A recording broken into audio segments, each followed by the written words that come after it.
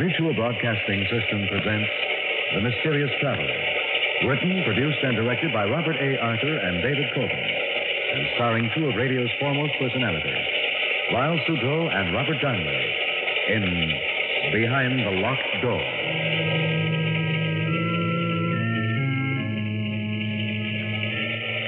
This is the Mysterious Traveler inviting you to join me on another journey into the realm of the strange and the terrifying.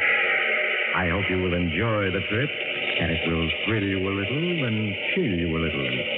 So settle back, get a good grip on your nerves, and be comfortable, if you can, as I bring you the strange and chilling story so many of you have asked to hear again. I call it Behind the Locked Door.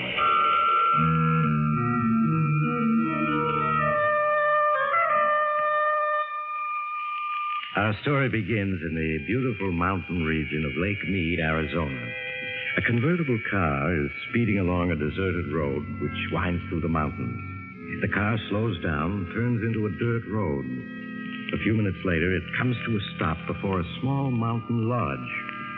Kathy Evans, an attractive girl in her early 20s, gets out of the car, runs up the steps of the lodge to the front door.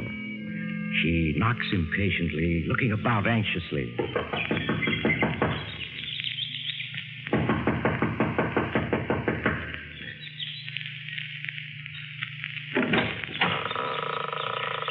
Yes? Martin, Kathy.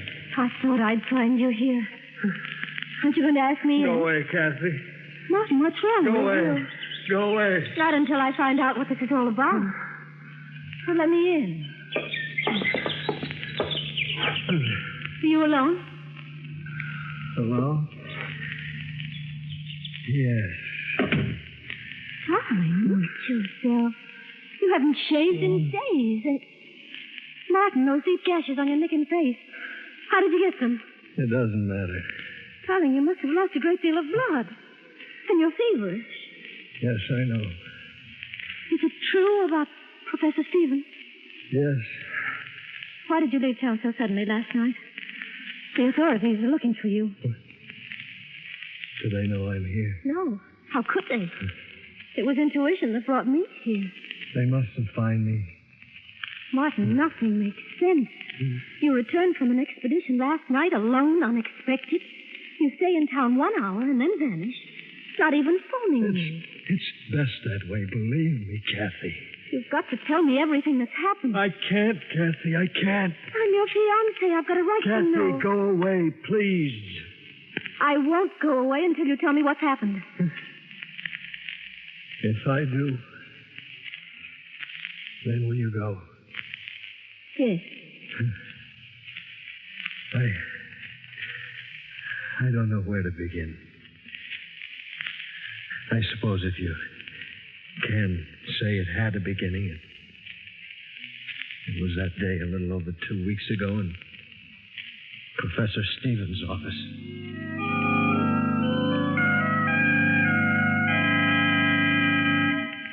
Come in, Martin. Come in.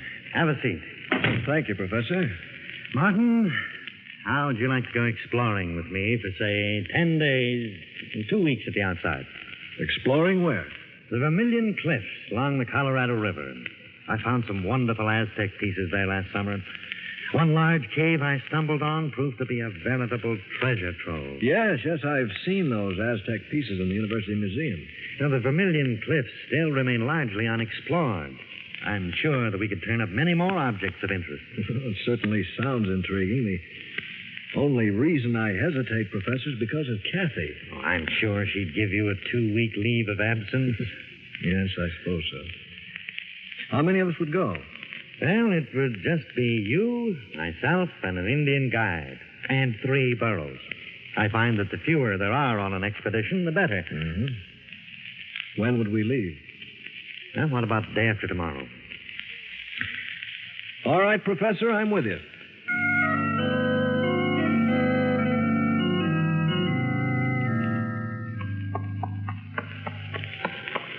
So these are the Vermilion Cliffs, Professor. Yes. An awe-inspiring sight, aren't they? They're as breathtaking as the Grand Canyon itself. I had no idea they towered so high. Yes, they make you realize just how insignificant man really is. Yeah. Now, this region is so desolate, Martin, that it's all but unexplored. That's why I'm drawn to it time and time again. Yes, I can understand that. It represents the challenge of the unknown. Careful, Martin. You'll get the exploring bug. Oh, I've already been bitten, Professor. Well, if you're going to be an explorer and an archaeologist, I'll have to start teaching you the fundamentals of the profession. Sam, this seems like a good spot. We'll camp here for the night.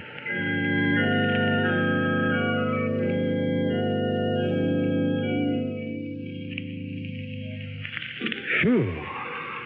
Well, it certainly is hot, Professor. Exploring isn't as easy as I thought. All right, Professor, what is it? For 20 minutes now, you've been sitting on that rock staring at that cliff.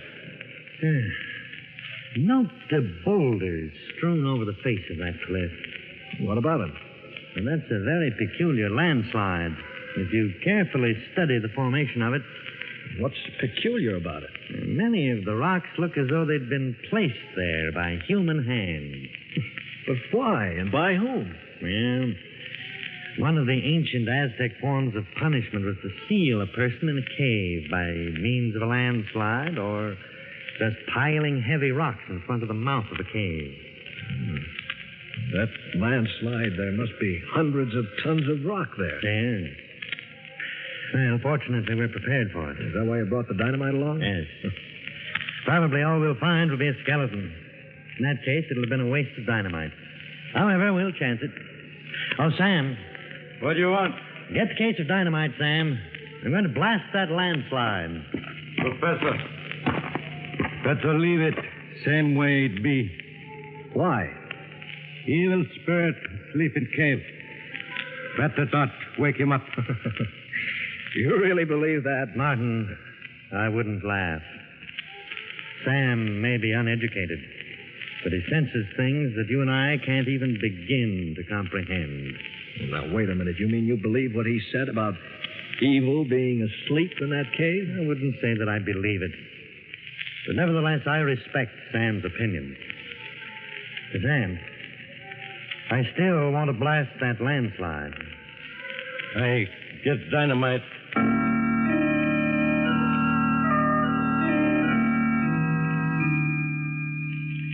Keep your head down, Martin.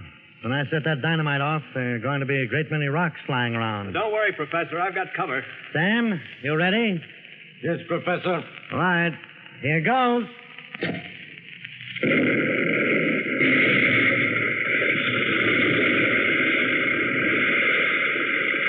Keep your heads down. All right. It's safe now. Professor, I think you did it. I can see a small opening. It looks like a mouth of a cave. Yes, it is. Sam, let me have one of the flashlights. Martin, you take the other. I'll lead the way in. Just as you say, Professor.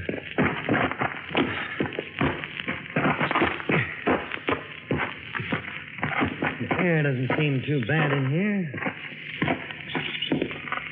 Yes, it's all right. Yeah. What's that noise? Just rats scurrying around. Oh. Certainly a huge cavern. Look at that ceiling. Must be 200 feet high. Look at the bats up there. Yes, huge ones. I have a feeling that this cavern and others extend for miles underground. Yeah, Professor, look. Skeleton. Yes. There's another one over there. Yes.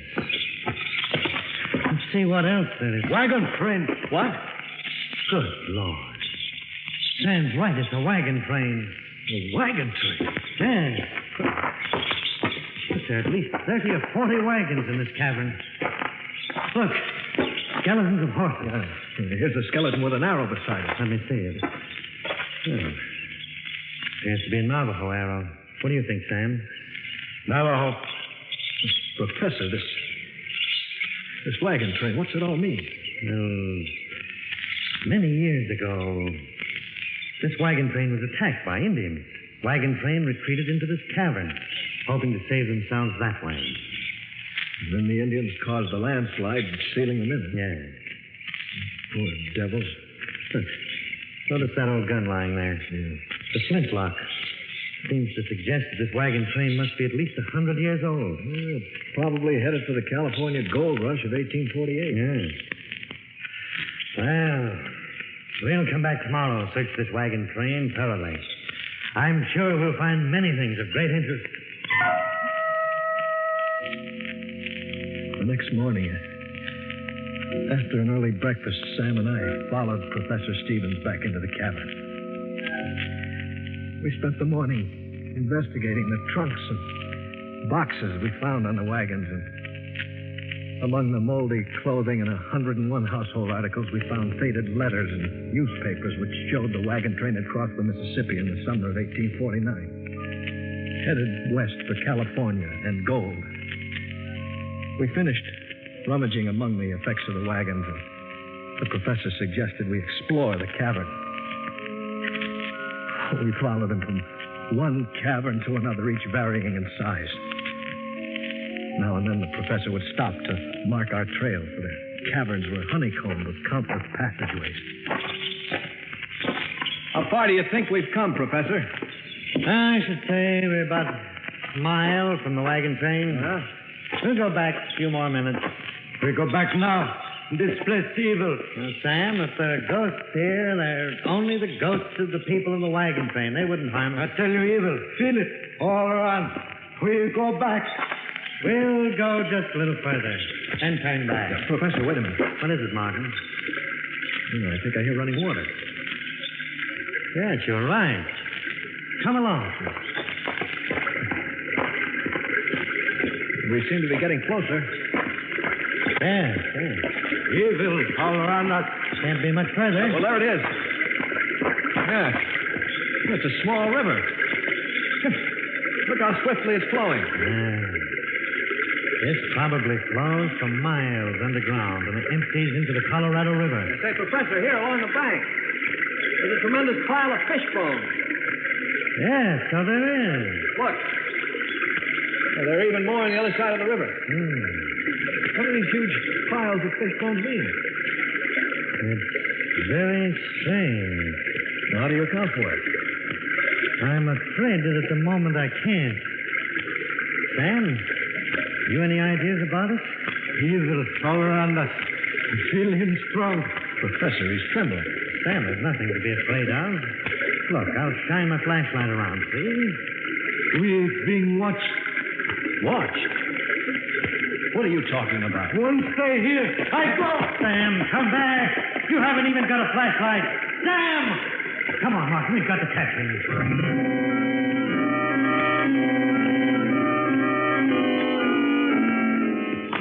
Sam, wait for us. I can still hear his footsteps. We've got to catch him. Can do himself a serious injury running in the dark like that. Sam, wait for us.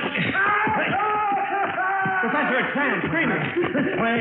That fool's probably broken his leg. No, that sounds more like a fight. Fight? Who could he possibly be fighting with? He stopped. Sam, where are you? Keep shining the flashlight around. Can't be much further. Sam! There he is. Yes. He's just sitting against that boulder. His head down. Sam, give me a hand with him. Good Lord. His face. Neck. Yes.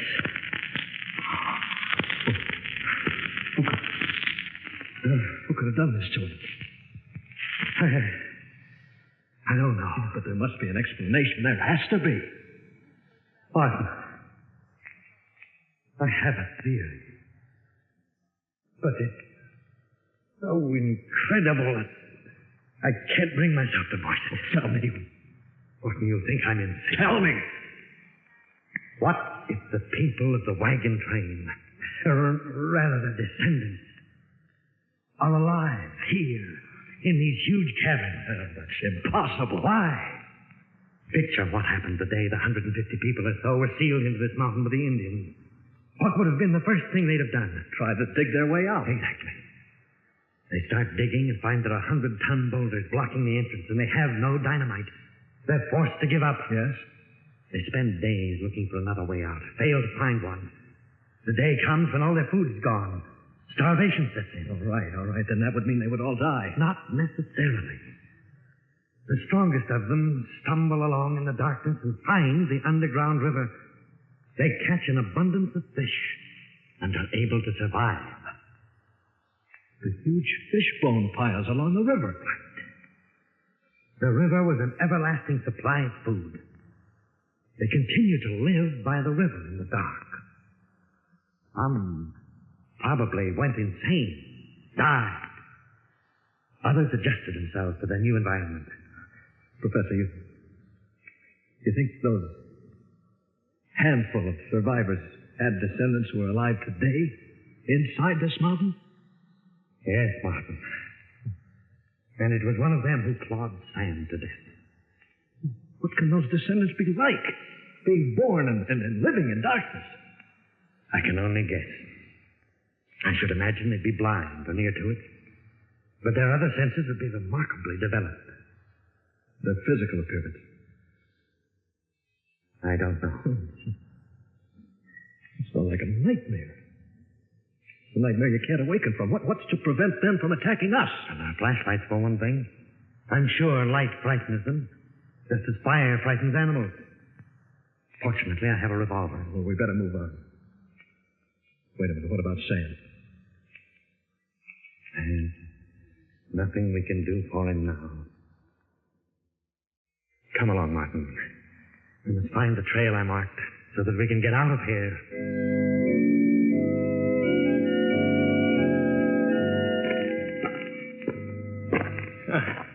Seems we've been searching days for the markings you left.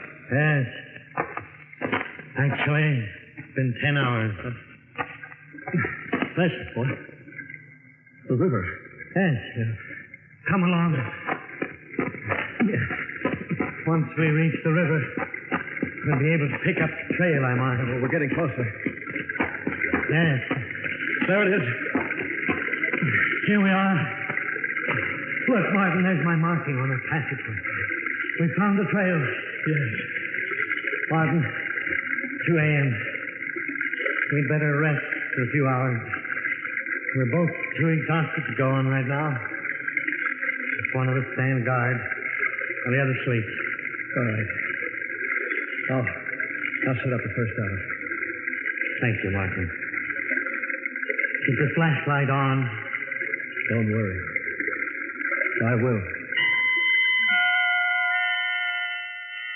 In a matter of minutes, the professor fell asleep. I sat on guard, flashing my light slowly around the huge cabin. I looked at my watch, and the seconds seemed like minutes, and the minutes like hours. My eyes grew heavy, and I finally dozed off.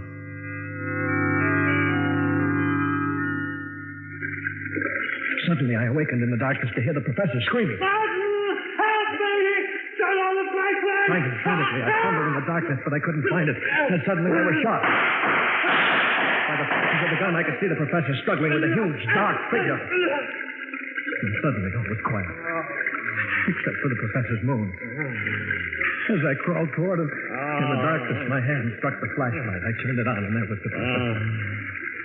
Martin, I think I'm wounded. You're bleeding badly. Let me stanch your wounds. Too late.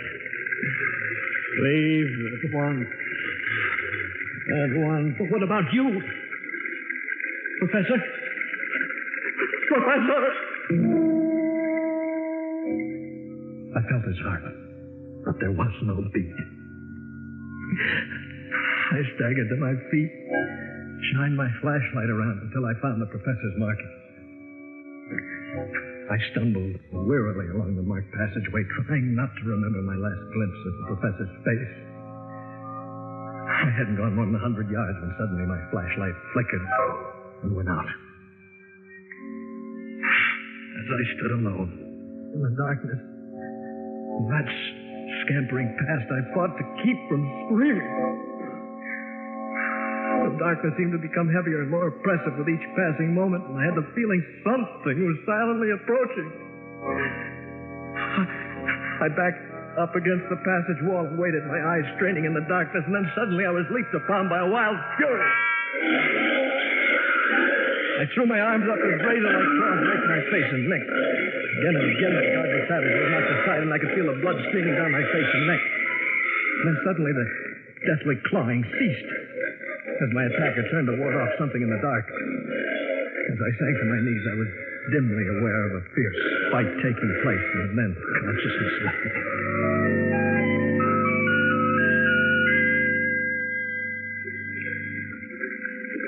Later. How much later, I have no way of knowing. I became aware of a heavy, calloused hand washing my face and neck with water.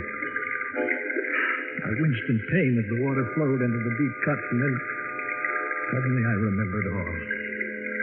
And remembering all, became aware of the calloused hand washing my face and the presence of someone beside me in the darkness. Who are you? For a moment, the hand hesitated, then resumed washing my neck. Well, can't you speak? Say something. A noise came from its throat that was more that of an animal than a human being. If I could only see you. Do you have a name? It spoke. It seemed to repeat the word name, though I couldn't be sure. And faint from the loss of blood, I closed my eyes and fell asleep.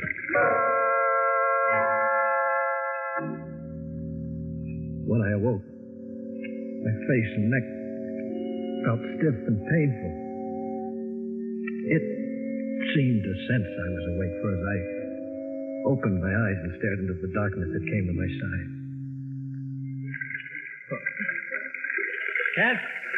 Can't you understand anything at all? Don't my words make any sense to you? Why did you save my life?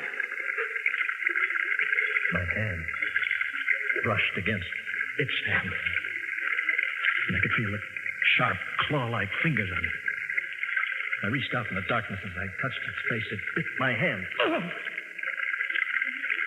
I tried to get to my feet, but it placed a strong hand on my shoulder and held me down.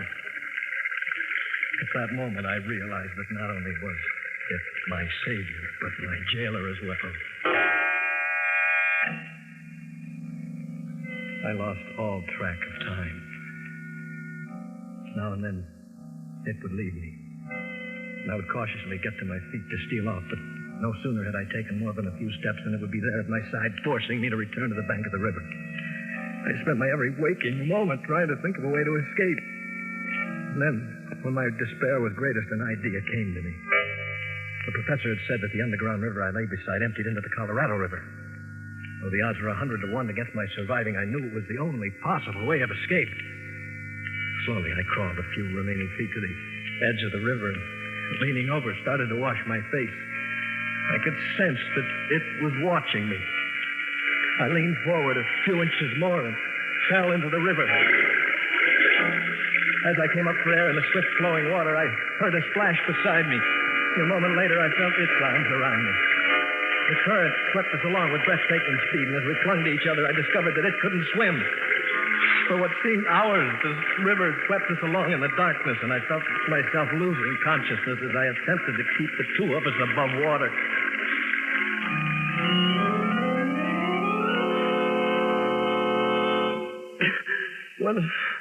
When I regained consciousness, Kathy, we were both lying on a sandbar in the Colorado River, and the sun was beating down on us. Darling, you're delirious from your wound. You need a doctor. I wish it were simple as all that. You're feverish. You need care. Go away, Kathy. Go away. How can I? Leaving you alone like this? Don't you understand? I'm not alone. She's here. She's here?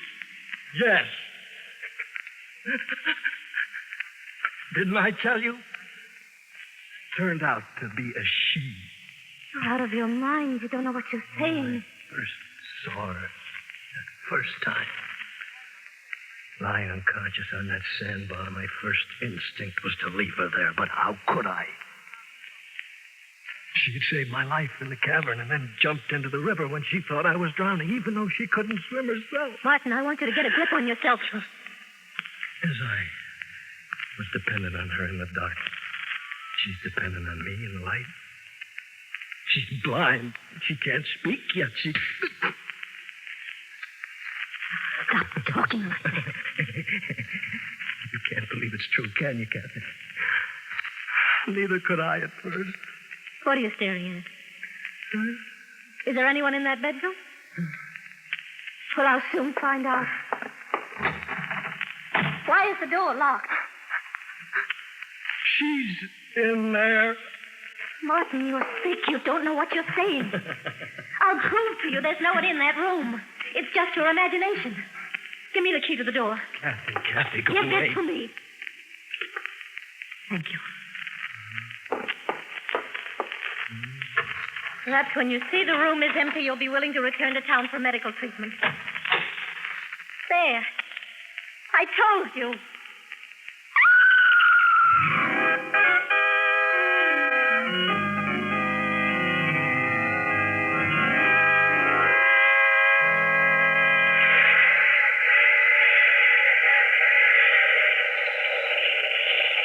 This is the mysterious traveler again. Did you enjoy our trip? What's that, madam? You want a description of what Kathy saw when she opened that bedroom door? Well, you might ask Kathy. The only trouble is the poor girl gets hysterical when you question her about the occupant of that bedroom. I suggest you write a letter to the Museum of Horrors for a full description. They consider the Woman of the Mountain as their star exhibit because when she... Oh, you have to get off here. I'm sorry. I'm sure we'll meet again. I take this same train every week at this same time.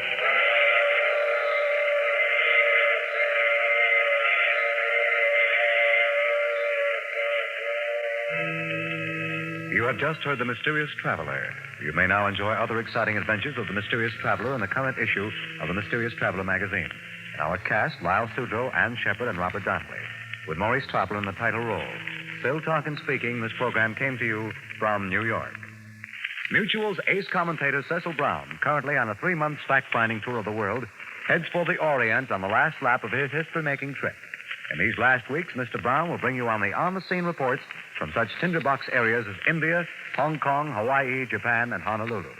You won't want to miss any of the eyewitness accounts by this able commentator of the latest happenings in these headline-making spots of the world. Be sure to listen to the news reports of Cecil Brown over most of these stations. This is the Mutual Broadcasting System.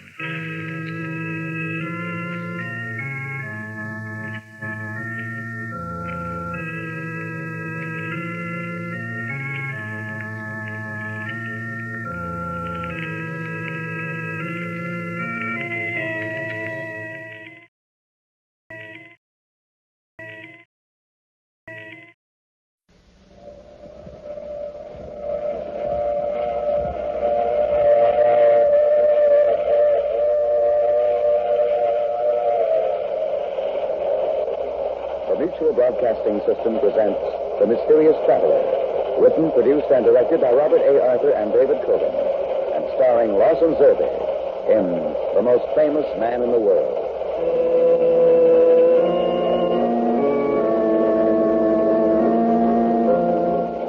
This is the Mysterious Traveler inviting you to join me on another journey into the realm of the strange and the terrifying. I hope you'll enjoy the trip.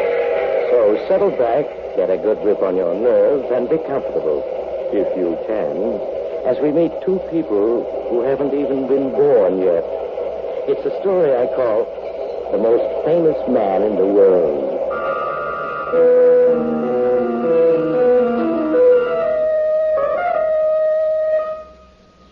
Who is the most famous man in the world?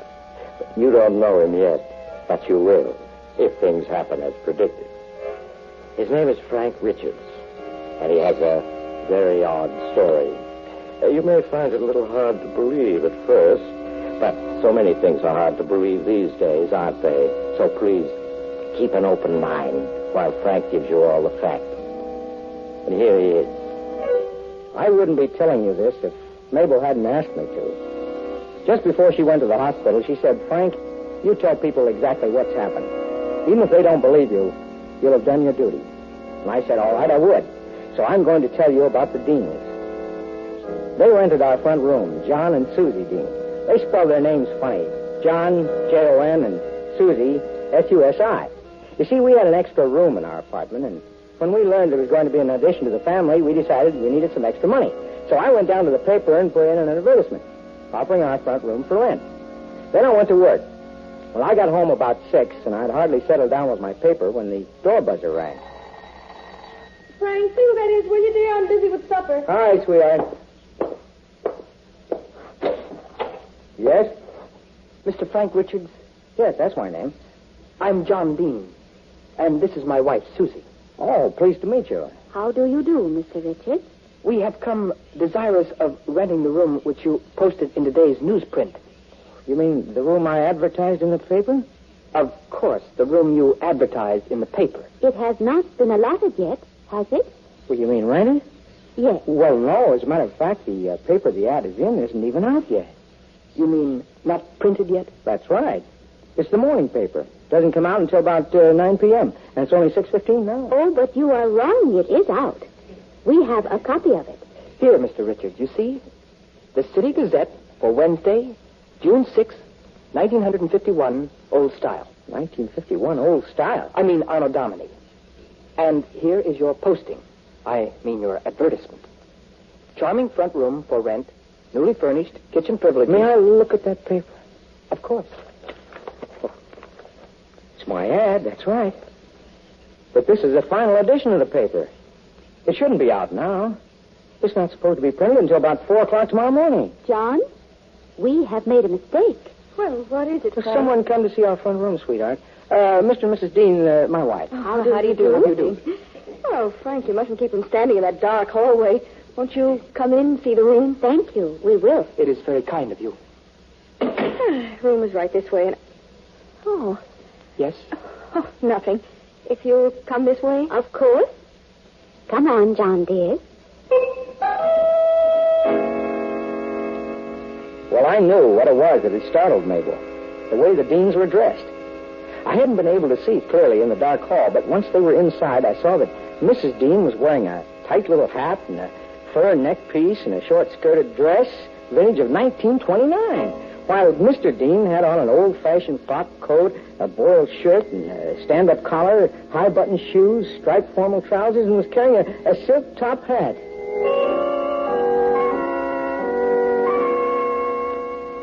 A minute later, Mabel came out, leading them to look the front room over, and joined me, looking puzzled.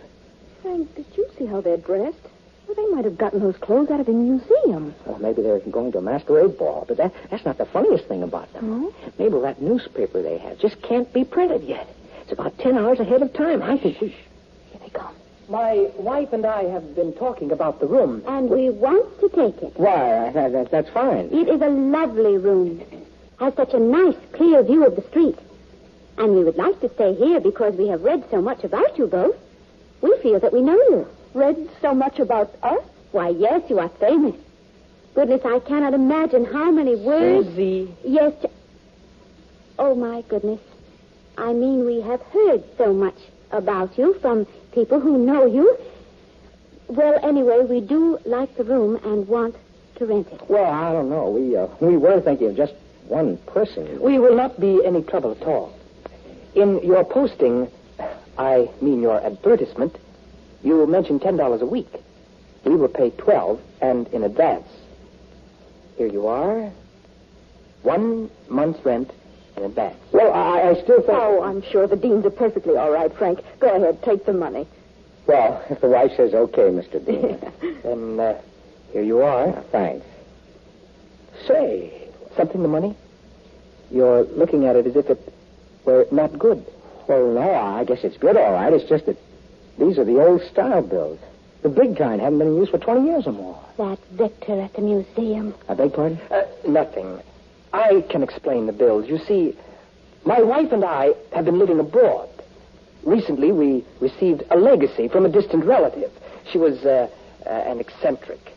Left us trunks of old clothes. I've noticed you staring at our clothes.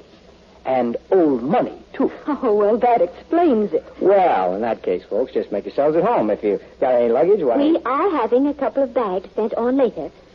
But for now, we are going to buy all new things. And about how long do you think you'll be staying, Mrs. Dean? We can tell you exactly, Mrs. Richards. Until 5 minutes past 3 in the afternoon, October 30th.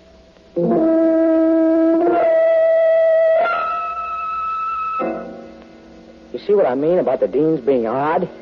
Well, I've explained to you in all this detail so you'll know just how the whole thing started. Well, the next day, the Deans went shopping and came back with a brand new, up-to-date wardrobe. And a couple of days later, 2 small trunks of some funny new plastic arrived, but I never saw them open the trunk. They read a lot, mostly newspapers and history books, and stayed in their room a good deal. But they were awfully nice people, very bright and gay. Well, we took to playing bridge evenings and talking. Well, that's game and rubber. Do you want to play any more, Susie? No, thank you, Mabel. Let us just sit and listen to the radio and talk. It is so nice to be able to talk without worrying about a monitor listening in. A monitor? Susie means a spy. You see, abroad, well, you have to watch everything you say these days. Oh, that must be terrible. It is, Mabel. That is why it is so nice to talk and not worry about saying the wrong thing. But surely in your own home you can talk. No monitors can overhear you then. Oh, but they can. There is two-way television in every home. They can see you and hear you. Everything you say and everything you do. Why, how awful. But where is this? I haven't heard of any place where such a thing has been developed. You two talk just like you'd stepped out of one of these imaginative books about the future. What? What did you say? I said you talked like a couple of people out of a book about the future. Yes, Frank. I suppose we do. But, John... We might as well let Frank and Mabel in on our little secret, darling. They are just about to guess it anyway. You see, folks, we are from the future. You're what? We come from the future, Mabel. I was born in the year 2205. John was born in 2198. Oh, no. Hey, wait a minute. Hey, a gag's a gag, but you're kidding. No, Frank. You are kidding, aren't you? You know we are not kidding. Back home now, the year is 2228.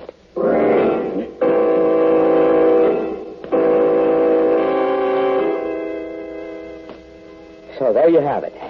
2 people from the year 2228 had rented our front room. People who wouldn't even be born for over 200 years. 2 people from the future.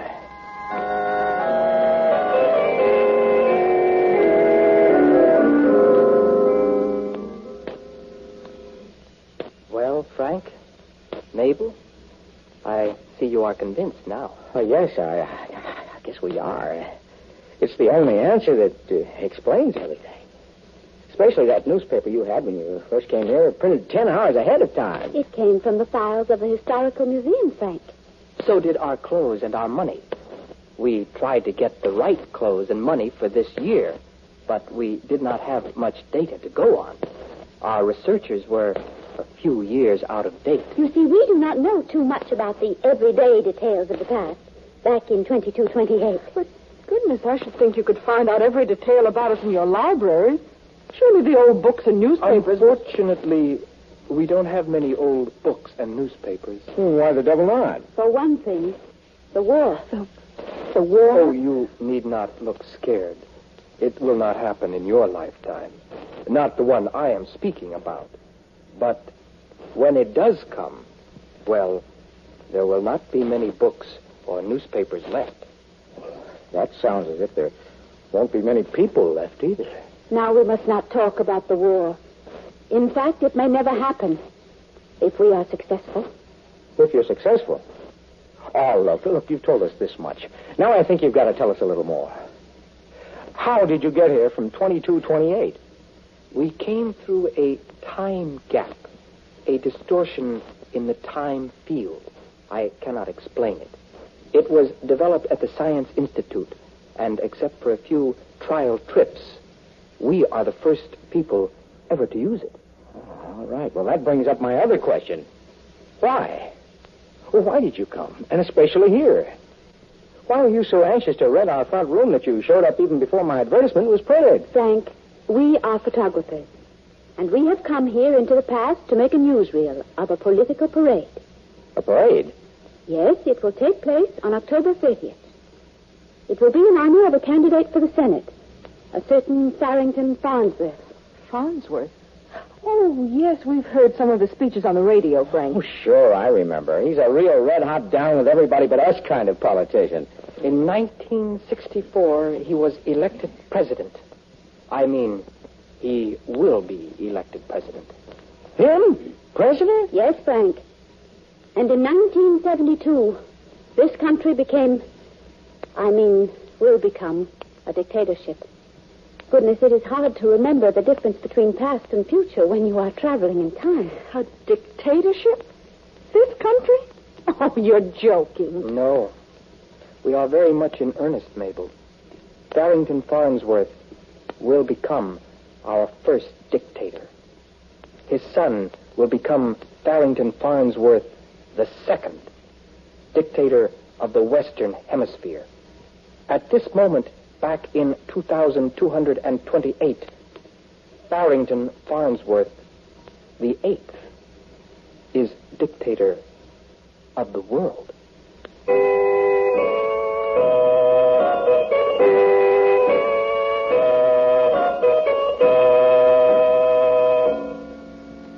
I guess we sat up most of that night talking. And what John and Susie told us kind of made our hair stand on end. About the dictatorship of America and the wars that followed, ending up with the big slam-bang all-out war of 2012 with only 400 million people left alive. And how the dictatorship spread over the world so that by 2228, the world was ruled by a small group living in luxury.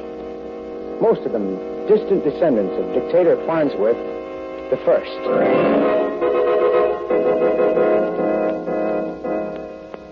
Well, there was more. I guess that's enough to give you the rough idea. The glorious future, not the way John and Susie Dean told it to us. It made me and Mabel mighty glad we were alive now and not then. So John explained they had come back to the past to get a special newsreel of dictator Farnsworth in his first big public appearance. Now, that's all he would say, so we let it go at that. We didn't tell anybody about them. Who would have believed us? But now that we knew the truth, we weren't puzzled by John and Susie anymore. Well, the weeks went by, and they saw as much of life today as they could. Went to ball games, the theater, all the different restaurants, and had a wonderful time. Sometimes they just sat home with us, and we listened to the radio.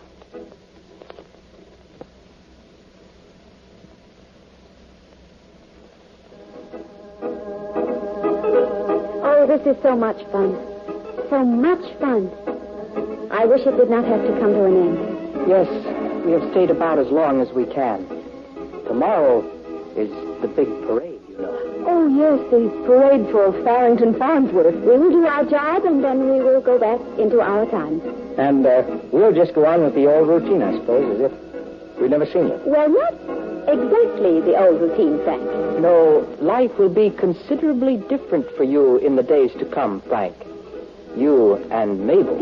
You said something like that the very first day you were here. You said you'd read a lot about us. But where? In the newspapers, Mabel.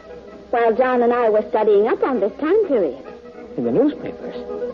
Me and Mabel? To put it bluntly, old man, you are both going to be famous. Oh, you're joking. Why should we be famous? Oh, you don't mean the book I'm writing to make a little extra money so that when the baby gets here... No, not your book.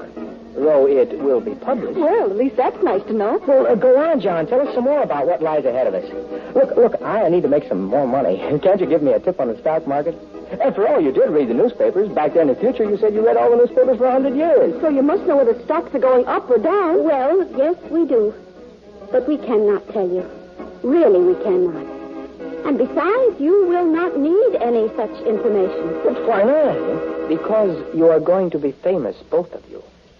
For a little while, Frank is going to be the most famous man in the world. It is true, Frank. Really, it is. I do wish you wouldn't be so mysterious. Can't you give us even a little hint as to why he'll be famous? I could give you half a dozen reasons, but I will not. But when it happens, and you remember that we predicted it, then you will know that all this really took place, even though later it will seem just like a strange dream. Well, then I suppose we'll just have to wait and see, huh? I am afraid so, Frank. And now I think we should all go to bed. Tomorrow is going to be a big day for all of us.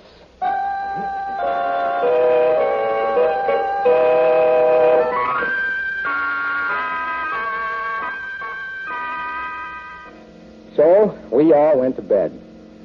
Mabel and I tried to figure out what John and Susie meant. How could two average people like us become famous? Didn't add up. So we finally decided they were just kidding us and went to sleep. Well, the next day, we didn't get to talk much. John and Susie were busy. Long before the parade came past, they got a funny-looking camera out of their suitcases and started setting it up in the front room, looking out on Main Street. But when they finished, we could hear the bands playing in the distance as the parade in honor of Farrington Farnsworth came down our street. Well, here he comes, Susie.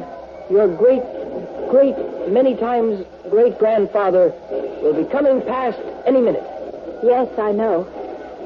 I suppose I will be the first person in history to see his great-grandfather 8 times removed. Nervous? I am a little. What will happen? I do not know. But we will have to be prepared. I am prepared. Hey, what are you two talking about? Is the parade in sight, huh? It is just down the street. Where is Mabel? Oh, she's lying down. Doesn't feel like watching. I'll turn on the radio. We'll get a commentary from the car right behind Farnsworth. I think I can see his car now. Yes, I am sure of it. Well, folks, here we are, halfway to City Auditorium. And so far, at least 500,000 people have greeted Mr. Farrington Farnsworth from the crowded sidewalk. It's truly a triumphal day for him. All public opinion polls predict he'll be swept into the Senate by a landslide. And he was, too. Went on to become dictator. Now his descendants keep the world in slavery. As far ahead as the eye can see, dense marks line the street. Victory is in the air, victory for Farnsworth and his foreign policy. Now we're going to let you listen to the band for a moment.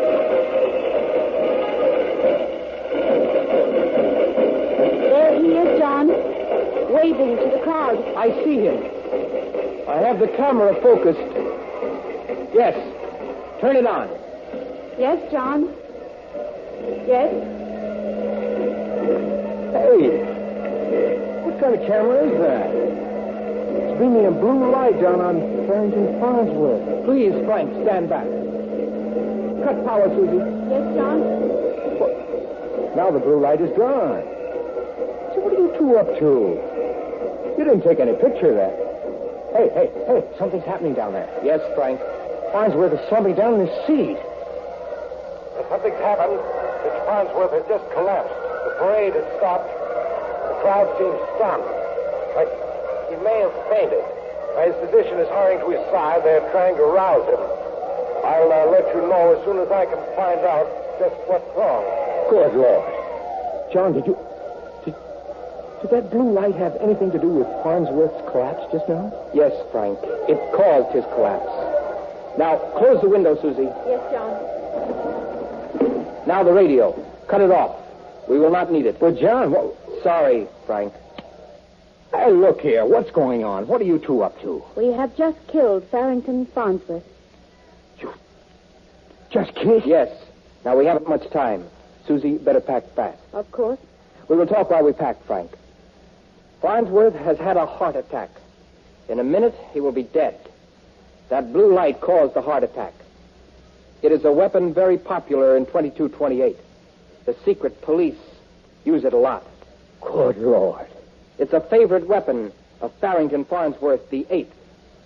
It helps him keep the slaves quiet. Then you lied to me. Yes, we lied to you. We came back to your time in order to assassinate the first Farrington Farnsworth, before he could ever become powerful. We came back to prevent the future from happening. We came back to remove one man, to keep the world free. I don't get it. Think about it, and you will. We are leaders of an underground dedicated to freeing the world of 2228. Our scientists perfected a time machine.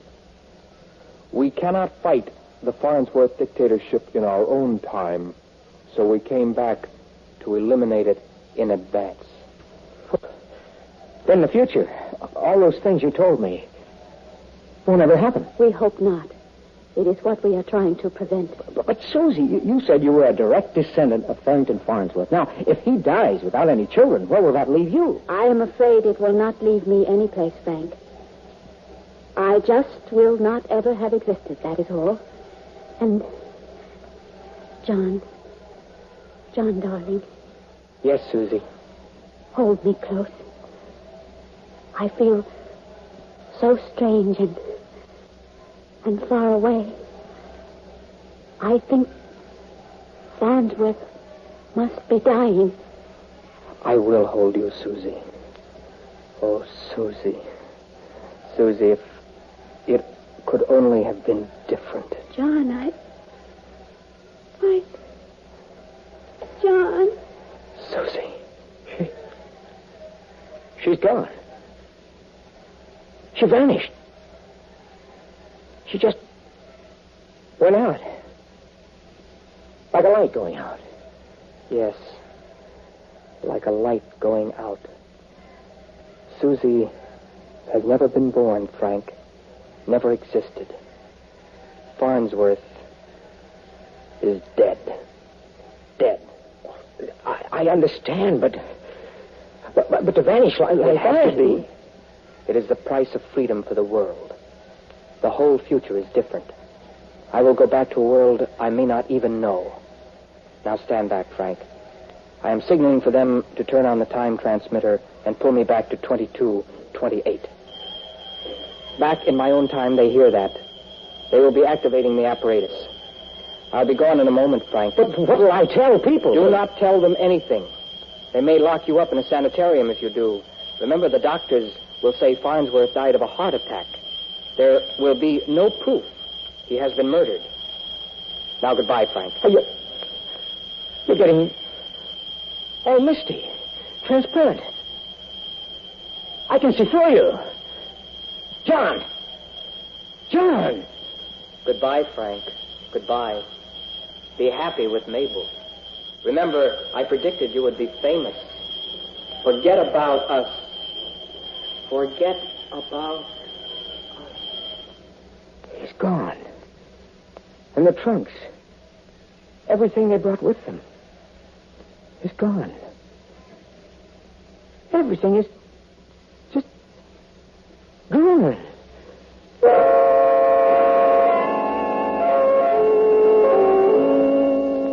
Well, that's the story, folks. It happened just this afternoon.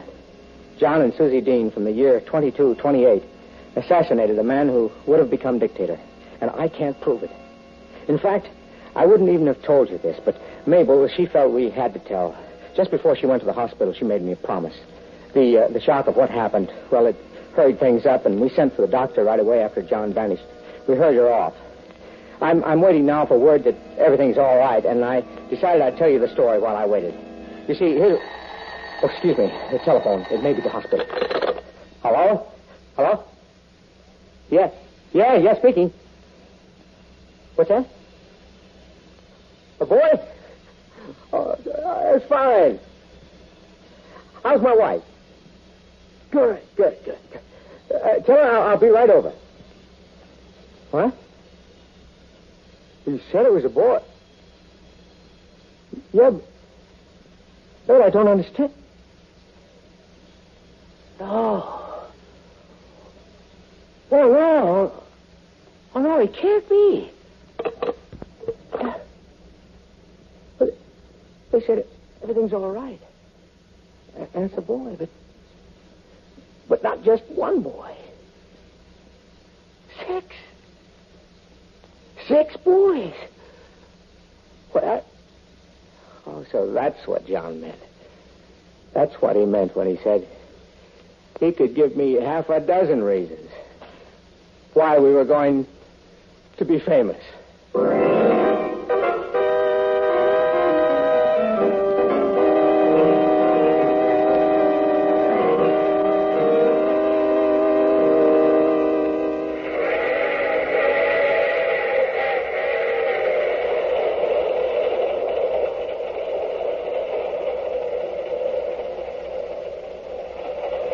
This is the mysterious traveler again. Did you enjoy our little visit from two people of the future? Oh, there are some questions you'd like to ask me? Well, I'd be glad to answer them just as soon as the program is over. We only have a minute left, you know. Oh, you have to get off here. I'm sorry. But I'm sure we'll meet again. I take this same train every week at this same time.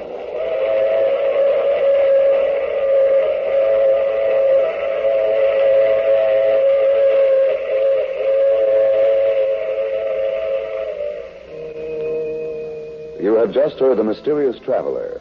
Now you can enjoy other exciting tales of The Mysterious Traveler in the current issue of The Mysterious Traveler magazine.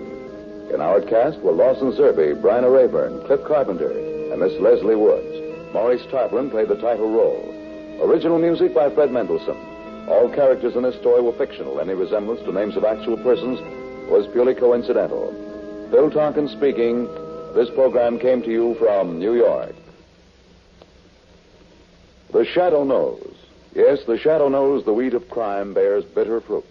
And the ability of Lamont Cranston to become the invisible nemesis of evil strikes fear into the hearts of criminals across the world.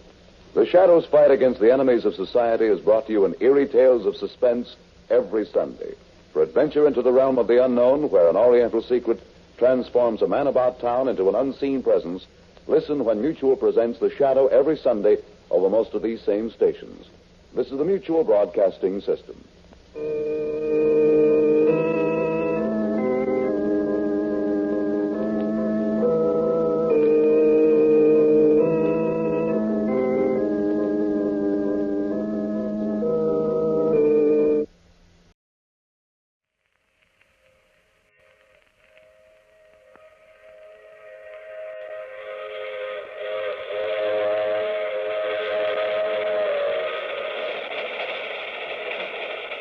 The Mutual Broadcasting System presents The Mysterious Traveler.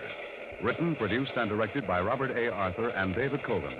And starring two of radio's foremost actors, Lawson Zerbe and Frank Silvera, in Hideout.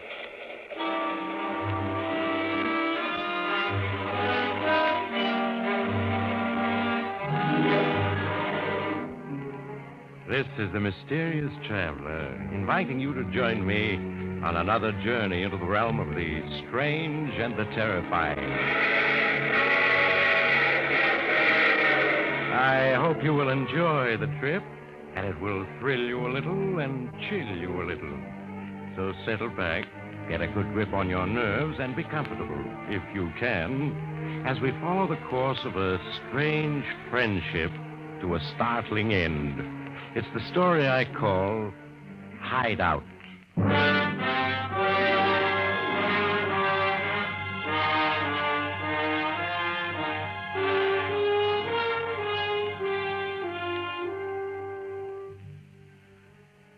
As we begin our story of a friendship that even murder could not destroy, the time is midnight. Somewhere nearby, a tower clock is striking the hour. In the shadows at the mouth of an alley in New York's East Side, a boy is crouching, tense, frightened. Down the deserted street approaches a man, stocky, powerfully built, expensively dressed. As he passes the mouth of the alley, the boy leaps out behind him. All right, mister. Stick 'em up and don't move. Okay. Just take it easy, whoever you are. I never argue with a gun. You better not. Now give me your dough. Yeah, sure. It's in my inside coat pocket. I'll get it out for you and... Take that. Stick me up, will you? I ought to plug you. Come on, stand up. Let me see what you look like. Don't shoot me. I wasn't going to hurt you, honest. Why, it's just a kid, a runt, and trying to hold up Big Ed Jansky himself. You got a lot of nerve, kid. What's your name? What do you care what my name is? Go on, call a cop. You? Oh, I said, what's your name? it's Maxie. Maxie what? Just Maxie. Sometimes the kids call me ugly because I ain't so good looking, see? I'll say you ain't. Where you from, Maxie? Philly. Run away from home, huh? That's my business. You want another slap? So you try to become a stick-up man, huh? What else can you do besides stick-up? Well, I can drive any kind of car. I had a parking lot job once. Drive a car, huh? Well, Maxie, I'll tell you what I'm going to do. I could turn you over to the cops, but I won't. I like your spirit, and I'm going to give you a job instead. What kind of job? You'll be my chauffeur. Most people try to get good-looking chauffeurs, but Big Ed Jansky's going to have the ugliest one anybody ever saw. Gee. Do you really mean it, Mr. Jansky? Sure, I mean it. Now, come on. You'll stay at my place tonight. You're not just kidding me, are you? Nah, I'm not kidding you. But don't ever forget this. You double-cross me, and I'll break every bone in your body. You stick by me, and you're my friend. And I look after my friends. Gee, Mr. Jansky. Now, what are you sniveling for? Oh, it's because except for my brother, I never had a friend before in my life, Mr. Jansky. So Maxie, the kid from Philadelphia, became Big Ed Jansky's private chauffeur. But he kept hoping Big Ed would let him be a full-fledged member of the mob. But Big Ed laughed, told him to wait a while. Until one night, when Maxie was driving Big Ed home from a late business conference. Hey, Maxie. Maxie. Yeah, what is it, Mr. Jansky? Slow down a little. You must be doing 70. No, just 68. I guess I forgot again that you don't like to go fast. 50's fast enough for anybody, except on a getaway. Oh, sure, Mr. Jansky. Gee, I wish you'd let me drive the getaway car sometime. I'd been on that hijack last week. Mike and little Willie wouldn't have smashed themselves up dead. The cop shot out a tire. You can't do anything about that when you're hitting 80. Oh, you can if you know how, Mr. Ed. I guess I'm sort of dumb about other things, but I sure do know how to drive. Well, maybe someday I'll let you try your hand and... Hey, Maxie. Yeah, Mr. Ed? That black sedan. How long's it been following us? Oh, about 10 minutes, I guess. Yeah, I don't like it. Step on it, kid. You bet, Mr. Ed. Plenty lonely along here, and... Hey, they're pulling up on us. Step on it, will you, Maxie? Step on it. Gee, Mr. Ed, there's something wrong with the motor. I can't get more than 75 out of her. That's not good enough. They're pulling up fast, and... There, I knocked the rear window out. Now, hold her steady, kid. Give me a chance to aim. I'll hold her, Mr. Ed. I got a headlight. That's all. They're still pulling up. Maxie, can't you get more speed out of this boat? I'm sorry, Mr. Ed. I just can't get her over 75. And you said you could drive. We'll be dead pigeons in another minute. That's a Tommy gun. Yeah, I know, Mr. Ed. What is it, Mr. Ed? They got me, kid. On the shoulder. I can't use my gun anymore. They're pulling up fast, Maxie. Maxie, you've sold us out. You're slowing down on purpose so they can catch us. No, really, I'm not, Mr. Ed. You're lying. If I could use my gun, I'd plug you. You're going to stop the car and let them get me. Oh, no. You watch. They're right behind. They're going to try to pass and then stop us. Now hold tight and watch out. Maxie, you swerved into them. Turned them over. They went into a telephone pole. Yeah, that's a trick. If you swerve just the right second against their front wheels, you can do it every time and not be hurt yourself. Maxie, you're promoted, kid. From now on, you're the mob's official driver. Oh, gee, Mr. Ed. Gee, I don't know what to say. And I thought you was double-crossing me back there. Oh, I wouldn't double-cross you ever, Mr. Ed. You're my friend.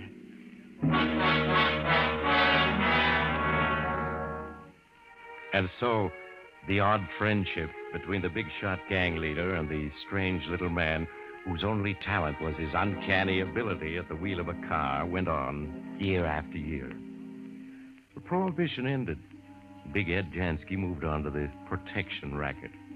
From there, he went on to other illegal but profitable enterprises, always apparently immune to the law, until at last came the day when things were abruptly changed. Wait a minute, Counselor. Are you trying to tell me that they can make this charge stick? That maybe they can send me to jail? I'm afraid they can, Jansky. Now, this is a federal indictment. You know how tough the feds are. But income tax. Who ever heard of a guy getting sent to jail for not paying his income tax? They sent Al Capone away on a similar indictment, Jansky. You'd have heard about it if you hadn't been in Europe. Well, you should have warned me. It's your fault. You retained me too late, Jansky. Look, the Special Department of Justice prosecutor is coming here this afternoon. I'm going to try to make a deal for you to pay you back taxes. His name's Tom Nelson. He's just a kid. And an offer of $2 million will interest him enough so he won't mind saving the government the trouble of a trial. $2 million? Why, that's every cent I got. If they convict you, they'll take it away anyway. Don't worry. Even if worse comes to worse, I think I can get you off with 6 months. Come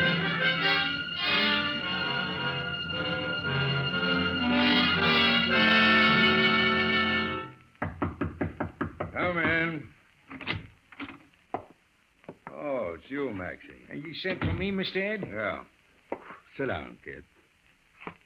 How long you been with me, Maxie? 13 years? 12 years, 6 months, and 3 days. Since the night you said you'd be my friend. If I stuck by you. You practically got it right down to the minute, haven't you? Ah, yeah. I could never forget it. Well, you've been with me longer than anybody else, kid. Maybe somebody might come around wanting to ask you questions. Who, Mr. Ed? This special federal prosecutor. You know, the one they appointed a while back, Tom Nelson. You know about him? Oh, yeah, I do. His name's been in the paper lots lately. I read every word. Well, he's trying to send me to Atlanta. Me, Big Ed Jansky, just because I didn't pay income tax. You know, I got a notion to send a rod to bump off this Nelson, just to teach them all a lesson. Oh, no, Mr. Ed. No, what? Oh, you mustn't have him shot. Then everything would be spoiled. I don't get you, Maxie. Well, I mean, they might catch you and make you burn in the electric chair. Yeah, if they could prove anything. You know, you're right, kid. It wouldn't do any good just to bump off one of them, would it? Anyway, this is the idea. You know a lot about me. And now I know I can trust you. Sure, you can trust me.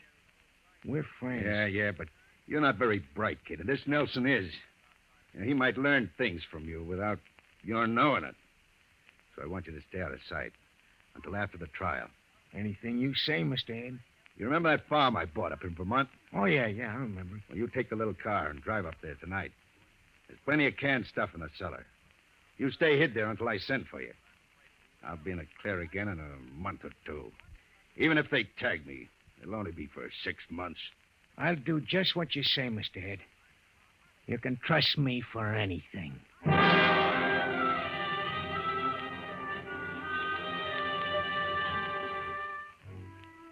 But Big Ed Jansky's days of immunity were over, and the end of his trial made big headlines in the newspapers. But eventually, the news reached even the isolated farm where Maxie waited anxiously. He slowly read the news that told how his boss had been stunned by a 10 to 15-year sentence in Atlanta Penitentiary. How, raging like a maniac, he had leaped at the throat of the special prosecutor, Tom Nelson, screaming that he would kill him if it was his last act. How the guards had pulled him away, handcuffed him, and carried him out of the courtroom, still shouting threats. But when he had finished, Maxie put the paper down, shook his head. Gee, I'm glad he didn't hurt Mr. Nelson. If they put poor Mr. Ed in jail, I gotta go see him. Right away.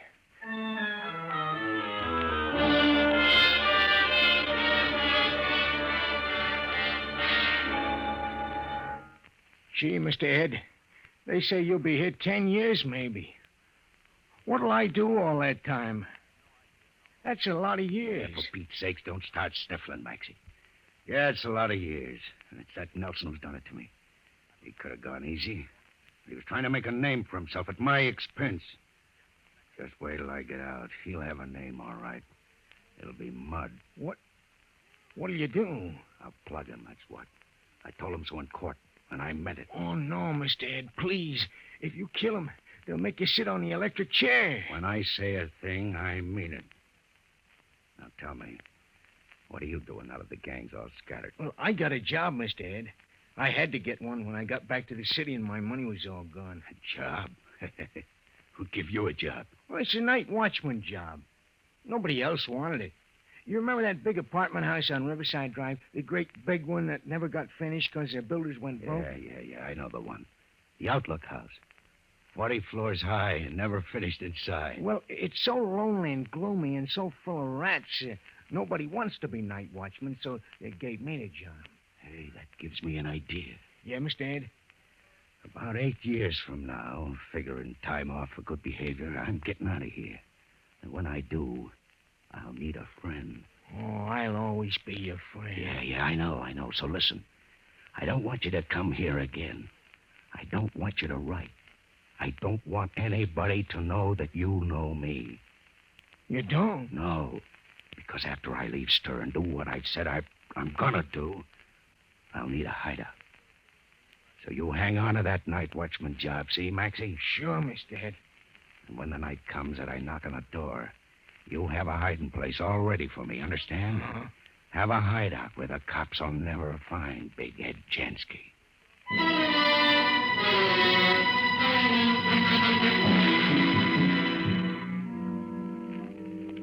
So the years slipped away, and Maxie, older now, a curious stooped figure, never spoke to anyone unless he was spoken to first. He went about his rounds as night watchman in the still, empty, and unfinished Outlook House, 40 stories high, with 500 empty, echoing rooms where the rats squeaked and scampered. Finally, the day came. Big Ed Jansky was released, forgotten by everyone, except Maxie. Now Big Ed Jansky had made a promise. He hadn't forgotten it.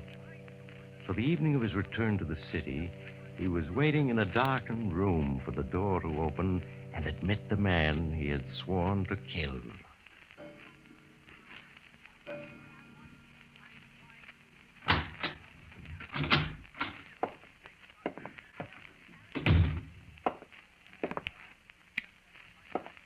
Hello, Nelson. Jansky. Yeah, Jansky. 8 years later. Maybe you'd forgotten all about me, huh? Maybe you'd forgotten about my promise. Put away that gun, Jansky. Maybe you forgot, Nelson, but I didn't. 8 years I've been in the pen, and every minute of that time your name's been eaten away at me because you were still alive. I'm fixing that right now. Jansky, you can't get away with it. This'll prove who's right, me or you. Take it, Nelson.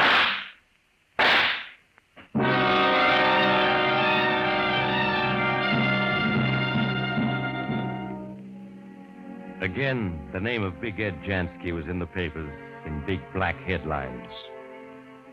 Special prosecutor killed. Police hunt released convict in murder of crime fighter. And as the headlines blazed their news, Maxie shuffled through the empty corridors of the Outlook House, making his rounds. Well, that's the last station for this round. So I guess we better go down and see if Mr. Ed's come yet. Come on, Gray Whiskers. Yeah, you don't know Mr. Ed Gray Whiskers, but he's my friend. He's the only friend I ever had. Now, we'll go downstairs to the back door and wait for him. He may get here any minute now. You remember? I told you lots about Mr. Ed, just like I told you about Pop and Mom and my kid brother and how good he's been doing since he got out of college. Sure, I knew you remembered. Well, Mr. Ed is coming here to hide out from the police. He killed somebody, so he has to hide out, or they'll catch him and they put him in the electric chair. We're friends, so I have to help him. I wish he hadn't done it, though. I do wish he hadn't. Oh, there he is now. He's here. Maxie! I'm coming, Mr. Ed. I'm coming. Maxie! Here I am, Mr. Ed. Come in, Mr. Ed, quick, huh? All right, I'm in. Get the door shut. All right. That's better. Well, Maxie, here I am at last. Aren't you going to say hello? That is, I surprise you too much. Oh, no, Mr. Ed. I read about it in the papers. Then you knew I'd be around. Well, what about it? You got a hideout fixed up for me? Oh, yeah, Mr. Ed, but... Gee, I wish I hadn't done it. Don't start that now. Nelson had it coming to him, and he got it. Just show me to the hideout. The cops are after me. But if I can lay low for a week, I'll be free as air. I got pals to prove I was in Chicago the whole time. All right, Mr. Ed. Hey, are we alone here in this 40-story joint? All alone. It's just you and me and 500 empty rooms. Just follow after me now, and I'll show you the hideout I got fixed up. Hey, what a joint. A grave would be cozier.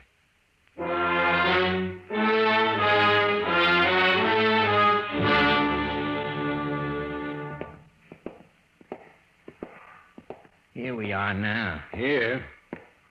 Where are we now? Down in the sub-basement. It's colder and damper than an icebox. We're 50 feet underground. Being buried would be more cheerful. What are those things over there? Oh, just the auxiliary furnaces. What do you mean, auxiliary? Just for emergencies. This building is supposed to get steam and electric from the steam and electric company, see? Well, these furnaces are only in case something breaks down. Then the building can make its own steam and electric. Well, where's the hideout? You don't expect me to hide in a furnace, do you? Oh, no. Right here, see? Now, these are the doors to the coal bin. They wind up like this. There. Now we can duck underneath and get inside. Just follow me now. Now we're inside the coal bin. I brought down some blankets and a lantern for you. There they are. Now, ain't it a swell hideout, huh? Huh? A concrete coal bin. It's big enough, but no windows, no doors except that one. I'd rather be in solitary. Yeah, but nobody will ever find you. That's what's important. Yeah, I suppose so, but what's that? It's only the rats. There. See, Gray Whiskers is chasing them away. Gray Whiskers is my cat. He follows me around every place I go. Oh, he's very smart. I tell him about you and about my pop and Mom and how good my kid brother's been going and stuff like that. I don't care what you talk to him about. You know, you never were very bright, Maxie, and you're getting dumber all the time. Gee, Mr. Ed, you mean you don't like No, I don't like the hideout. A coal bin 50 feet underground.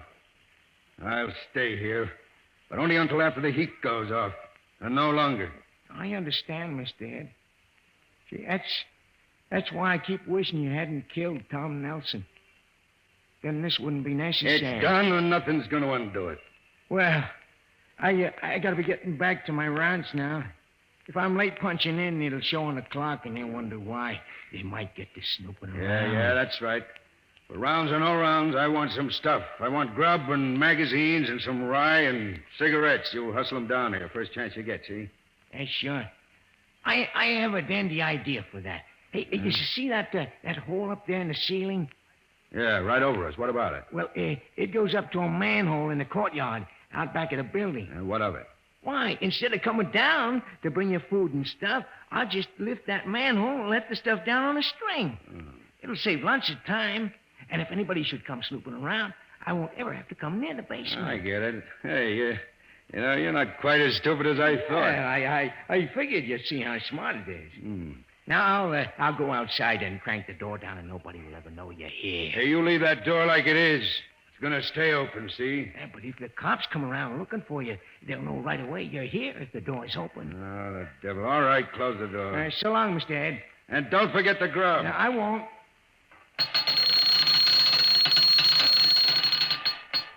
There. I've closed it all but an inch. I'll get your stuff at midnight, Mr. Ed.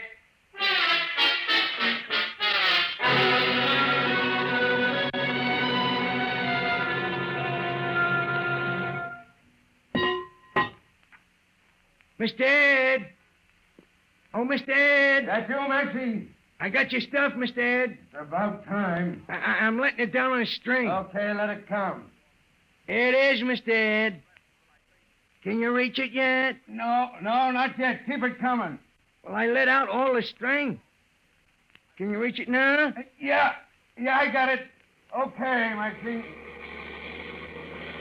I gotta go now, Mr. Ed. There's a truck just arrived with a delivery. Hey, you there. You the watchman? Yeah, that's me. Where does this load go? Back around right over here, huh?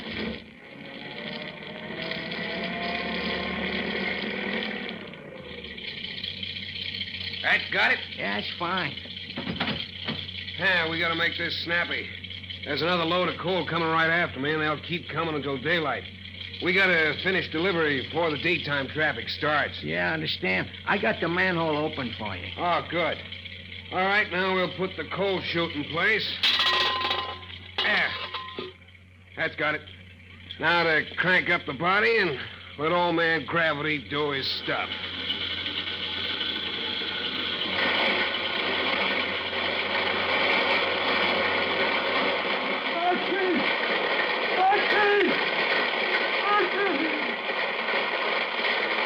Golly, this is a spooky place. It is, kind of. Yeah, it'd drive me nuts to hang around here every night. I don't mind it. I'm kind of sorry they're finishing it off. Say, didn't that sound like a scream then? Well, it did, sort of. Yeah, shows you what a joint like this can do to a man's nerves. Makes him hear screams and stuff like that. So they're finishing the Outlook house at last, huh? Yeah, in a month, people will be moving in. Well, the coal bins will be full. 200 tons. That's bin number 5 you're filling now. By morning, it'll have 40 tons in it. Yeah.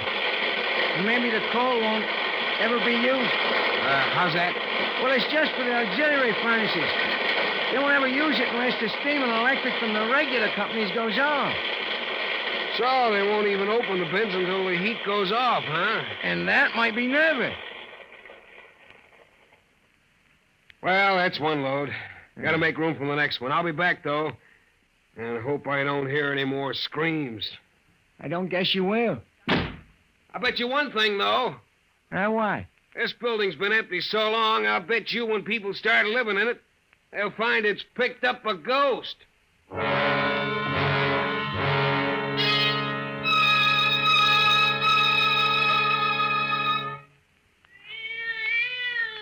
Is that you, Gray Whiskers? Hey, what's the matter? You ought to be in bed. It's almost morning now, and all the coal bins are full up. Bin number 5 is full to the top.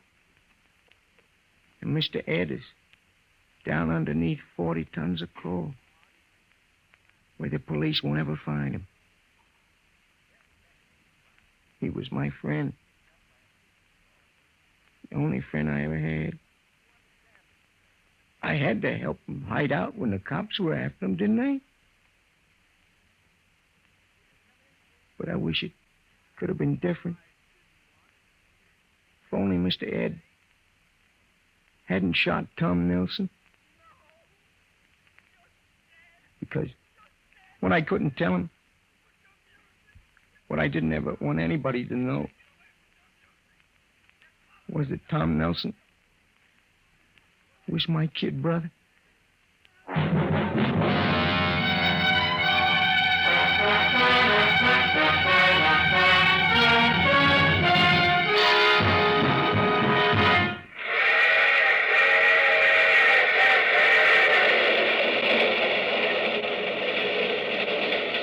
This is the mysterious traveler again.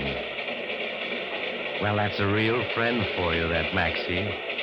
He'll help you hide if it kills you. And it probably will. It's a big lesson for Big Ed Jansky, all right. It'll teach him to stay out of coal bins in the future. But don't worry about him. 40 tons of coal will keep him warm for a long time. Oh, that reminds me of another story in which an ambitious young man who, with 2 corpses on his hands, decides that he... you have to get off here. I'm sorry. I'm sure we'll meet again. I take this same train every week at this same time.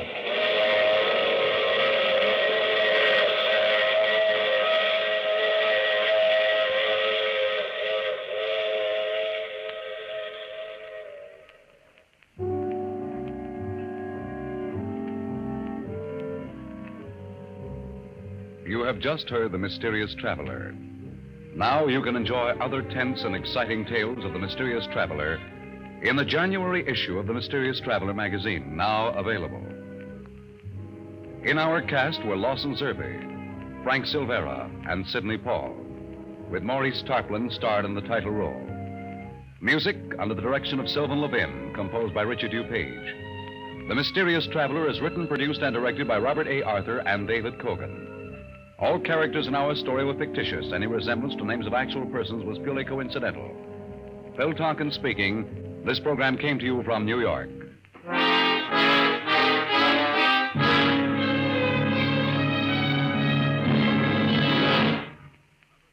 Pardon us, but your shadow is showing. Yes, your shadow, my shadow, and everyone's shadow is showing over most of these same mutual stations every Sunday, showing outstanding mystery entertainment. This is the Mutual Broadcasting System.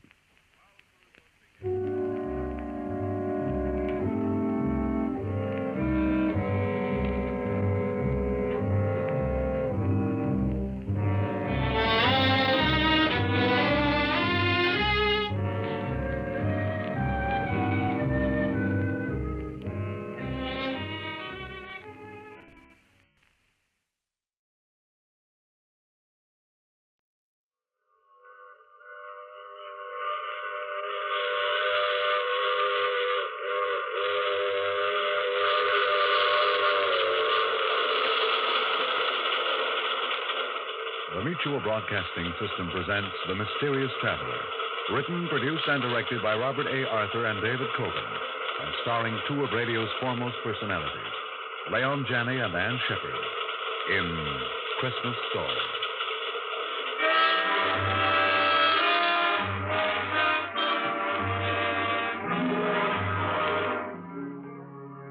This is the Mysterious Traveler, inviting you to join me on another journey into the realm of the strange and the terrifying. I hope you will enjoy the trip, that it will thrill you a little and chill you a little. So settle back, get a good grip on your nerves, and be comfortable, if you can, as we hear the tale of an enterprising young man. It's the drama I call Christmas Story.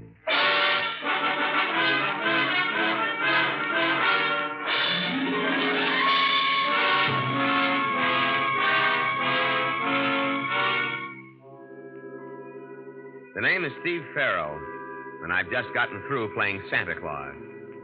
Yeah, you're looking at a guy who really played it to the hilt. It all started last month in Seattle. I was out of a job and down to my last few bucks. I was looking through the morning paper when I noticed this small ad in the personal column. Driving to New York, November 15th. Man wanted to assist in driving. Free transportation. Paul Harris, Hotel Royal. Well, I'd always wanted to see New York, and this was as good as any way of getting there, so I went up to this Hotel Royal to see this guy, Harris. Mr. Harris? Yes? My name's Farrell, Steve Farrell. I read your ad in the morning paper. Oh, yes. Won't you come in? Thank you. If you haven't already found someone to help you drive to New York, I'd like to offer my services. Well, as a matter of fact, I haven't.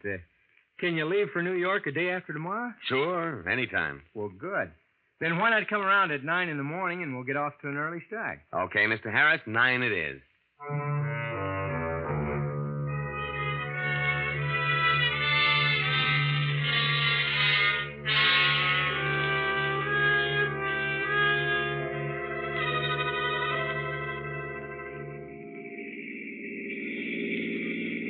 Let me know when you're tired driving, Mr. Harris, and I'll take over. Thanks, I will. Why not call me Paul, huh? Okay. Steve is my first name. Lewiston, 30 miles. Lewiston, that's Idaho, isn't it? Yeah, we're just crossing the state line into Idaho. Oh, this is all new to me. I was born and raised in Alaska. This is my first trip to the States. Well, you're going to see a lot of scenery between here and New York. Yes, I'm looking forward to it. Life must have been pretty rugged in Alaska. Oh, it was. My parents were homesteaders. I never saw a city until a week ago when I arrived in Seattle. How come you're going to New York? Well, my parents died last year, and my grandfather, whom I've never seen, wrote asking me to come visit him. You never seen him, huh? No. No, there was some sort of squabble between my parents and my grandfather before I was born, and they went to Alaska. And in all the years since then, my grandfather never wrote to them. Sounds like a stubborn guy. Yeah, he sure does. What are you going to New York for? Oh, mainly to look for a job. And I've always wanted to see the big city. So have I. Do you mind taking over now, Steve? My eyes are getting tired. Be glad to. Just pull over to the side of the road. It's a long way from Seattle to New York. And there wasn't a radio in the car, so we just talked. And mostly we talked about Paul, his life in Alaska, his parents, his grandfather. By the time we hit Columbus, Ohio, there wasn't a thing I didn't know about the guy. And from what he told me, his grandfather was loaded. And even more, he was the old man's only relative. It was obvious the kid was walking into a fortune. Yeah, some guys had all the luck. So these are the Allegheny Mountains. Yeah. You better take it easy, Paul. The road's a little slippery. Okay. How much further to New York? 250 miles. It's getting dark. You better stop for the night at the next tourist court. All right. Oh, we should be able to make New York by tomorrow afternoon. Yeah, easy. What are you going to do when we get there, Steve? I'll start hunting for a job. Look, Steve, why don't you come to my grandfather's house with me? I'm sure he won't mind putting you up for a few nights. Oh, thanks, kid, but don't worry about me. I'll be all right. Steve, I don't want to lose track of you. I thought we were friends. Sure we are. As soon as I get located, I'll let you know where I am. You know, I thought this being your first visit to New York and mine, we might see the town together. You know, the Statue of Liberty, the Statue Empire... of Liberty? Yeah, sure. Yeah, while we're the same age, I'm afraid I haven't been around very much. I guess it's like you said, I'm strictly from the woods. Just 1 year in New York and you'll be hep to everything. Your eyes bothering you? Yeah, a little. You better let me take over when you get to the bottom of this mountain. Okay. You know, you ought to see an eye doctor. Your eyes seem to get tired awful quick. Well, the truth of the matter is... Hey, look out, kid. We're starting to skid. No, don't jam on the brakes. That only makes it worse. Now, reverse your wheel. I have. Steve, we're skidding off the road toward the mountain. Give me that wheel and do as I say. We're out of control. We're going over.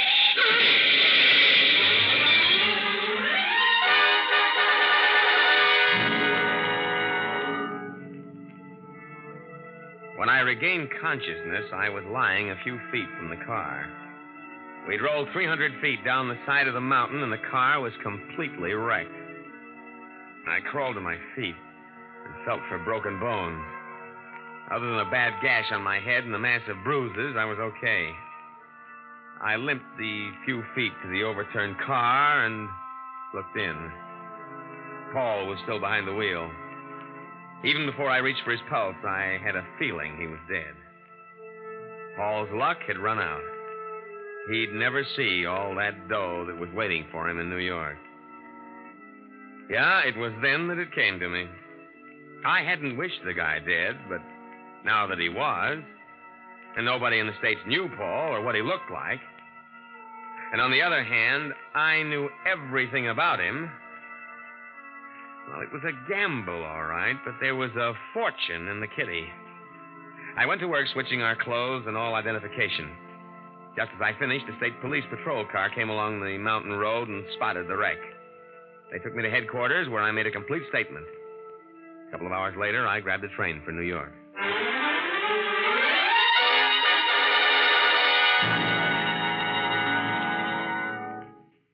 Paul, I'm George Marlowe, your grandfather's attorney. How do you do, Mr. Marlowe? The Pennsylvania State Police informed me of the dreadful accident you had. I understand a man who was with you was killed. Yes, a fellow by the name of Steve Farrell. I met him in Seattle.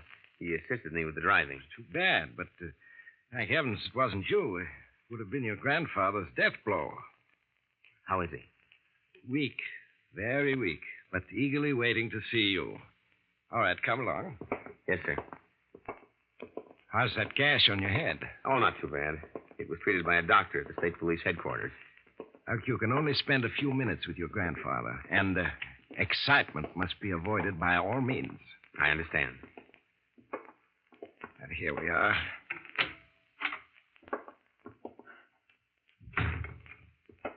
How is he, Joan? He's much better this afternoon. Good. Joan, this is Paul Harris. Paul Joan Dietrich, your grandfather's nurse. How do you do? Hello. Paul. Is that you, Paul? Yes, sir. Come over here where I can see you. Yes, Grandfather. So, you're Paul, my grandson. Yes, sir. Sit down by my bed and let me look at you. All right, Grandfather. You don't look like your mother. Must take after your father's side of the family. Yes, I do. That bandage. What happened, Paul? Well, I was in an accident, but it's nothing, just a scratch. You're sure? Yes, of course. I suppose you're wondering why I sent for you after all these years. Cutting off your mother, father. Does it matter now? The main thing is, I'm here. Lying here for months, I've had a great deal of time to think things over. I was wrong, Paul. Your mother, she had a perfect right to marry anyone she wished. It was only my stubbornness that prevented the reconciliation. We all make mistakes. Yes, but 30 years of not seeing my own flesh and blood. It's been lonely, Paul. So lonely. And all my fault. But you're not alone anymore. I'm here. Yes, Paul, yes. What little time I have left, we must spend together. I think that's enough for now, Mr. Marshall. Paul can come and see you later, after your nap. Just a few more minutes, John. After your nap. Oh, she's a wonderful girl, Paul. But a tyrant. Come see me as soon as I'm awake. All right, Grandfather. Now let me fix your pillows for you. Just your being here seems to have helped him, Paul. What do the doctors say, Mr. Marlowe? Week, month, several months at the outside. That bad, huh? Yes. Well, you must be tired after your trip. I had your suitcase taken to your room. Do you have any other luggage on the way? There's a small trunk coming, but it won't be here for weeks. If you need any money, just let me know. Your grandfather's placed a considerable sum at your disposal. Thanks. But I still have $2,000 left of the $5,000 he sent me. Very well, Paul. Remember, if there's anything at all you want, just let me know. Yeah, I was in. There was no question that I'd passed as Paul Harris. And why not? I had all the answers, and I was playing it careful. I walked through room after room of that Fifth Avenue mansion, knowing that within a matter of months it would be mine. In the weeks that followed, not a day passed, and I didn't spend a few hours with the old man. He liked me, I could see that. And the funny thing is, I liked him, too. During our little chats, there were times I felt I was his grandson. And sitting in at these little sessions, not saying much, just watching with those gray eyes of hers, was Joan Dietrich. She was one lovely dish. And I could feel things building between us. Whenever she got an evening off, we went out together. Having a good time? Wonderful. I love dancing. Why, Mr. Harris, what are we doing out here on the terrace? The music's in the air. Too many people in there. You know, if you don't make a pass at me soon, I'm going to get discouraged. Ours is a short acquaintance. 3 weeks. What's the time got to do with it? The day I walked into my grandfather's room, first saw you, you knew this moment would come. Oh, darling. I feel the same way, baby. As though I were flying. Love me? You know I do.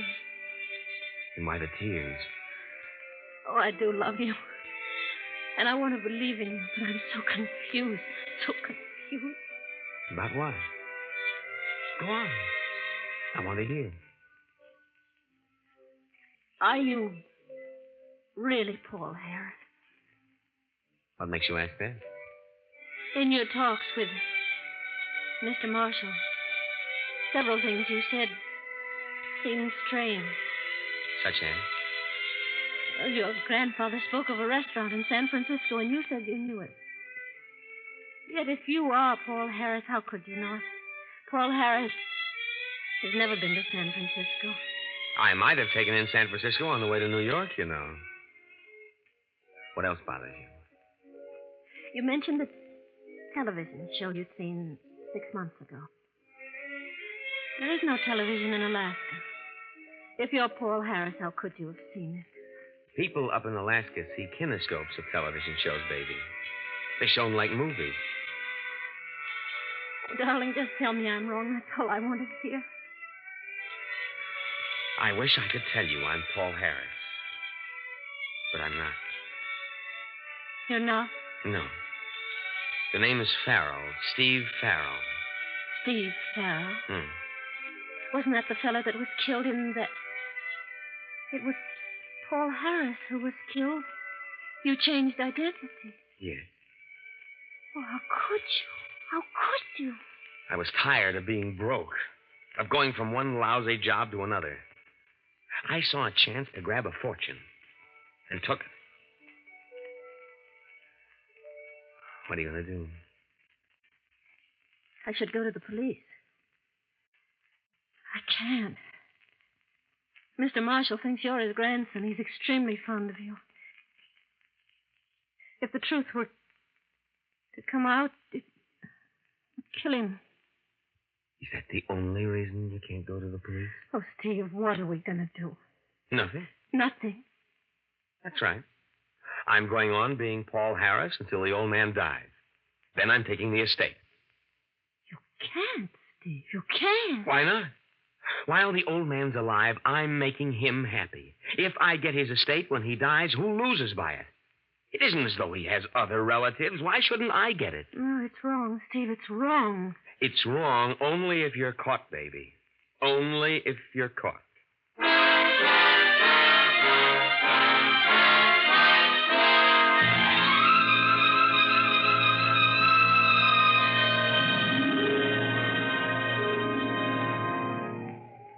Hello, baby. What you doing up here on the roof? Just getting a little fresh air while Mr. Marshall sleeps. How is he? He can't last more than a few days. Who you crying for? The old man? Or me? Both of you. Oh, Steve, ever since the other night when you told me, I haven't been able to think of anything else. It's wrong, Steve. It's so wrong. Who am I hurting if I get the estate? I deserve it if anyone does. At least I'm making the old man happy in his last hours. What if you're caught? Do you realize they'd send you to prison? That's the chances you take, baby. Besides, who's going to get wise to me? There's Mr. Marlowe, and he's nobody's fool. Just one little slip, Steve, and he'll be on to you. Marlowe's a sharp citizen, all right, but I don't intend to make that one slip. Oh. Someone's coming up onto the roof. Hello, you two. Thought I'd find you up here. Hello. How are you, Mr. Marlowe? Quite well, thank you. I understand Mr. Marshall's asleep. Yes, I left Mrs. Walker to look after him. He should be waking up soon. Maybe we better go down. My grandfather asked... Oh! What's the matter? Something in your eye, Paul? Yes, a cinder. Oh, left eye, huh? Yes. Well, stop rubbing it. Put your handkerchief over it. Yeah. That's it. Stings like the devil. Go on over and sit on the chair. And I'll try to take it out for you. You want me to assist you to the chair? No, I can still walk.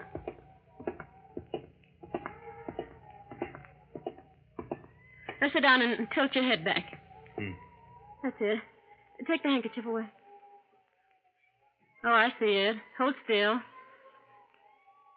There. I got it. Thanks, John. I think we'd better go down now. Yeah, okay. You coming, Mr. Marlowe? What? Oh, yes. I'm coming.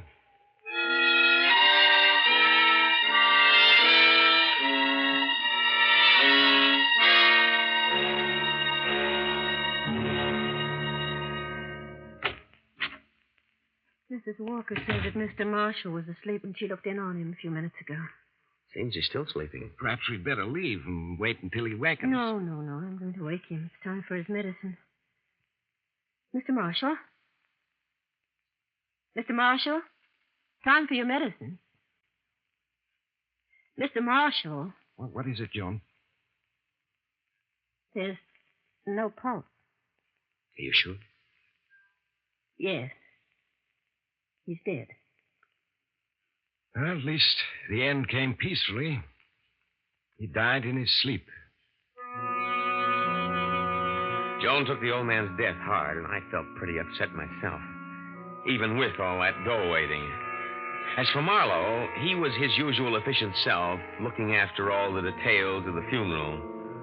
Maybe it was the tension I was under, but Marlowe seemed changed to me. He wasn't quite so friendly.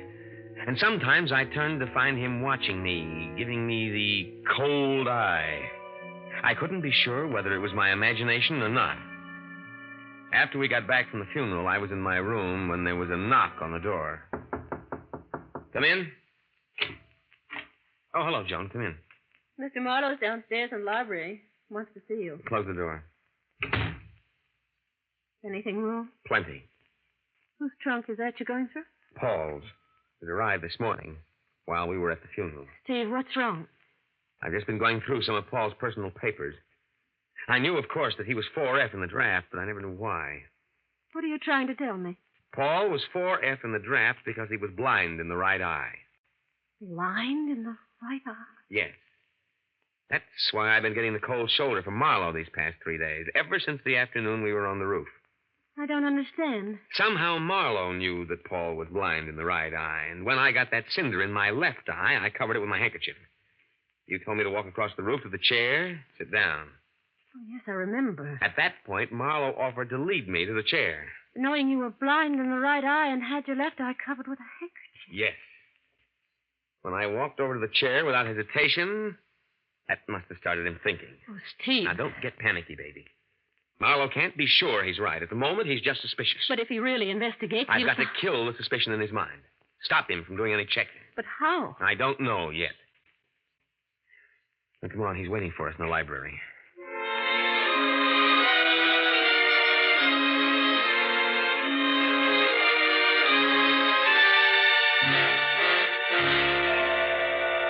Sorry to have kept you waiting, Mr. Marlowe. That's quite all right. If you'll excuse me, I'll go. Joan, don't go.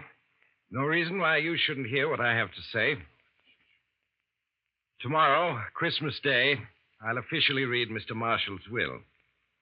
However, I don't think I'm violating a trust in telling you the contents of the will. 2 weeks ago, Mr. Marshall had me draw up a new will, leaving his entire estate to you, Paul. I see. He was quite taken by you, felt that you were a credit to his name. Why are you crying, Joan? Nothing. As administrator of Mr. Marshall's will, it is my duty to see to it that the heirs, or heir, receive their just inheritances. This duty I shall fulfill. I understand. I'm responsible under law for the awarding of the huge estate left by Mr. Marshall. I shall have to... Is your eye troubling you? You've been doing nothing but rubbing it since you came into this room. Sorry, Mr. Marlowe. As you know, I'm blind in my right eye, and now and then my left eye feels quite strained, particularly at a time like this. My grandfather's death, the funeral. You understand? Right. Yes. Yes, of course. You were saying? What? Oh, well, it's not important at the moment. I'll be here tomorrow at 3 for the reading of the will. See to it that all the servants are here. Very well. Good night, Joan. Paul? Good night, Mr. Marlowe. Good night. Steve, he's confused. That business of the eye, he doesn't know what to think now. Yeah, it stopped him for the moment. But only for a moment. Hard to tell. But I've got to do something once and for all to convince him I'm Paul Harris. No, I didn't get to sleep that night. I just tossed and turned, trying to come up with an angle that would kill Marlowe's suspicions. Maybe that business of rubbing my eyes had satisfied him, but I had to make sure. It was a difference between being handed a fortune and a prison sentence. This afternoon at 3 o'clock, the servants, Joan, Marlowe, and myself gathered in the library. The whole thing was over in an hour. The servants all congratulated me and left the library, leaving only the 3 of us there. I should like to offer a toast to Mr. Marshall's memory, if you'll permit me. Of course. This was his favorite cherry. Joan? Thank you. Paul? Thanks. Here's to Peter Marshall, a man who lived honorably, died honorably. May his heir be worthy of him. As the 3 of us raised our glasses to our lips and drank, I could see Marlowe watching me over the brim of his glass with those cold blue eyes of his. We set down our glasses, and I turned to give Joan a cigarette. Out of the corner of my eye, I saw Marlowe pick up one of the 3 wine glasses.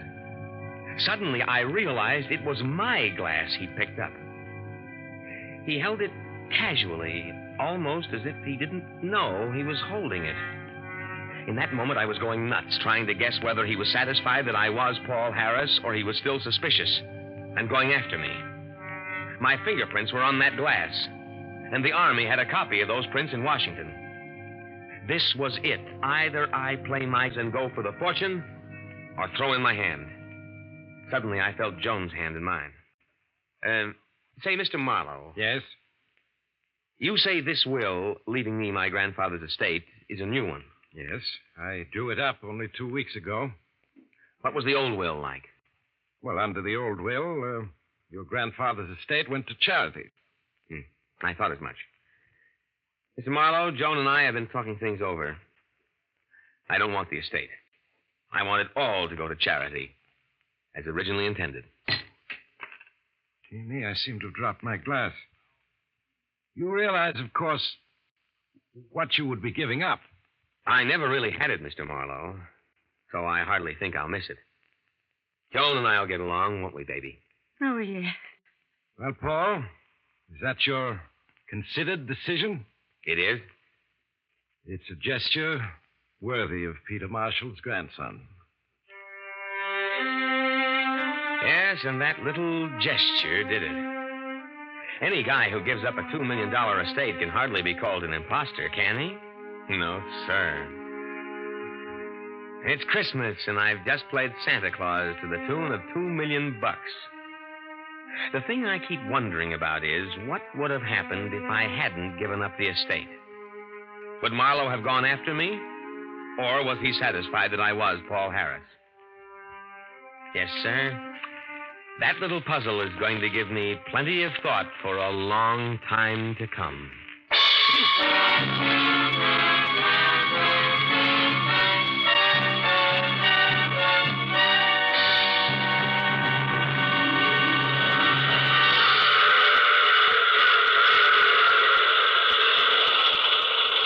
This is the mysterious traveler again. Did you enjoy our trip? Or what happened to Paul Harris? Or rather, I should say, Steve Farrell?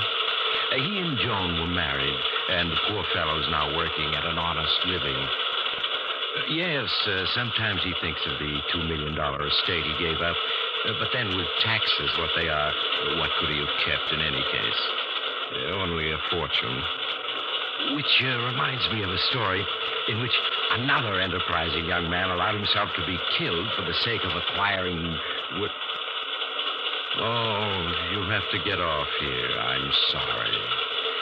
But allow me to wish you a Merry Christmas before you go. And remember, I take this same train every week at this same time.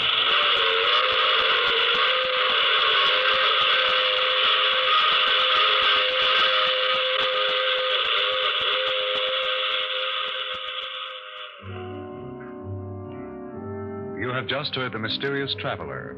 Now you can enjoy other tense and exciting tales of the Mysterious Traveler in the current issue of the Mysterious Traveler magazine, now available. In our cast were Leon Janney, Ann Shepard, and Lawson Zerbe, with Maurice Tarplin starred in the title role.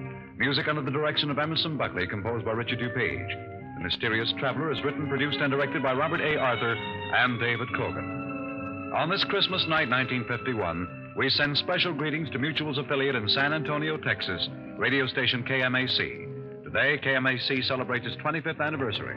Best wishes, KMAC, and congratulations. Phil Tonkin speaking. This program came to you from New York.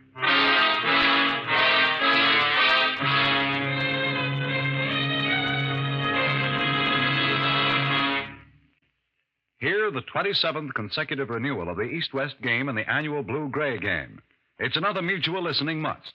Not just one, but two of the season's biggest intersectional gridiron clashes will be aired for the sports-minded American listening public on the afternoon of Saturday, December 29th. The greatest names of the 1951 collegiate grid season are on the rosters of the competing squads. Remember, the action starts Saturday over most of these same stations. This is the Mutual Broadcasting System.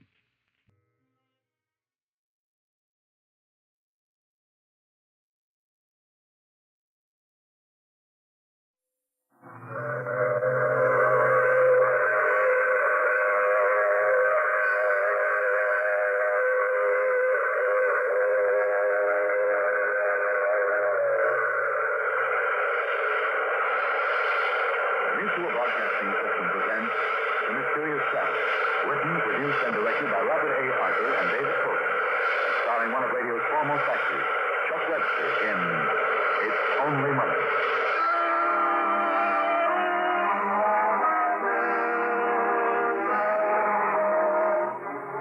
This is The Mysterious Traveler, inviting you to join me on another journey into the realm of the strange and the terrifying. I hope you enjoy the trip, and it will thrill you a little and chill you a little. So settle back, get a good grip on your nerves, and be comfortable, if you can, as we meet an enterprising gentleman who knew all the angles, and he played them for all they're worth. I call his story, It's Only Money.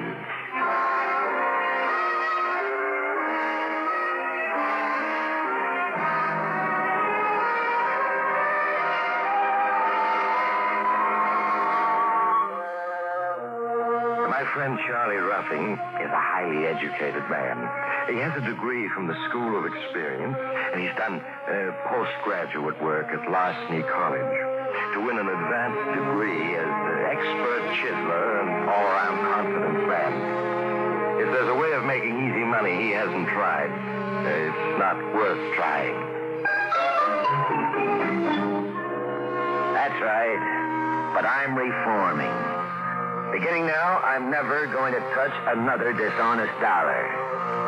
You think I don't mean it? Just listen to my story and see. Let's go back a few months. I was doing all right cleaning up on the ponies. I'd worked out a brand new system, see? I owned 8 different race horses under 8 different names. I had a different trainer and jockey for each horse. I gave all my instructions by phone, and nobody knew I had any connection with any of the horses. Well, every once in a while, it worked out so that only my horses were running in a certain race. And then I decided which one I wanted to win, gave all my different trainers their instructions by phone to make sure the right horse won, then went out and placed my bet. Well, naturally, I could only work it for a while. But I planned to make one big cleanup and quit. My partner was Figures Freddy, a big numbskull who couldn't read or write, but could add up figures in his head like an adding machine. Well, we were sitting in my apartment listening to the racing results. Coming into the stretch now, I had a girl in the lead by a neck. Stepson, second by a length, second cousin coming up fast on the outside. Shut it off, Figures. We haven't any dough up on this race. Okay, Charlie, if you say so. Stepson takes the lead. What's our bankroll now, Figures? Let me think. $25,920.48. Is that all? Yeah. Well, I thought we had 50 grand in the kick. Well, expenses have been heavy. Gee, what it cost to feed 8 horses, not to mention entry fees. Why, hay alone sets you back. Spare me the details. Yeah, sure, Charlie. Figures I'm getting uneasy. Somebody's going to tumble to our setup soon. That's what I've been telling you. We'll shoot the works. One big killing and quit. What's our next setup? Tomorrow, the 5th at Sandy Park. 5 horses running, all out. Yeah, I remember. We got Surprise in it, huh? Yeah. Saving him for the right spot. What odds do you think he'll bring? Ooh, 15 to 1, easy. And the bankroll goes on Surprise tomorrow. Yeah, but who'll take such a big bet? Odds on Harry and his syndicate can handle it. We played him careful, won only a little. Now we can nick him good. Harry is a real tough cookie. If you welch on him or he catches you being crooked, he just as soon drop you off the top of a building as not. He won't catch us. We'll clean up good and clear out. Fast. So I telephoned my trainers and instructions. Made sure Surprise would win. And me and Figures dropped up the odds on Harry's private bookie office the next afternoon. Well, Charlie, how's the boy? Drop in for business or just to cut up Dutchess? Little business, Harry. Thought I might make a bet or two. Just pass the time. Got your eye on anything special? Well, Figures here has been doing some handicapping for me. Thinks the 5th at Sandy Downs looks good. The 5th? Well, let's see who's in it. Summer Rose, second cousin, April Morn, Firecracker, and Surprise. Firecracker's the favorite. I can give you 2 to 1 on him. Oh, now, Harry, you know me. I always like a long shot. I was thinking of Surprise. Surprise? Yeah. You're kidding. No, Harry, Surprise ain't a bad horse. He just had hard luck. He's due. So's my rent. All right. Here's my chance to win my dough back. I was going to set a $1 grand top on you, Charlie, but if you want to bet on Surprise, there's no limit. Now, Harry, you tempt me. Might go the whole work. Anything up to 50 grand, Charlie, and no more the better. And I've only got 25 G's in cash. I might go for 50 if you'd take my check for the difference. Why not? 50,000 on Surprise in the 5th. But I can't give you any track odds. 10 to 1 is the best I can give you. Well, it's only money. I'll take it. Gee, that'll mean a 500 grand payoff. If he wins, Figures. If he wins. Oh, sure. If. Surprise hasn't got a chance. Still, I better lay off part of that bet. Excuse me while I get on the phone and arrange it. Harry went off to make arrangements to place part of the bet, and Figures and I just looked at each other and sat tight. $500,000. This was it. This was the big jackpot I've been working toward all my life. The more I thought about it, the better I felt. And when the race started, I felt even better yet. Surprise started in front, and he stayed there, all according to my orders. They're rounding the final turn. It's still Surprise, April Morn, Summer Rose, second cousin, and Firecracker in that order. Surprise is 2 lengths in front and pulling away, which is a real surprise because he hasn't won a race all season. Now they're in the stretch and Surprise. Wait a minute. Surprise is in trouble. His right rein broke. The jockey can't control him. Surprise is pulling wide. He's angling across the track in front of April Morn. That may get him disqualified even if he does win. No, April Morn's gotten around him. April Morn is almost at the wire. She's over. Summer Rose second, Firecracker third, second cousin fourth, and Surprise, who had the race all wrapped up, has stopped. The jockey is getting off. Gosh, Charlie, he didn't win. Oh, he didn't, did he? I told you he didn't have a chance. Well, as you always say, Charlie, that's only money. Yeah, that's right. Only money. You want to settle up now, or are you going to bet on the six? No. I've had enough for today, Harry. Al, here's the 25 grand I have on me. I'll give you a check for the other 25. You do that, Charlie. The check will be good, won't it? Good? Oh, sure. Hey, well, what's funny, Harry? You two wise guys. You're funny. Well, what do you mean? You and your 8 different stables, Charlie. What an idea. You mean you know about it? Yeah, I just found out a couple of days ago. Oh, it was kind of clever in a way. But you see, Charlie, you went at it wrong. What do you mean, Harry? Charlie bought the horses, but I bought the jockey. I figured you two'd be aiming for that race, and I guessed it would be surprised you set up to win. As soon as you made the bet, I got on the phone, and... do I need to blueprint the operation? But, Harry, that ain't honest, isn't it? No. I'll take that check, Charlie. And if it bounces, so will you, from a 20th floor window. How do you like that? Odds on Harry had played me for a sucker. Me, Charlie Ruffing, honored graduate from the School of Experience. So what did I do about it? 2 hours later, Figures and me went on a plane heading out over the deep blue ocean. Gee, Charlie, there ain't nothing under us but water. I never knew there was so much water. Well, now you know. How far is it to the nearest land? How far, huh? About 1.5 miles. Oh, that near? Well, I guess I could swim that far. Which direction, Charlie? Straight down. Shut up, I'm thinking.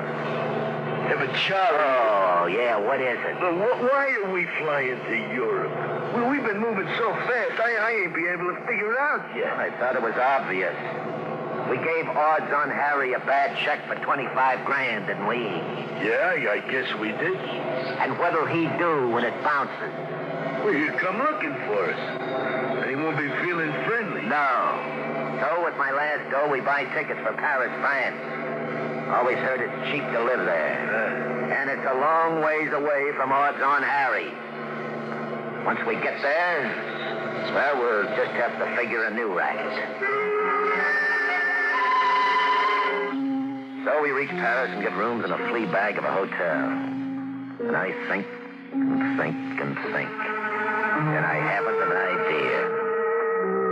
Well, I'm sitting in a little cafe with a glass of wine in front of me, wondering if jail or starvation is better, when Figures brings up a pal he's met someplace. Well, Figures never worries. He can't read, so the news and the papers don't bother him. And he hasn't brains enough to worry on his own account. Charlie, I want you to meet the Count. Count Alessandro. This is my pal, Charlie. It is a pleasure. Well, sit down, Count. Are you French? Well, I am part French, part Swiss, part Belgian, part Italian. Well, a man of parts, huh? Have a drink. You're most kind. Garçon, another bottle of wine. Well, what's your racket, Count? Pardon? What's your game? How do you make a living? Well, he's an inventor, Charlie. Oh, an inventor, huh? Any money in it? Hélas, no. Oh, here's your wine. So, have a drink. What do you invent, Count? You want to know what, Charlie? He's invented a machine for making money. What kind of money? Any kind of money, my friend. French, English, American. Well, then why aren't you rich? I dare not use my own invention. I must confess it, too timid. Oh? I'm afraid of the police. But I live in hopes of meeting someone who will know how to cash out, as you say in America. Well, Count, you're beginning to interest me. I suspect you're trying to work a racket on me. But just the same, I'll take a gander at this money-making machine of yours. I figured this little Count Alessandro, as he called himself, was a phony. But I didn't have anything better to do, so I let him lead me in Figures to a room about as big as a mousetrap. And there he showed me a couple of big tanks full of some kind of green liquid. And a gadget like a camera, only with 3 lenses instead of 1. There, monsieur. I call it the photographic duplicator. It will duplicate anything printed or engraved, even the money. Especially money. Hey, show Charlie those French bills you turned out, Count. Oui, in my pocket. You see, Monsieur Charlie, 1,000-franc notes. Ah, hey, they look good. Boy, they look very good. Yes. Can you spend them? Oh, but yes. Except I am so timid. I'm afraid of the police. I am afraid to enlist aid from les Apaches, our French gangsters. Oh? I have this wonderful invention. I don't even know what to do with well, it. Now, don't start weeping. You said something about American money. Let's see you make me some. Gladly, monsieur, gladly. But I need an American bill to start. I knew there was a catch in it, the old money switch. Come on, figures, let's get out of here. No, now, wait a second, Charlie. The Count is on the level. All he needs is a $1 bill. You see, that's to get the right paper. Then he needs a 10 to photograph, and that's all. And you get the 10 back. I'll bet I do. Come on. We got business elsewhere. I do not blame you, monsieur. Do I look like a great inventor? No. I am, how you say it, a mess. I have no courage. I am part French, part Swiss, part Belgian. And part phony. Now, I'll put up the dough, Charlie. You just watch. Okay, Count. Now, here's a 1 and a 10. Do your stuff. So I watched. Figures gave Count Alessandro a $1 bill. The Count dipped it in the tank, sloshed it around a bit, and it came out snow white. Just blank paper. Now he's got genuine paper to work with. You see, Charlie? Okay, Count. Turn it into a 10. So next the Count took a $10 bill and put it inside his funny camera. And then he dipped the blank paper that had been a 1 into a green solution. He took it out, dried it, and then he put it inside the camera, too. Turned on a bright light for about 5 seconds and took it out again. It was still blank. Sure, it's still blank, Charlie. That's got to be developed, like a photograph. Go ahead. Show him, Count. So the Count dipped the blank bill into a red solution. He sloshed it around. Gradually, it started to darken. It became light green, and then dark green. Then he took it out and he handed it to me. It was a $10 bill. So good, even a tax collector would have accepted it. There, you see, Charlie? Here's my $10 bill, and here's the photographic duplicate. Yeah. It's exactly the same, even the serial number. Hey, maybe you got something here. Sure, we got 2 $10 bills where we only had 1. And the extra one is genuine, too, Charlie. That's the first genuine counterfeit ever made. You see, Mr. Charlie, it's a great invention, yes? Count, this is the greatest invention since the parimutuel machine. And me and Figures are the boys to work it.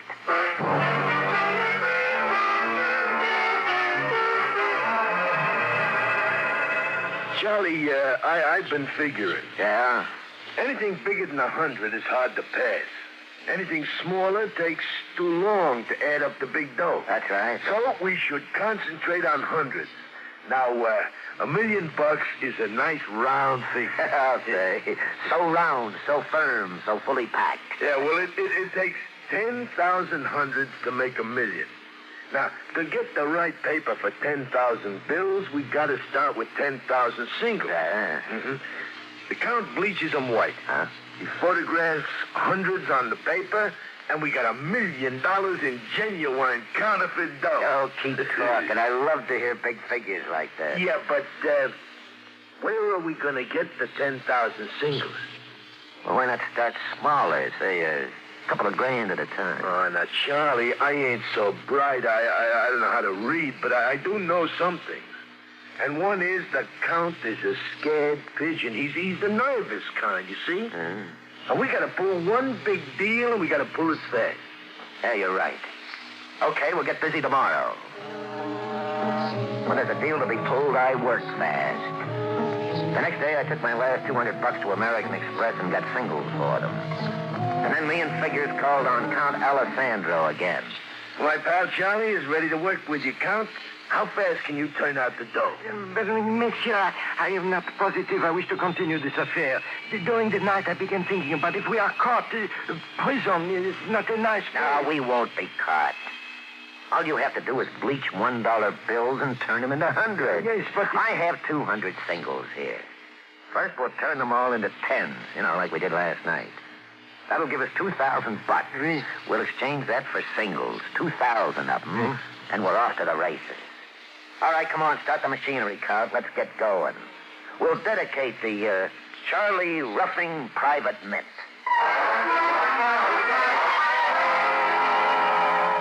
Well, we worked as fast as we could. It took a week to turn those singles into tens with a Count photographic duplicator. And then I had to exchange those tens for more singles. Well, that was trickier. A sudden flood of American money in Paris might make somebody suspicious. So Figures and I went about it real carefully. We're just about finished before an eagle-eyed cashier at American Express thought he recognized me. I ducked out before he could be sure, but I knew the situation was serious. What do you mean we gotta stay holed up here, Charlie? I do not like it. The police think they may suspect something. Nobody suspects anything yet. But we gotta play it close to our vests. In other words, these 2,000 singles are all we dare get together. Yeah, but that'll only give us $200,000. Never mind. Get me back to the good old USA with $200,000 in the Count's formula, and in a year I'll own the joint. Figures and I rented the room next to the Count's, and we buckled down to business. First, we bleached the 2,000 singles into clean white paper. Then we ran into an obstacle. Monsieur, I got to say it. We have not provided a $100 bill for me to photograph. Hey, that's right. What'll we do, Charlie? Well, we'll just get one, that's all. Yeah, but we got no cash left. We bleached it all white. For Pete's sake. Why, you stupid brain. Wait, monsieur. I recall. We have still in the camera the $10 bill from the last operation. Well, that's better. Make up about 510, see? That's for expenses and passage money. Once we start making the hundreds, we're not going to develop any of them. They're going to the States with us as clean white paper, photographic paper, see? Yes. All right, that way we don't run any risks. And anybody who searches our baggage only finds blank paper. We'll dip the stuff in a Count solution back in New York when we're safe. Oh, sure. That's smart, Charlie. All right, now you two get busy. When you got the tens made, go buy a $100 bill someplace. Don't go to a bank. Maybe being alerted or something. Look, there must be a money-changing joint handy. Oui, monsieur. I know one. He's very unscrupulous, but he never asks questions. Well, then go to him. Figures, you go along. See the Count doesn't get gypped. Yeah. All right, now get going and let me get a little shut-eye, will you? I'm just dead on my feet.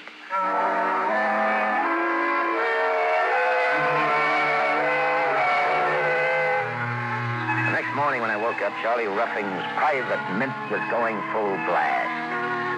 While I was asleep, the Count had made up 50 tens. He and Figures had bought a $100 bill, and it was in the camera with the blank paper being photographed at the rate of one a minute. Oh, $100 a minute. That was the kind of money I'd been aiming for all my life. Well, it took about a week to finish up the job, with me and Figures packing the white paper into a trunk. If a customs inspector looked at it, it was perfectly innocent. But when we got back to my apartment in New York, dipped it in the Count solution, it would become $200,000 in money so good it couldn't be told from the original.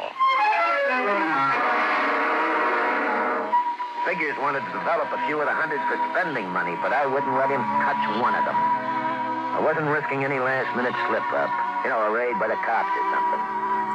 Well, we wrapped up the deal, left the Count 10 of the blank hundreds for his cut, and we took off by plane with all that wonderful paper and several jugs of developer. The next afternoon, we were safely back in my New York apartment, getting down to business. Okay, Figures. Pour the jug of developer in the basin. Right, Charlie? Now, I'll open up this package of paper, and we will develop a little cash. That sounds good to me, Charlie. Well, that must be the boy from the delicatessen with the grub I ordered. I'll get it. Just bring it in, we... Oh. Hello, Charlie. Surprise. Harry, you... And a couple of my boys. Come on in, boys. We want to keep this private. No, wait, Harry. I just got back from Europe. I swung a big deal. I got all the dough I owe you, and more, too. For your sake, I hope that's true. Also, I got a deal on, and I want to cut you in on it.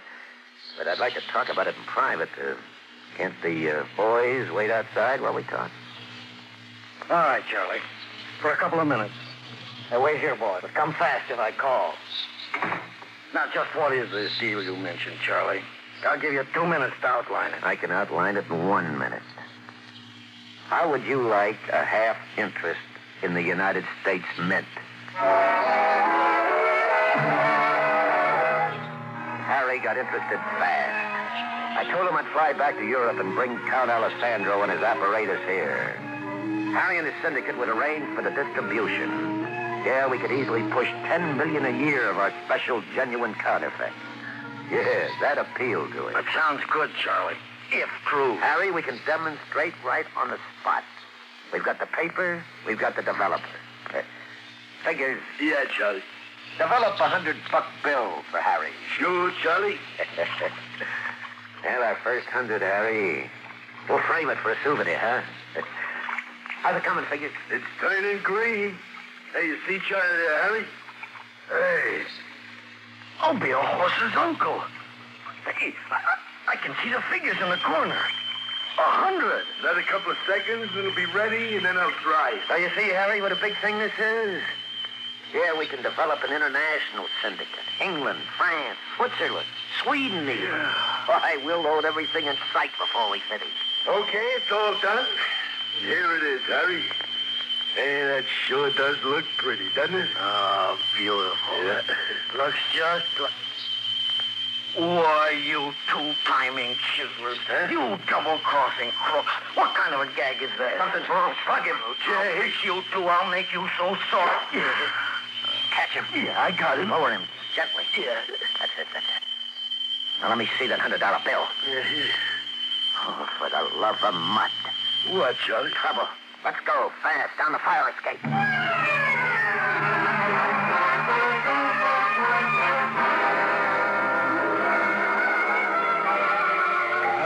Gee, it's sure nice here in Mexico City, huh? Yeah, but Charlie, why are we here? What's wrong? You ain't said a word to me since we busted down that fire escape. Yeah, I was afraid I'd brain you. Look, Figures, look at this $100 bill. Read what it says. Yeah, well, I can't read, Charlie. You know that. I can read the numbers, though. 100, there's nothing wrong there. Yeah. But the writing says, Bank of Richmond, $100, Confederate States of America.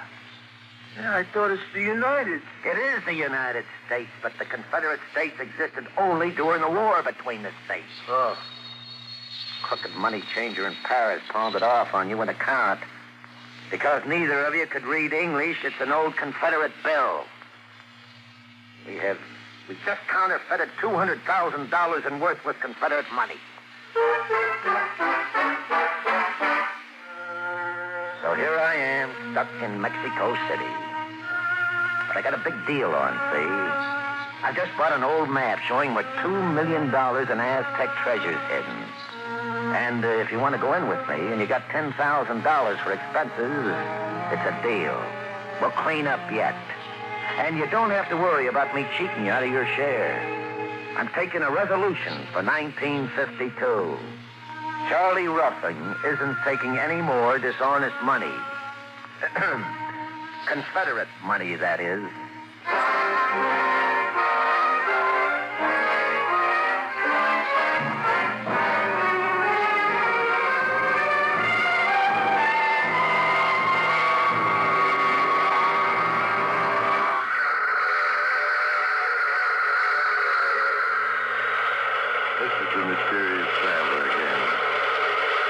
Too bad about poor Charlie's business ventures, isn't it? He has such brilliant ideas, and they always seem to go wrong. But some men are like that. I know a scientist who spent his life perfecting machines that turn gold into lead. And I have a friend, A ghost who's mortally afraid of people. If you're one of these people for whom things never go right, I suggest you try turning yourself inside out. I can send you a man who... Oh, we have to get off here. I'm sorry. But I'm sure we'll meet again. I take this same train every week at this same time.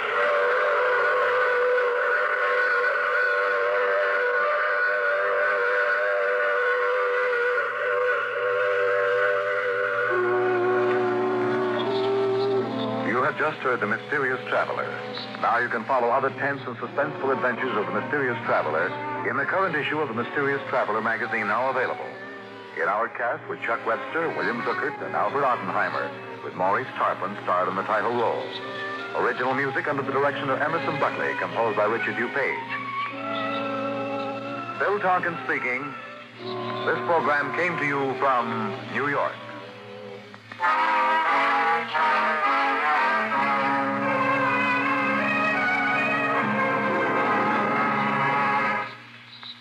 Do you like stories of mystery, of eerie adventure, of things dark and unseen? Stay tuned to Mutual every weekday evening and join the I Love a Mystery listeners. You're sure to love I Love a Mystery. This is the Mutual Broadcasting System.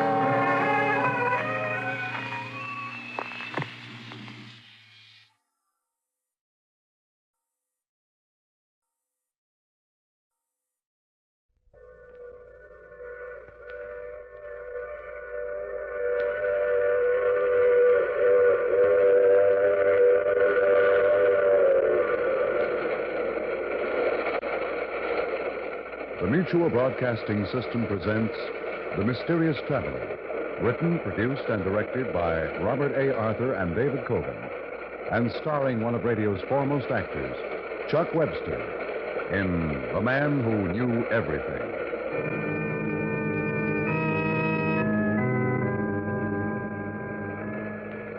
This is the Mysterious Traveler inviting you to join me on another journey into the realm of the strange and the terrifying.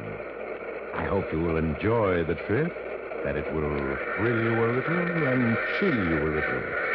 So settle back, get a good grip on your nerves, and be comfortable, if you can, as we join forces with a man who had unique powers which enabled him to accomplish tremendous good or tremendous evil. I call his story The Man Who Knew Everything.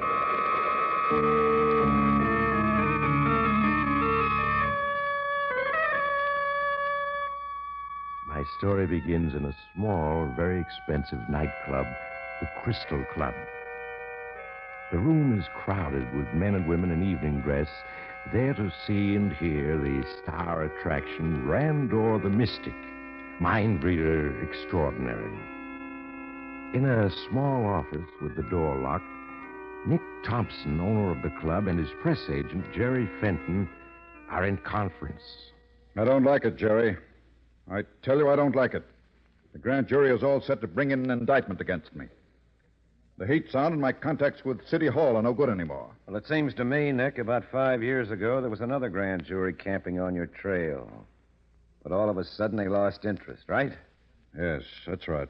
I sort of heard rumors that those grand jurors got a few anonymous phone calls suggesting what might happen if Nick Thompson was indicted. They did. That's when they lost interest. But it won't work now, Jerry. You're not turning soft, I hope. Could I handle the gambling monopoly in this town if I was soft? You know me better than that. Just the same if I were in your shoes. Yeah, if you were in my shoes, what would you do, smart guy? I'd make a few changes, Nick. I'd consolidate a couple of, should we call them business rivals? You mean you'd try to take over Nobby Williams' rackets? Maybe Fat Boy Latimer's? Is that what you mean? That's just what I mean. I've been wondering for 2 years why you let them alone. You sap. Times have changed. This investigation proves it. If all of us started it, now every local prosecutor is starting a cleanup campaign of his own. So? Public attitude is different, too. I started putting the heat on Williams and Latimer now. this town would blow up right in all our faces. You're wrong, Nick.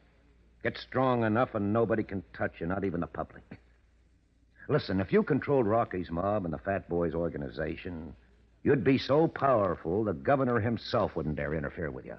Big talk for a pencil pusher. I asked you what's the dope down at headquarters, not for advice on how to run my business. And I've told you. Down at headquarters, they're waiting to see which way the wind's blowing. If you can blow it your way hard enough, they'll coast along with you.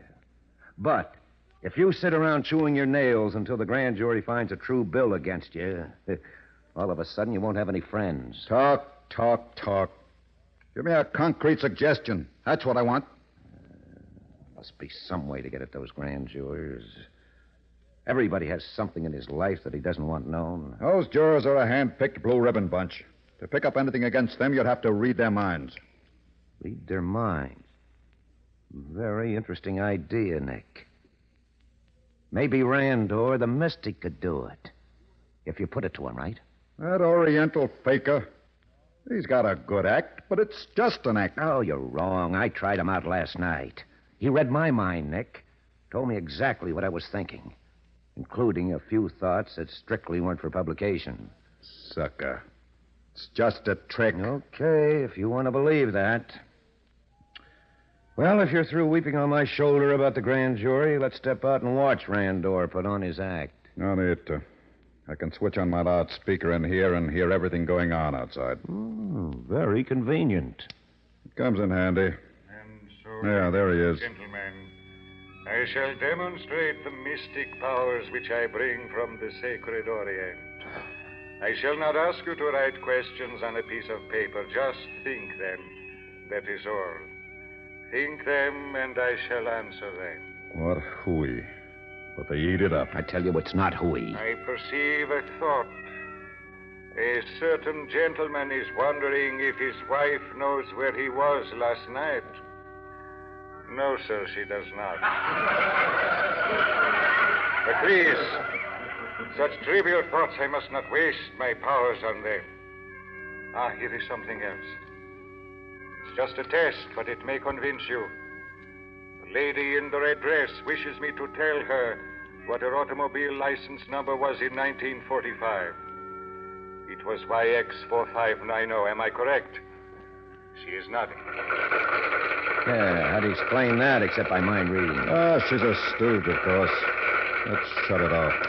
The lady in the red dress happens to be a friend of mine. I asked her to try out Randor with that question. She's no stooge. Listen, if he's not a fake, why doesn't he use his mind reading to make some real dough? Could clean up at the races and the stock market. Oh, the Swami's a dope. He says his power mustn't be used for personal gain. He sends all his earnings to the famine sufferers in India. Oh, hooey. Forget Randor. What are we going to do about the grand jury? Well, I'll think of something. Oh, by the way, where's Randor live? 311 West Street. Why? Just curious. Well, I'll drift along, Nick. And meanwhile, I'll work on your problem.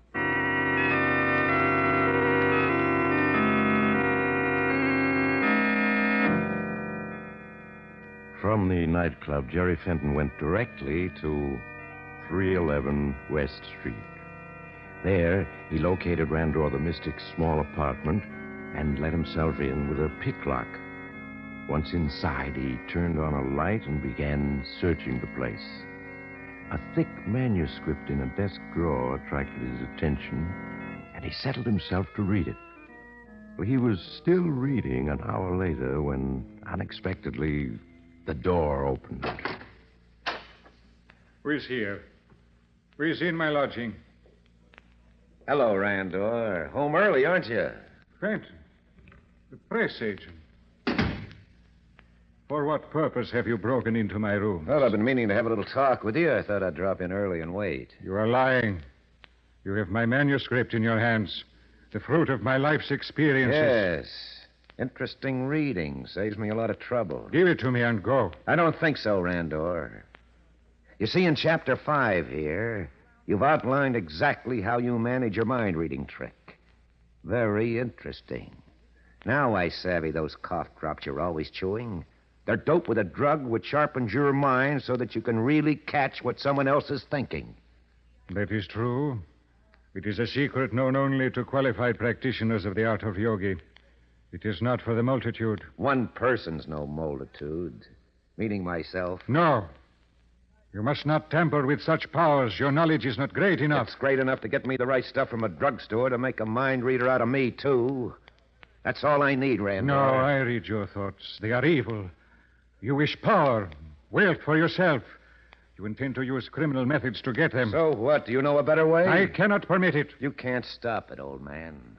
I've got the secret now. That's all there is to it. You must forget it, or else you must die. You're going to kill me with that little knife? You're making me laugh, Randor. Now, take No. it. No. There. But I won't use it on you. I have a better idea. This pillow. I hold it over your face for a couple of minutes. Well, tomorrow the cops will think your ticker just gave out. No, you dare not. This power you have stolen, it will turn on you. Men's thoughts are not to be trusted. You will discover... Okay, that... Randor. Attention, you must not... Sorry, Randor. Nothing's stopping me now. I'm on my way to the top.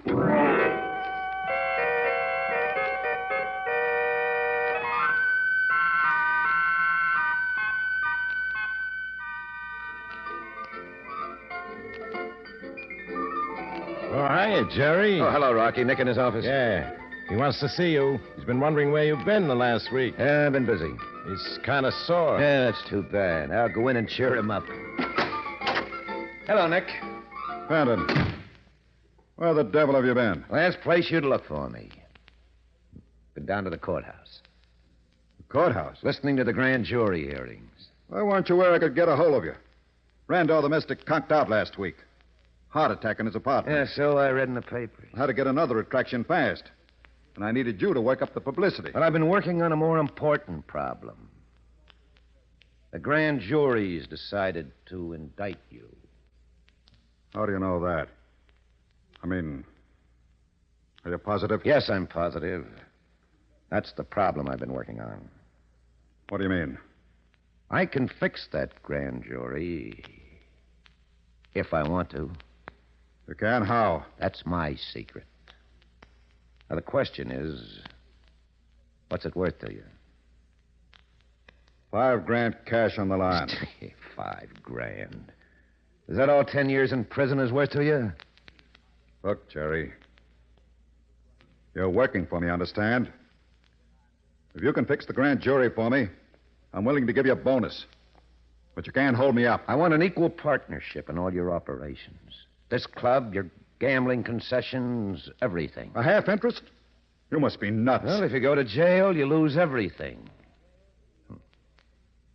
Well, is it a deal? You're getting some big ideas, Jerry. You don't know how big. Confidentially, Nick, I expect to be governor of this state someday. Governor? You? And I may go beyond that. But right now, the question is, am I in for a half interest or not? Okay. Deliver the goods and it's a deal. All right, I'll start right now. I have here the names and phone numbers of 3 members of the grand jury. I'm going to phone them. You can listen in on the extension. The first one I'm going to call is Jones, the foreman. Go on, listen in, Nick, but don't say anything. Okay. Hello, is this Mr. Jones? Oh, this is a friend calling, Mr. Jones. I have some advice for you. Tomorrow, when the grand jury meets, you're going to prevent it from indicting a certain Nick Thompson. No, I'm not crazy. I'm just telling you, if you know what's good for you, you'll see no indictment is voted. Now, listen, Jones, let's get down to cases. You're a respectable citizen, but like a lot of other citizens, you've got woman trouble. Yeah. There's a little brunette in Boston you sort of drop in on every once in a while. Well, shall I give you her address? 91753 Boylston Street. Yeah. You'd like your wife to know about her? In the newspapers? Well, I thought not. Okay, see that Nick Thompson doesn't get indicted, that's all. You sounded scared. You had the goods on him, Jerry. Sure, I had the goods on him. And that's a little secret he thought no other living soul knew about. How did you find out? Never mind that. Well, I got to call a couple of more jurors who also have their little secrets. And then we can talk, Nick.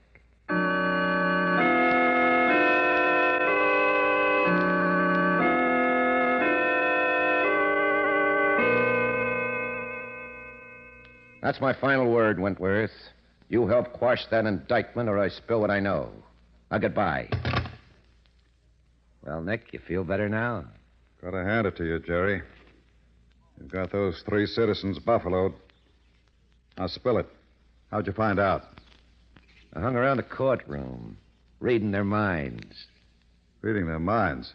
What kind of guff is that? No, it's the truth. How else could I know? I don't know, but if you expect me to believe that mind-reading hooey... Look, Nick, before Randor died, he passed on his little secret to me. Randor? Told you how to read minds? Well, there's nothing to it except concentration. Of course, you have to be close to whoever you're working on, but that's all. I don't believe it. How else would I know that you're still wanted for murder in California? I'm what? Pasadena, 1938. Shall I give you the details? Now, wait a minute. This isn't a gag anymore. It never was a gag. You see, Nick, you and I are going to get along fine because I have the goods on you. Just sitting here, I've been picking up your most secret thoughts. In that case, you should have known about this gun. But you didn't. Yes, I did, but you can't kill me. You're not human.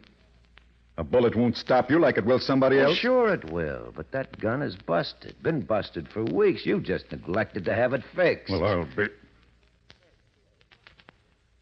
All right, it's busted. Rocky! Rocky Brogan! Yeah, Nick? Come in. Close the door. Sure, Nick. What's up? Fenton here. He's gotten a few big ideas. Too big. We're going to have to cut him down to size. You mean blast him? He knows too much. And his mouth is too big. Let him have it, Rocky. Right now. Well, gee, Jerry, you heard what Nick said? Yeah, I heard him. I guess we aren't friends anymore. So you'd better do as he says. Go ahead, shoot. Well, if that's how it's going to be... Wait a minute. You're pointing that gun at me. Rocky, you... Sorry, Nick. Me and Jerry had a talk earlier. I'm working for him now. You. Good work, Rocky. The partnership idea would never worked out anyhow. All right, now, after you've gotten rid of Nick, just start spreading the word to the boys that I'm running things now.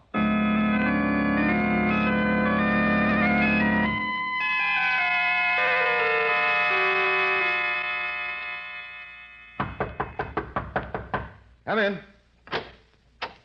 Hello, Jerry. Oh, Rocky, sit you down. Thanks. I want to talk to you, Jerry. Well, I'm rather busy, Rocky, unless it's something important. It's pretty important. See, the boys are getting restless. They're waiting for you to deliver. Waiting for me to deliver what? Well, you know you said you were going to expand, take over Nobby Williams' territory and Fat Boy Latimer's. Well, I'm already doing it, Rocky. I started a week ago. Yeah, but how? You had a conference with Nobby and the Fat Boy, told him everything would stay just like it was. Well, that's what I told him, Rocky. It doesn't have to be true. I don't follow you. Now, look. At that conference, I learned certain things. Yes? Now, never mind how, but I learned. I learned about 2 murders for which Nobby Williams can get the chair. I discovered enough about Fat Boy Latimer's income tax cheating to get him 10 years at Leavenworth. You did. But I was there. I didn't hear you. Never mind what you did or didn't hear. I got the information. I gave it to the authorities days ago. And as soon as they pin it down, Nobby and the Fat Boy will be booted into jail. When that happens, their organizations fall into my lap just like ripe plums. Yeah, but can you be sure it'll work? It'll work. And it'll mean we don't have to fire a shot. The public will never know anything's happened. Now, there's only one drawback, though. Yeah? It's going to take a little time. The boys will just have to be patient, that's all. Well, I suppose I can calm them down. But, Jerry, we got to have dough. We've been laying low since the big investigation started, not taking in anything. Those boys have got to be paid. I know. What's our monthly payroll? About 50 grand. I need some capital for operations, too. Oh, you see, Rocky, a little later I'm going into politics. Politics? In fact, I expect to be governor in about 5 years. Governor? You? Jerry, you sure you got all your marbles? Listen, Rocky, and get this straight. I have a way of learning anybody's most closely guarded secrets. Anybody's. Yeah, but Jerry... I told you about that little deal out in St. Paul, didn't I? The one where you started... Jerry, not so loud. Somebody might hear. I could get the chair for that. You will, too, if you step out of line. Now, tell me, how did I find out about it? I don't know. This was by magic. I'd have sworn nobody ever... All right. Call it magic if you want. Now, just think. Suppose I can find out the one thing any man, is afraid of having known. Well, then I got a handle over him, haven't I? I'll say you have. So I go to all the big politicians, one at a time. I convince them I know their entire past, every dirty deal they've ever been mixed up in. Well, they'd make you president to keep you quiet. That's what I'm figuring on. But that's for the future. Right now, I need quick money to operate on. Yeah, I could get it in Wall Street, but big financial deals sometimes take a year to set up. The boys won't wait that long. I know. So, you got any suggestions? Yeah, I do. Something I had my eye on for a long time, only Nick wouldn't let me try it. A payroll stick-up. Payroll? Yeah. Well, maybe he just wants to get going, if it's safe enough. It'd be a cinch. It's the S&J company across the river. Every Friday, they send an armored truck to the bank, pick up 125 grand, cart it back. If we could pick off that truck some nice, safe way... 125. That's right. All right, Rocky, I'll look into it. And for a beginning, I'm going over to talk to the treasurer of the S&J company. Yes, I may be able to learn a lot from him.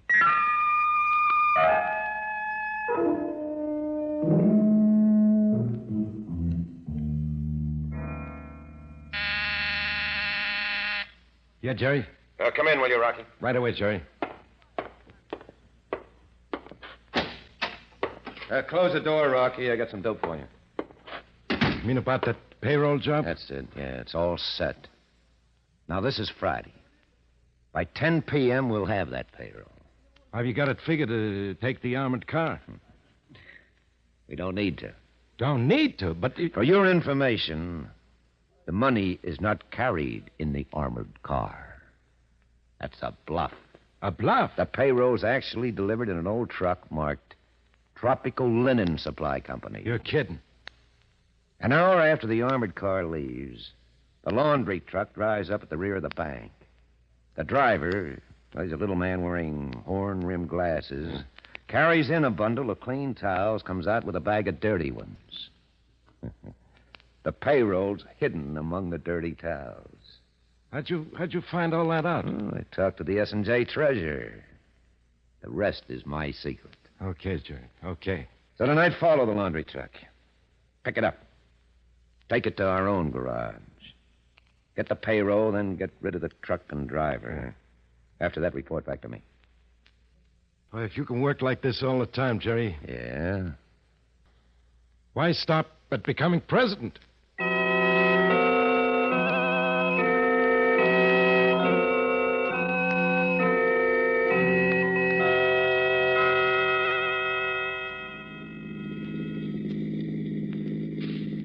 I think the driver of that truck is getting wise. We're following him, Mike. Yeah, he's speeding up a little. Now move up and cut him off. It's time to take him. Okay, swing in. Swing in. Force him to the curb. All right, that does it. I'll take him. You follow. Okay, fellas, sit tight and you won't get hurt. What's the meaning of this? I don't understand. You will fast enough. Now move over. I'm getting in. But you can't. This is my truck. Oh, a gun, huh? Now, Buster, you and me are going for a nice little ride. I'm the new paymaster. I'm picking up that payroll you got in back. You're crazy. I haven't got any payroll, just dirty towels. Yeah. We'll see, Buster. We'll see.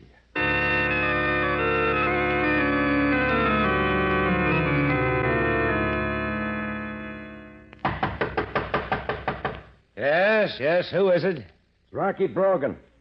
Oh, come in, Rocky. Oh, you're back quick. Who's that you got with you? All right, inside you. Come Come on, You're inside. making a mistake. You're making a terrible mistake. Rocky, what is this? This is the driver of the linen supply truck. The one you said carried the payroll. Well? We took the truck to the garage. We searched every bag of dirty towels. The money was not there. But it had to be. I don't know anything about a payroll. This is all an error, really it is. Now, please let me go. How about it, Jerry? The boys are saying you pulled a boner. I'll find out in a hurry. Rocky, you wait outside while I talk to this man. Okay. But I hope you haven't made any mistake, Jerry. For your sake. All right now, my friend. We can get the truth. I've told you the truth. I've told it over and over. I deliver towels. I don't know anything about a payroll, nothing at all. I can't be wrong. Let me see where my cough dropped. Here there. Yeah. Now we can talk. Where is that payroll? Look, how often must I tell you you're making an awful mistake? If you want money, I've got $10 on me. That's... Well, so that's the answer. Very clever, aren't you? What do you mean? The laundry bag with the payroll in it is hidden in a special compartment underneath the floor of that truck. No wonder Rocky couldn't find it. No. You can't know that. That compartment was my own idea. Nobody in the world but me knows about it. I know about it. Just as I know anything I need to. Including the fact you're hiding a .25 caliber pistol inside your waistband. If you knew that, you should have done something about it. Now it's too late. I've got you covered. So you have. You've got to let me go, do you hear? Or I'll shoot. I'll kill you. Then shoot. Go ahead, shoot. I warn you. Let me go or I will shoot. My friend, you can't shoot. You've never fired a gun in your life. You bought that gun from your brother-in-law 2 years ago. Just to carry to scare off possible thieves. But you've never even loaded it. You can't shoot because the gun isn't loaded. How do you know all that? Because I can read your thoughts. Now, give me that gun. No. Then we'll get to that pay. No, I warn you, stand back. Shot me. What happened in here? Jerry! Jerry! He's dead. I killed him.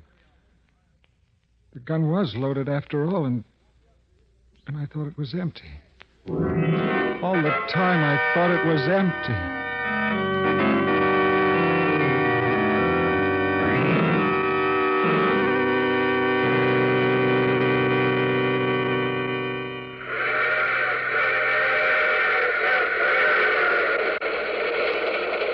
This is the mysterious traveler again. Poor Jerry. He was all set to become the greatest man in the world. Now he's just another name in the cemetery. So that's what Brando, the mystic, meant when he said men's thoughts are not to be trusted. When a man doesn't even know his gun is loaded, what good is it to read his mind? But perhaps Jerry's fate will be a lesson to you. Don't depend on someone else to do your thinking for you, because sometimes you may find... Oh, you'll have to get off here. I'm sorry. But I'm sure we'll meet again. I take this same train every week at this same time.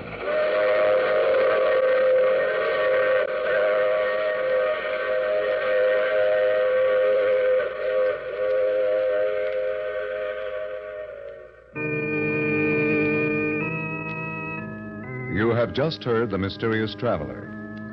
You can enjoy other adventures of the Mysterious Traveler in the Mysterious Traveler magazine. In our cast were Chuck Webster, Santos Ortega, Brett Morrison, and Maurice Tarplin, who played the title role. Original music by Fred Mendelssohn. All characters in this story were fictitious, and any resemblance to actual persons living or dead was purely coincidental.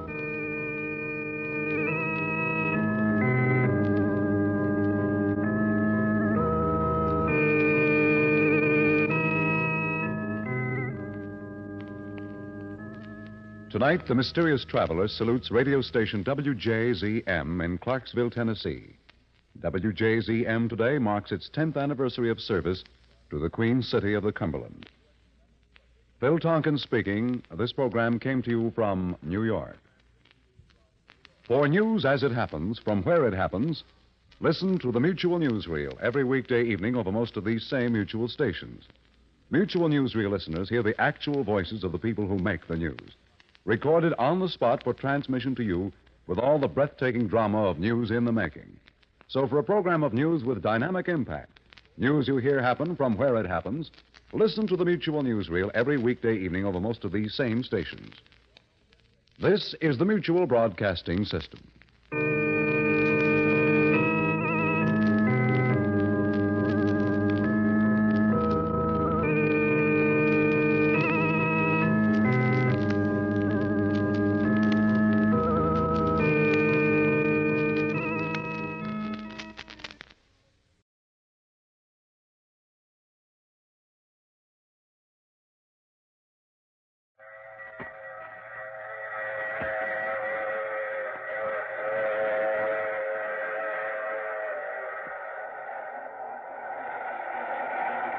The Mutual Broadcasting System presents The Mysterious Traveler, written, produced, and directed by Robert A. Arthur and David Cogan, and starring two of radio's foremost personalities, Ralph Bell and Chuck Webster, in Key Witness.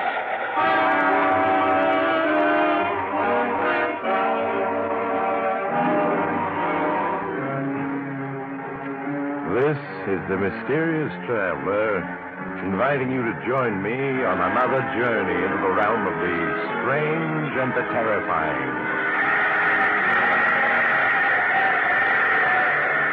I hope you will enjoy the trip, and it will thrill you a little and chill you a little. So settle back, get a good grip on your nerves, and be comfortable, if you can, as we watch an underworld syndicate and the government go in desperate search for the same man. It's the story I call Key Witness.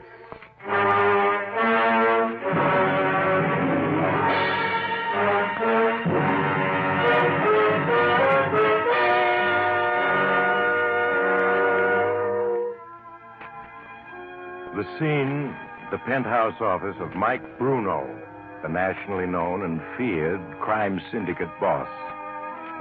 Bruno, a tall, ruggedly built man in his 40s, paces back and forth as his head accountant, Oliver Smith, turns the pages of a ledger, reading the figures before him. Income from Waterfront Enterprises, period ending July 31st, $42,765.50. Income from Wire Services, period ending July 31st, $71,942.20. From Nightclub Enterprises, same period, $56,713.42. Income... Okay. That's the income on the books of the government. Now, what are the real figures? You got them in your head? Of course, Mr. Bruno. Income from Waterfront Enterprises, $103,652.28. From Wire Services, $156,421.10. Nightclub Enterprises, $211,410.28. Liquor distributorships was $87,642.15. Racetrack interests, $48,675.34. Ah. All right, you got the total? Yes, sir. $518,731.15. I sure got ahead of you, Oliver.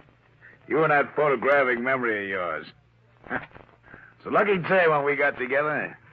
Be 5 years tomorrow, sir. 5 years tomorrow, huh? And in all that time, you've never forgotten a fact or a figure. Yes, Sir Oliver. The T-men can search high and low. They'll never catch me with a set of books showing the real take. Because it's all in your head. Huh, Oliver? Yes, sir. Yeah, come in.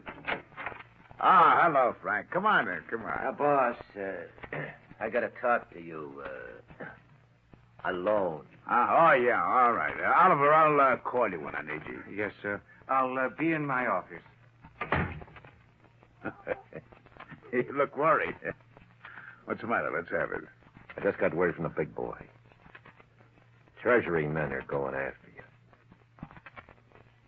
Is it winter dressing, or do they really mean it? They really mean it. But with all the headlines in the papers, I have to make a cleanup. And you're it. Can't the big boy stop? No. This is too big even for him. And he says you're on your own. That's nice. Where's it coming? The T-men will be here tomorrow morning to seize your books. Don't waste any time, do they? Tomorrow morning, huh? Bruno, what are the chances of the books standing up under a real investigation? Maybe yes, maybe no. The books don't satisfy them. They start questioning Oliver. Yeah. Well, what are you going to do? I gotta think.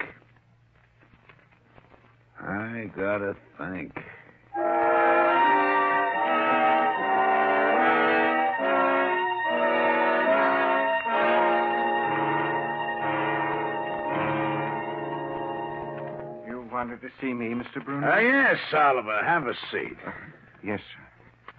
Now, look, I've just gotten word that the T-men are going to look at our books. What? Tomorrow morning, they're coming to get them. But you've always assured me they'd never look at our books. Things have changed. You read the papers. They're looking for a fall guy. Me. And the boss has a way figured out to beat the rap. The books will stand up until they start asking you questions, Oliver. Yes, I know. Now, you're the one man who's got all the answers. The answers are all in your head. Without you, the T-men wouldn't have a case against the boss. That's right. All right, Frank, open that suitcase for Oliver. Okay. Why, all that money. $500,000. And it'll all be yours if you do exactly as I say. Mine? Yes. I want you to write a letter saying that as treasurer of the corporations, you embezzle large amounts of dough. What? That's right. You're to assume all responsibility for the books. But they'd send me to prison? No. You're taking it on the lam. There are a couple of countries in the world where you can't be extradited for embezzlement. Denmark's one of them. Denmark? Yeah, that's what my attorneys tell me. That passport you used last year is still good, Oliver. There's a plane leaving at midnight for Europe. You just have time to write that letter and pack. But, Mr. Bruno... Yeah. If I do as you ask, I'll be an admitted criminal, forced to live abroad the rest of my life. With $500,000? Oh, what's so bad about that? And, Oliver, you're forgetting one thing. You filled out the corporation tax returns for me. You'd go to prison with me. Play it smart, Oliver. $500,000 and a life of ease in Denmark. You haven't much choice. No, I don't, do I? Very well, Mr. Bruno. I'll do as you say. Nah, you're showing good sense. Okay, Oliver, write that letter assuming all responsibility for the dough I've held out in the government, and when you're finished, I'll send one of the boys along with you to help you pack. Yes, Mr. Bruno. If you'll excuse me. Sure. Which of the boys do you want to take him to the airport? None of them. I'm not taking any chances on a slip-up. You and me will be taking Oliver to the airport.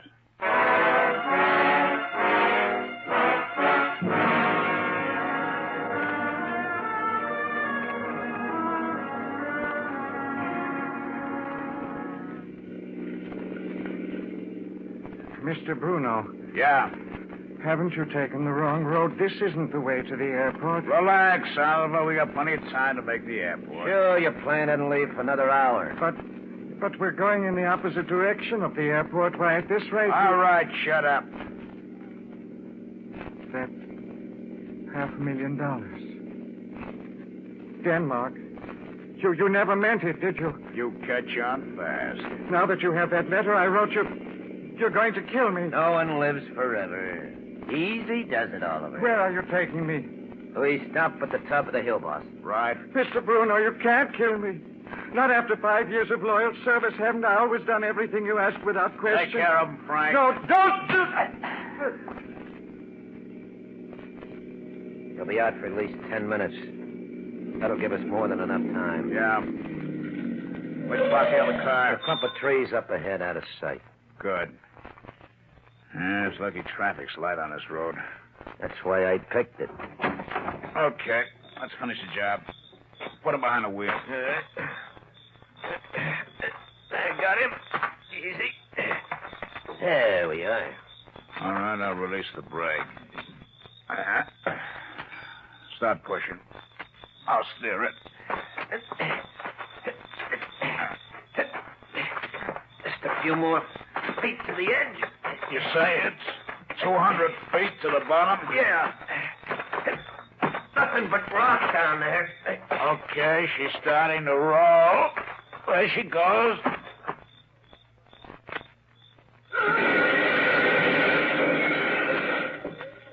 Hear that? Yeah. But we're going down to the wreck to make sure. I'm not taking any chances. Come on.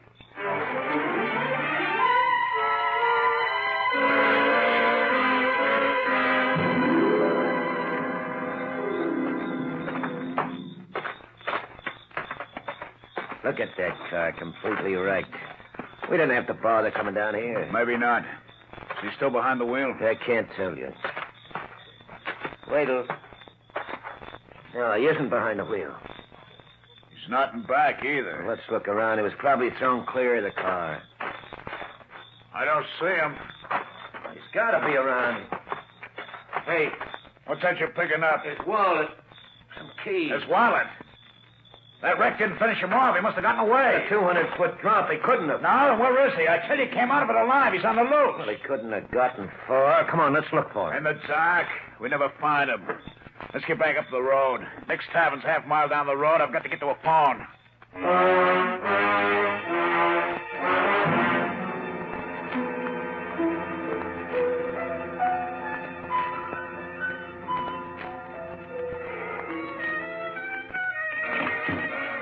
I've read him. Give me Waverly 6678. That's right. Bruno, what are you doing? You gonna round up some of the boys? Yeah, that's right. Hello, Mac. The boss. Yeah. Now listen closely. I don't want any slip-ups. I'm at next tavern on Highway 37A. Yeah. I round up half a dozen of the boys in a hurry. Send a couple of them to Meadville and Lewistown, both on 37A. That's right. Have a couple of more boys drive along 37A between Meadville and Lewistown, yeah. Now they're to pick up Oliver Smith. You heard it right the first time. There'll be a 10 grand reward to the guys who find him. Yeah. Now get the boys on it, but fast. We gotta get him, Frank. If he ever gets to the police... Oh, the odds are all in our favor. Probably pretty badly hurt, wandering around in a daze. Why, for all we know, he might have crawled a few hundred yards and died in the underbrush. Yeah, well, that's what I'm hoping. Oliver hasn't any money or moxie. Come on now, don't worry, boss. He isn't going to get to the cops. Yeah, sure. Come on, let's get back to my office.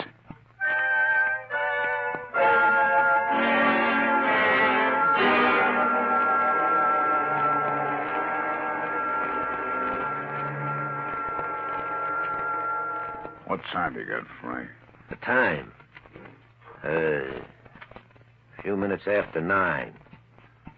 They've had since midnight to find him. 9 hours. Not a trace of him. Hey, maybe they found him. Hello? Yeah, Mac? No sign of him, huh? Give me that phone. Mac. How many boys you got out now? 12. You can't even find one broken down accountant? Have you searched the woods, the underbrush? Well, all right, do it again. Tell the boys the reward has been up to 25 grand. Yeah, that's right, 25 grand. Oh, will you relax, boss? Will you just take it easy? Take it easy, take it easy. You know what it means if Oliver spills the fence? Yeah. Oh, say. Have him come in. It's George Tonelli of the Treasury Department. How are you, Mr. Tonelli? Come on in. Thank you, Bruno. This is my associate, Frank Stevens. Hello. How do you do? Bruno, I have an order here empowering me to seize the books of all your corporations. What for? I pay all my taxes. The Treasury Department just wants to double check. Make sure. Well, that's the way you want it. Okay, you can have the books. I got nothing to hide. Good. Where's your head accountant? Oliver Smith. Oh, he's out of town for a few days, Mr. Tonelli. Personal business of some sort. He should be back by Friday. Oh, I want to talk to him. After we've gone over the books.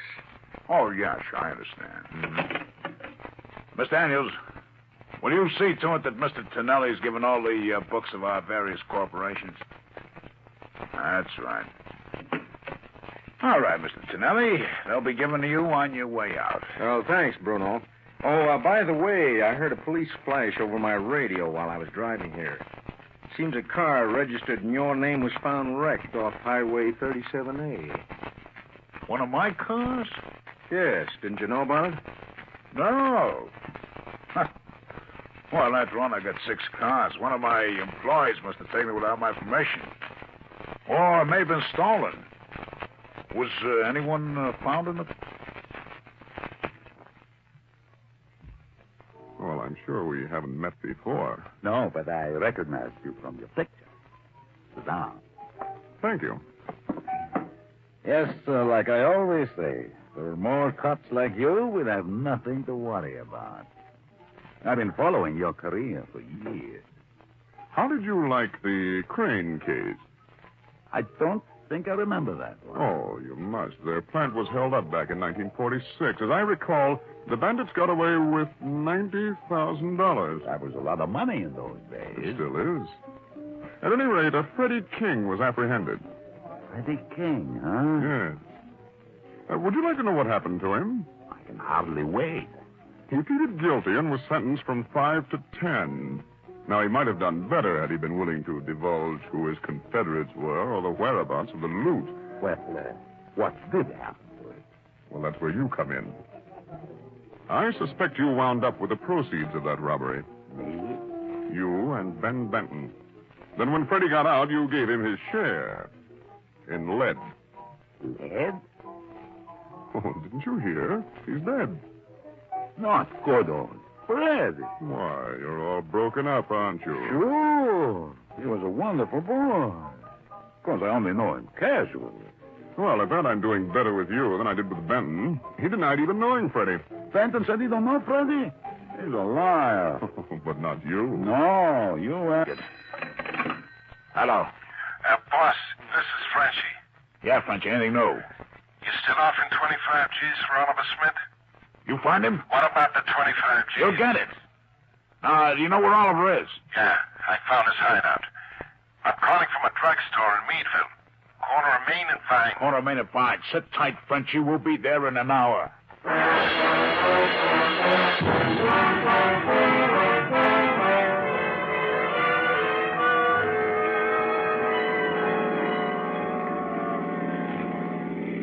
Slow down, boss. There's Frenchie on the corner. Yeah, I see him. Get in, Frenchie. Sure, boss. All right, what's the story? Smith is here in town. He's locked up in the town jail. What? Look, the cops have him? Yes and no. Come on, spill it. The local jail is a dump, 4 cells. Just on a hunch, I looked in. There's 2 guys in there. One is a broken-down bum. The other, Oliver Smith, looking like a bum himself. And I done some nosing around. Smith was arrested for vagrancy. Arrested for vagrancy? Under what name? Haven't been able to find out. Don't you get it, Frank? Oliver's in there under a phony name. He's laying low so that neither the feds or we can find him. After he's done 10 or 20 days of vagrancy, he'll try to disappear an act. Yeah, that must be it. They'd give it his right name, there'd be feds all over the place. All right, Frenchie. You say there's just Smith and some old bum in the lockup, huh? That's right, boss. Point the way, Frenchie. We're driving over that jail.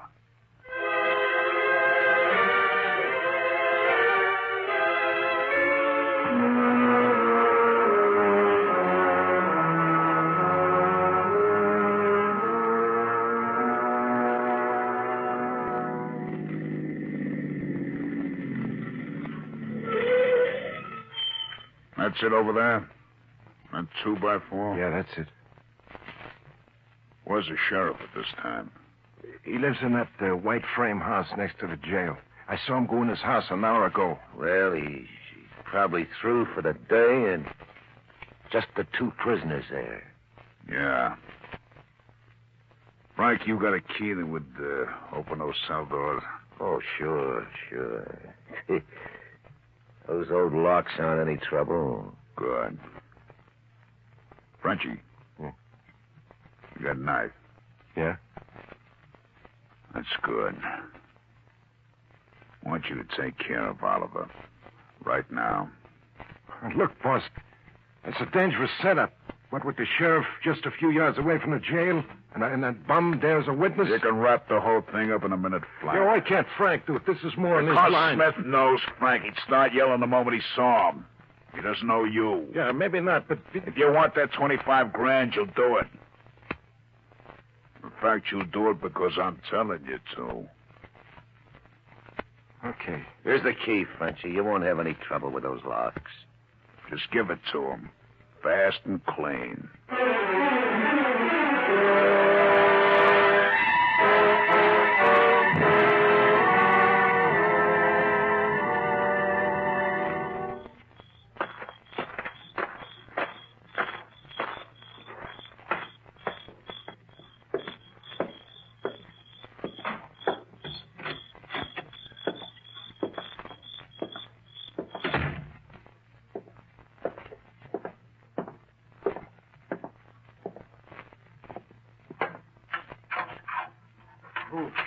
Who are you? I'm the sheriff's assistant. He told me to bring you over to the house. The sheriff doesn't have an assistant, fella. Shut up, you bum. You say the sheriff? What? A knife? Yeah, a knife. Freeze, you. What? A gun? Yeah. Don't let the costume fool you. Treasury Department. Okay, Sheriff. A frame, huh? Well, looks like you were right, Mr. Tonelli. So you got your killer, eh? Yes. Throw this guy into a cell, Sheriff, after you've taken that key from him. I'll be right back.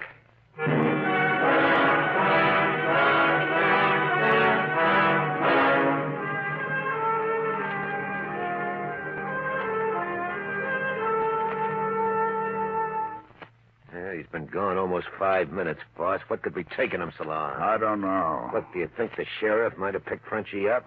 Frenchie isn't that dumb, but should have been back by now. Let's get out of here. What's the... Hello, Bruno. Tonelli. Yes, small world. Keep your hands where I can see them. That's better. Both of you. Out of the car.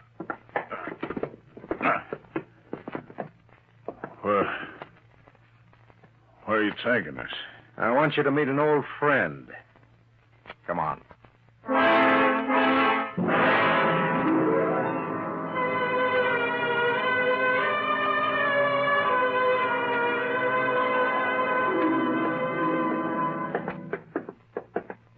Straight through that door, Bruno. Now, look, Tonelli, I'm no two-bit hoodlum you can parade around at guns point. I want to call my attorneys. Now, no one's going to deny you your legal rights.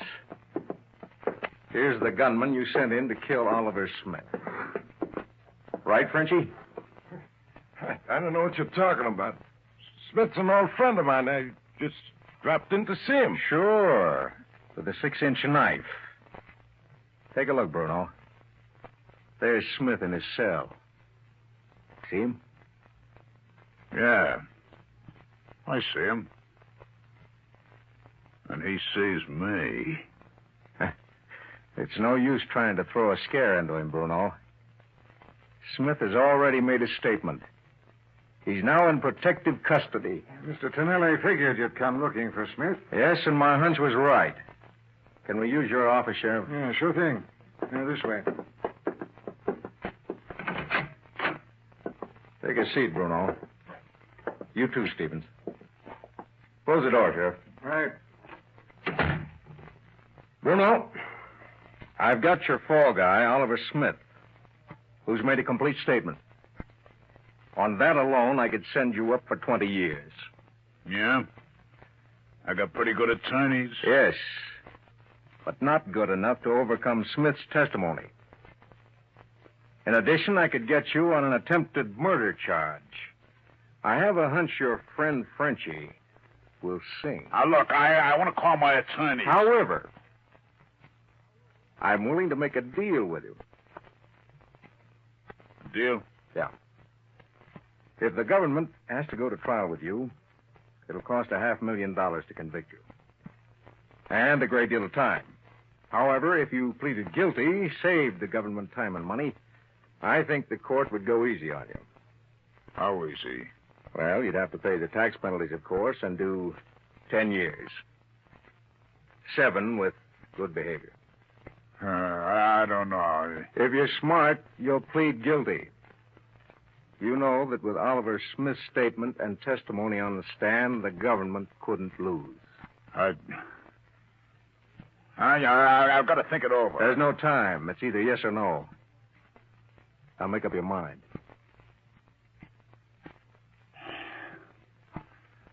Okay, I'll plead guilty. I know when the odds are against me. Now you're being smart. I'll get one of my men in. You can make a complete statement.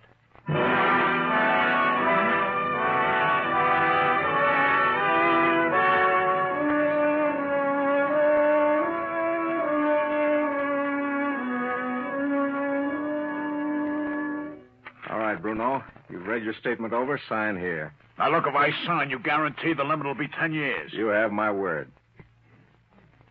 Okay. That does it. Hey, Sheriff, you bring in Oliver Smith. I'll be taking him back to the city with me. Sure, Mr. Tonelli. When did you find Smith? The sheriff picked him up at 6 this morning, after the accident. He was wandering along Main Street. Did he tell the sheriff who he was? No. Here's Smith now, Mr. Tonelli. Thank you. As a matter of fact, Bruno, Smith couldn't have told the sheriff who he was, even if he wanted to. What do you mean? When the sheriff picked Smith up and questioned him, Smith couldn't answer. Couldn't answer? That's right. The sheriff called in a doctor. An examination revealed that Smith had amnesia. Amnesia? Yes. He got it from a severe head blow he suffered in the accident. It's a case of complete amnesia. But if he's got amnesia, that means he doesn't remember anything of the past. He couldn't have made a statement to you or testified against me. No, he couldn't. And without Smith's testimony, we had no case. That build-up you gave me, it was a bluff, a lie. Yes. But justice has been served. And that's the important thing. Isn't it, Bruno?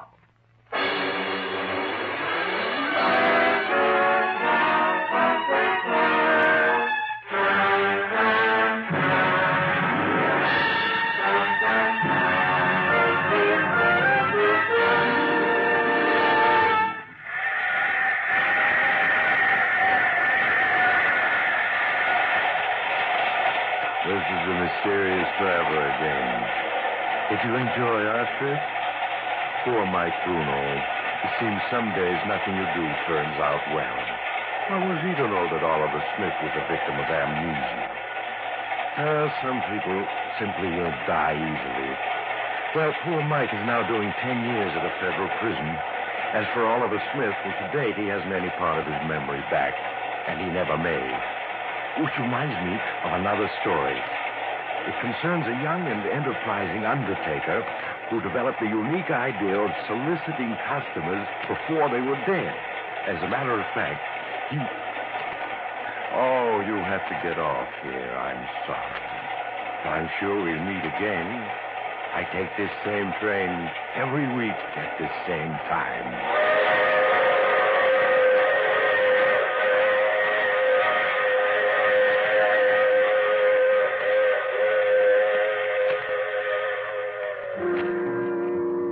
You have just heard The Mysterious Traveler. Now you can enjoy other tense and exciting tales of The Mysterious Traveler in the current issue of The Mysterious Traveler magazine, now available. In our cast were Ralph Bell, Chuck Webster, Brett Morrison, and Lawson Zerbe, with Maurice Tarpon starred in the title role. Music under the direction of Emerson Buckley, composed by Richard DuPage. The Mysterious Traveler is written, produced, and directed by Robert A. Arthur and David Cogan. Phil Tonkin speaking. This program came to you from New York.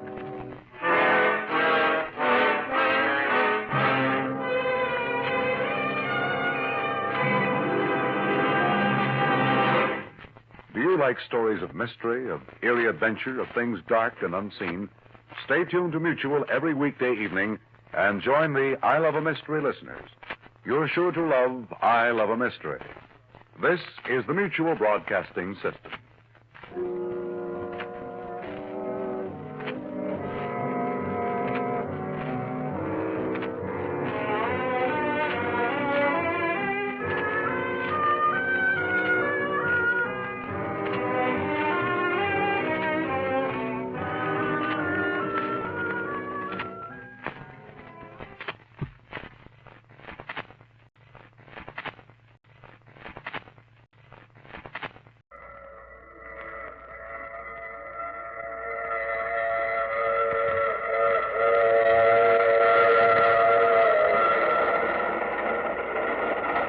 The Mutual Broadcasting System presents The Mysterious Traveler. Written, produced, and directed by Robert A. Arthur and David Cogan, and starring two of radio's foremost actors, Jan Miner and Wendell Holmes, in Change of Address.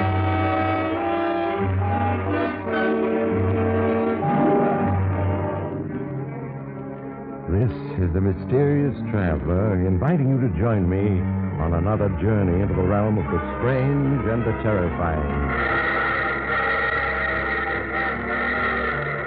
I hope you will enjoy the trip, that it will thrill you a little and chill you a little.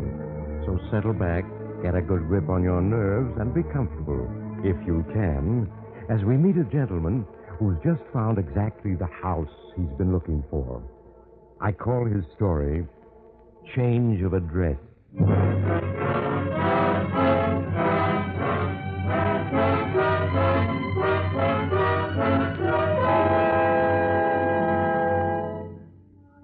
Have you ever seen a house that made you say automatically, that house was just made for a murder? Of course you have. But until now, you've never wanted to own such a house. But now your name is Andrew Hollins. You're in your 40s, and all your life you've been ultra-respectable. Now, suddenly, you feel trapped, completely trapped by your marriage to your wife, Jo Castor, who rules you with an iron hand. That's why, when you find this bleak, lonely house on the shore of the Pacific Ocean, your heart leaps with joy, because it's a house just made for murder.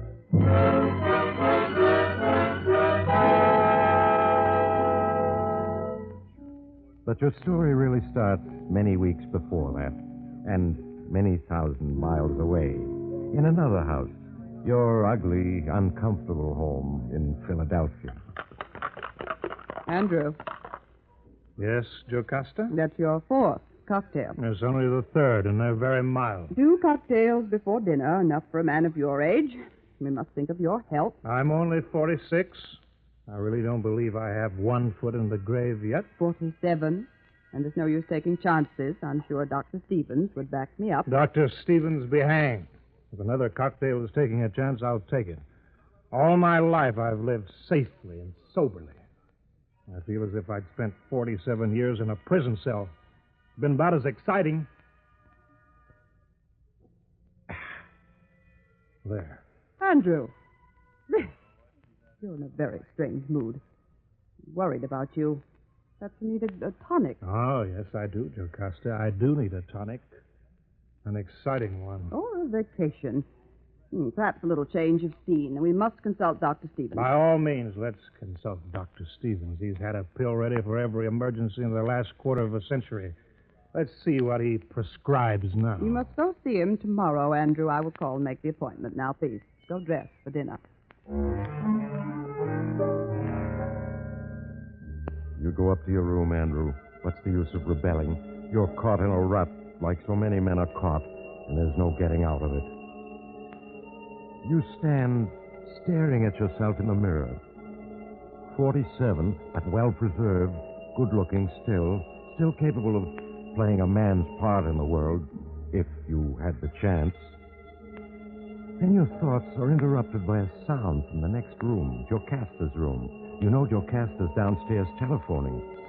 You tiptoe to the connecting door, open it quietly, and look in. You see Julie, your wife's personal maid, opening the little wall safe where Jocasta keeps her jewelry. She spins the dial back and forth in a professional manner, and the safe opens. At last, you speak. Well, Julie. Mr. Holland. Ah, so you're more than a lady's maid, huh, Julie? You're also a thief. Oh, no, Miss Holland. Mrs. Hollins asked me to get out her necklace. Mrs. Hollins doesn't trust anyone with a combination to that safe. She's a very cautious woman, Julie. All right, Mr. Holland. So she didn't ask me to get out the necklace.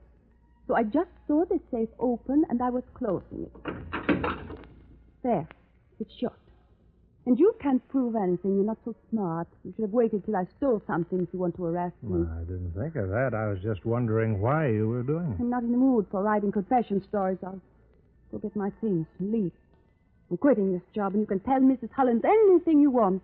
I don't much care to tell Mrs. Hollins anything. Fine and dandy, then we won't have any scenes. Goodbye, Mr. Hollins. I'm sorry for this, Julie. Sorry for you, I mean. Save your sorrow. I'm sorry for you. You're sorry for me? Why? If you don't know, it's too late to tell you. I'm going. No, wait. Yes? I mean, I want to talk to you, Julie. Not now. Later. Huh? About what? I don't know. I just want to talk to you. All right, Mr. Hollins. Meet me tomorrow. About 5? The cocktail lounge at the Midtown Hotel. So Julie leaves, and you, Andrew, wait until the next afternoon with much anticipation. It's the first unconventional thing you've done in 25 years. Keep an appointment with a woman not your wife. And a thief at that. Well, Mr. Hollins, you showed up. Well, didn't you expect me to? Frankly, no. Why? Why what? Why did you want to see me? I wanted to ask you what you meant. But why? By saying that you were sorry for me? You really don't know? Well, maybe I can guess, but tell me. You're a rather attractive man, Mr. Hollins. Well, thank you. I mean it. Of course, you're as stuffy as an old horsehair sofa. Thank you again. Well, you are, you know. Yes, I suppose I am. In fact, just recently, I've become unpleasantly aware that I am. Well, you're a rather attractive man married to that woman unable to call a breath your own, so I'm sorry for you. I can't help wondering how you'd have turned out if you'd married someone different. I can't help wondering myself. Well, then there's hope for you yet. Let's drink to that, To Mr. Andrew Hollins. He is hoping. Right. But, Julie, here's hoping what? Here's hoping you get a little fun out of life. Everybody's entitled to some fun before they die. Of course. Look at me. Why? I'm a thief, sure. Sometimes. I started out straight. Got married. My husband turned out to be a thief, and he taught me to be one. We made a good team. Until he got killed. I see. And then I tried going straight. And when I took the job with your wife, I really meant to reform, but she drove me to it. I couldn't stand. I wanted to steal her jewels just to show her. I suppose it doesn't sound sensible. But it does. I know exactly how you feel. You do? Yes. Yes, I do. Why, I think I hate Jocasta. Yes, when I think how she's ruled me all these years, I hate her. Well, listen to brother Mr. Harlem talk. Oh, don't call me Mr. Holland. Call me Andrew. All right. Andrew, you and I will have to see more of each other. We seem to have something in common.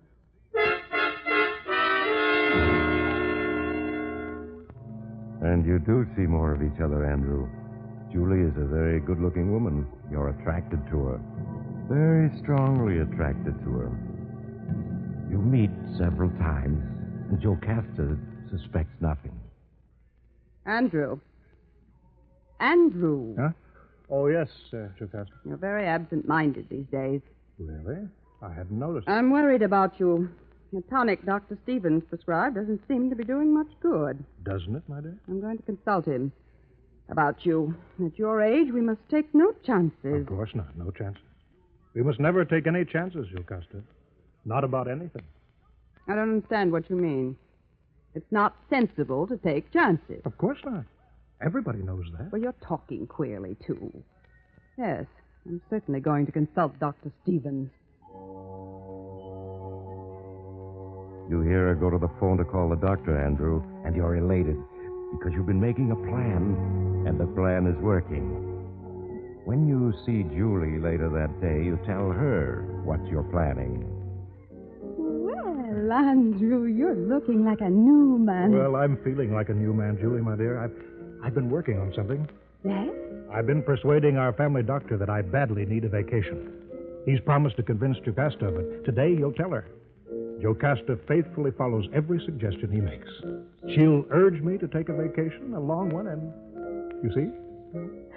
I think so, Andrew, but tell me anyway. It'll give me a chance to get away from Jocasta without her suspecting anything.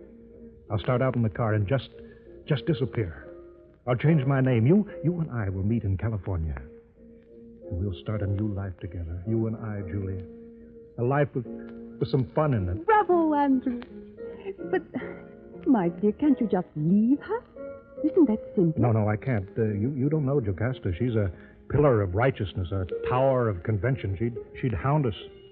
Some way or other, she'd punish me for my sin of leaving her. Believe me, she would. But, Andrew... No, I'm right. Every time I've gone against her wishes, I've suffered for it. She's a devil, that woman, beneath all her prim conventionality. My only hope is to slip away from her before she knows that I've escaped. Well, Andrew, if you're sure... Yes, I'm sure. The only question is, will you do it? Join me, I mean. Take up a new life with me? Yes, Andrew. Yes, I will.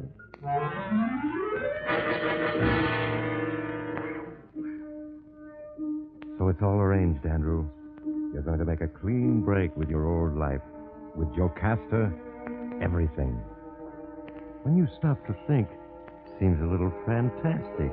You falling in love with Julie, a thief, and she with you. But it's happened, and it's your chance, as Julie says, at last to get some fun out of life. That night, Jocasta brings up the subject of your vacation. Oh, Andrew. Yes, Jocasta? Please put down that newspaper. I want to talk to you. Very well, my dear. I saw Dr. Stevens today. Oh, yes?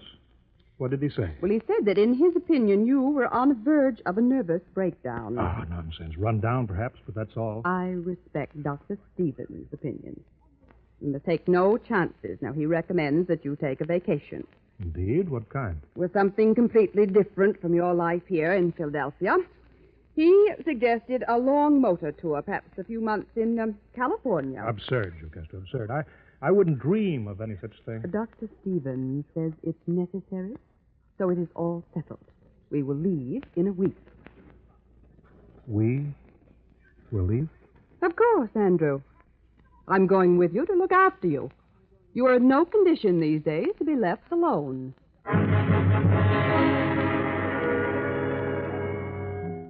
So your plan has backfired, Andrew. Jocasta's going with you.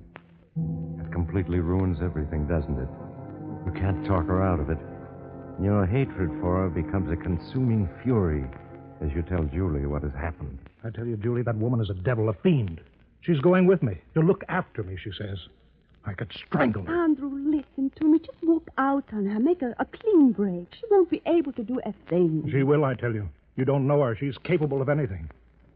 She'd ruin our lives somehow. All legally and respectably. She really has you beaten, hasn't she? Then there's nothing we can do. I guess we just better forget the whole thing, Andrew. No. No, I'll think of something. I won't let her beat me. Not if I have to kill her to prevent it.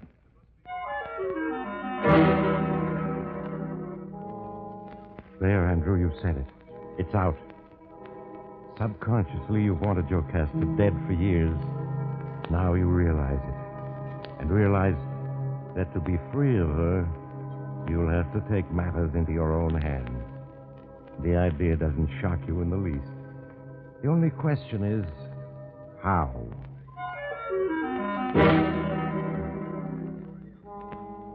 You don't know how, but you're determined to find a way. You arrange with Julie to go to San Francisco and wait to hear from you. Then you and Jocasta start out by car. You drive across the country, wondering every hour how you can kill Jocasta and get away with it. You reach California. You're desperate.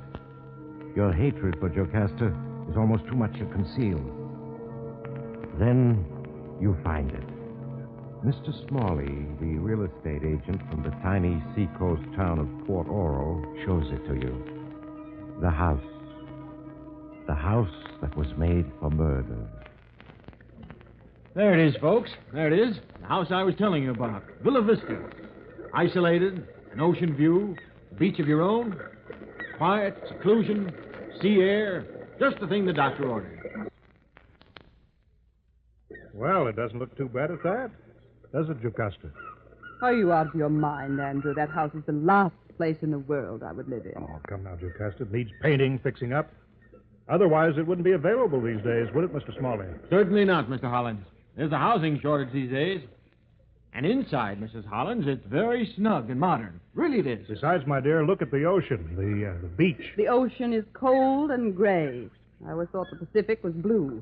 The beach is stony and dirty. I see nothing whatever to attract me to this habitation. Well, we mustn't be hasty, darling. At least, let us see the inside. And so the little real estate agent shows you through the house, Andrew. First, the cellar. See, folks, you have a real cellar and a real furnace. Anytime it gets a little chilly, just light up a fire, and there you are, snug and warm. Cellar has dirt floor. Damp, too. Very unhealthy. Then the first floor, and finally the second floor. Then Mr. Smalley waits for your decision. My answer is no, Andrew. Positively no. Now, this house is not made to be lived in. Why, it's only fit for a murder. You look at her, startled, Andrew. Has she guessed your thought? It is an ideal house for murder. Her murder. But no, she's merely using a figure of speech. You relax. Oh, really, my dear, you're being too harsh. I find the atmosphere here very peaceful, and Dr. Stevens did say a few months of peace and quiet would do wonders for me. Yes, he did. And a little paint and polish will make this house really quite livable. Will the owner fix it up, Mr. Smalley? Afraid not, Mr. Hollins. Afraid not. Name's Wilson. Lives in Seattle. Won't spend a cent on the place. Has unhappy memories for him. Indeed. In what way? Retired. Came down here to live. His wife left him. Walked out. Went back to her folks in Texas. Well, Shall we draw up a lease? So it's done, Andrew. Jocasta gives in when you remind her of Dr. Stevens' advice, and you sign a 6-month lease. You're not sure how you're going to do it yet, but you know that here in the utter seclusion of this house, you'll hit upon a way to be rid of Jocasta yet. You move in, but your wife keeps grumbling about the place. Really, Andrew, this house, there's something wrong with it. I know there is. Andrew, you're not listening. Put down that paper. Oh, yes, Jocasta? I said there's something wrong with the atmosphere of this house. I can feel it. Oh, now, Pet, you're just prejudiced against the house. It's a perfectly good house. Needs a little fixing, that's all. It's damp and it's cold. I suggest you start a fire in that precious furnace the real estate agent made so much of. So you go down to the cellar, Andrew, and start a fire. Then you look around. It comes to you. Complete, the whole plan. It's as if the house itself suggested the idea to you. You find a rusty pickaxe in the corner. You start digging a hole behind the furnace.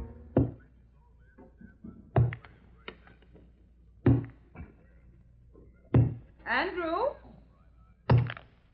Andrew, what in the world are you doing? Just digging a hole, my dear, to drain off the dampness. It'll take more than that. That cellar needs a cement floor. Indeed it does. Someday it shall have one. I promise you that.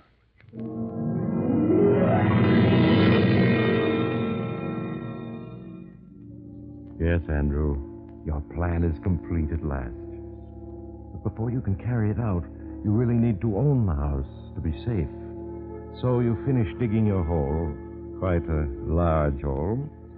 Then you stroll down to the village to talk to Mr. Smalley.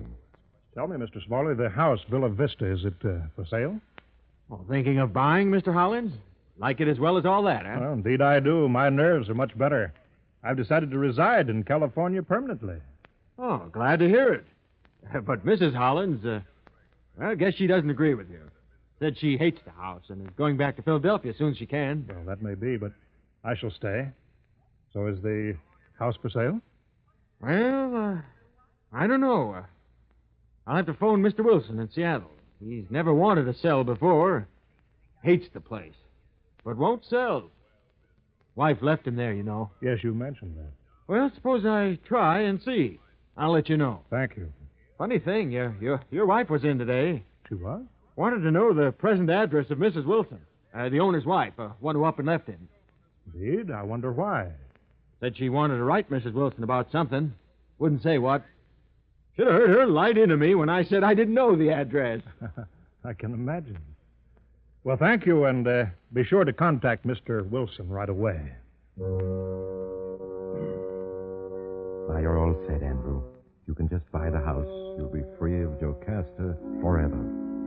Free of this woman who's controlled your every movement for years. You wait impatiently for word from Mr. Smalley.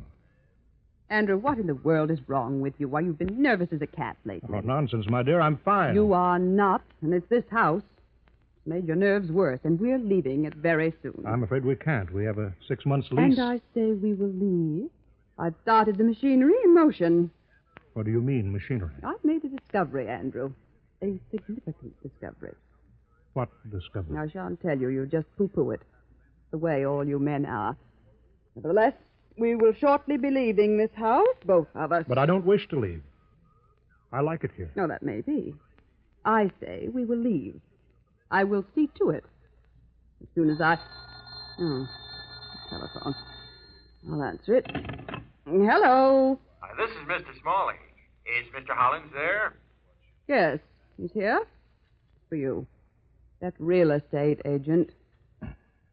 Hello, Mr. Smalley. What is it? News for you, Mr. Hollins. Good news. Mr. Wilson just phoned he'd sell for cash. I see. I'm very happy to hear it. 2 days ago, he said no, but he changed his mind. Seems he's in a little legal difficulty and needs cash for a lawyer. Oh, that's too bad, but it's an ill wind and all that. Exactly, Mr. Hollins, exactly. Well, I'll drop in tomorrow and settle the details. Goodbye, Mr. Smalley.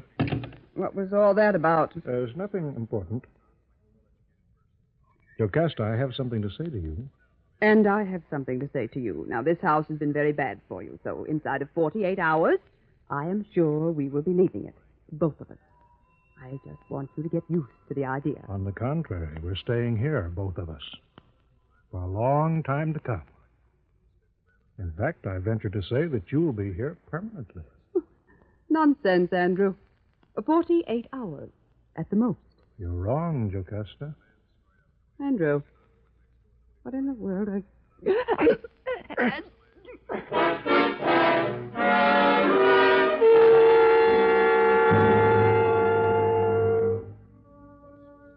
It's over, Andrew. It's finished. Jocasta is dead. You've killed her. Now she's safely buried in the cellar behind the furnace, the dirt smoothed over, packed hard, leaving not a sign. You feel like a new man, free, exultant. You pack her things. Next morning, you take them to the freight office, ship them back to Philadelphia. Then you drop in to see Mr. Smalley, give him a check for the house, and casually mention that you've quarreled with your wife and she's left you, gone back to Philadelphia. You don't say. Well, now, Mr. Hollins, guess women just don't like that house. Well, perhaps the house doesn't like women, Mr. Smalley. Perhaps the house doesn't like women. Very apt, Mr. Hollins, very apt.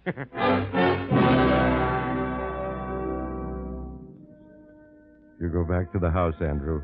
You're filled with an enormous satisfaction. You're free. There's a new life ahead for you. For you and Julie. You call her on the phone in San Francisco.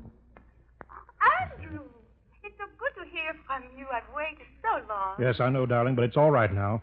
Jocasta's left me, walked out on me, gone back to Philadelphia. Oh, that's wonderful. So we'll be together soon, very soon. How count the days, Andrew? She spoke of a divorce. It won't take long, and then we'll...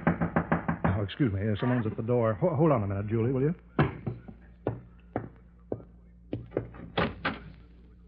Yes? Mr. Hollins? Yes, I'm Mr. Hollins. Well, I'm Sheriff Bigby. Miss Hollins in? Why, no, she isn't. Mind if I come in? Why, no. Of course not. Thanks. When'll Miss Hollins be back? I couldn't say. Well, don't matter. I just thought I'd tell her her hunch was dead right. Her hunch? What are you talking about? I'm talking about Mr. Wilson, owns this place, and how he killed his wife. Wilson killed his wife? That's right. Nobody guessed. Till Miss Hollins came along, put us on the track. We sure thought she was a little off her rocker, Mr. Hollins. Begging your pardon. When she came to my office insisting there was something wrong with the atmosphere of this house, and she was sure it was because Wilson was a murderer. She said that? She sure did. Well, everybody in town thought Miss Wilson up and left Mr. Wilson. But your wife, she wanted to write to Mrs. Wilson, looking for an excuse to break the lease, she said. And nobody had Miss Wilson's address. I don't understand. Well, it's like this. Even the post office didn't have a change of address for Miss Wilson. But what of it? Well, your wife said any woman who left her husband would put in a change of address so she could get her mail. Instead, it's all been going to Mr. Wilson in Seattle. Well, what is that? Well, now, your wife claimed this proved Miss Wilson was dead. Murdered. By George, she was right. Wilson killed his wife. He sure did. We phoned Seattle, asked the police to question him.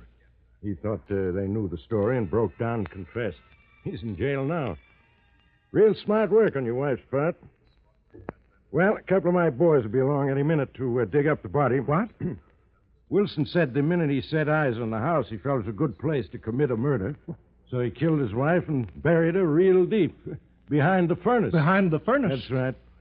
Told everybody she run off. What is it, Mr. Hollins? Where are you going?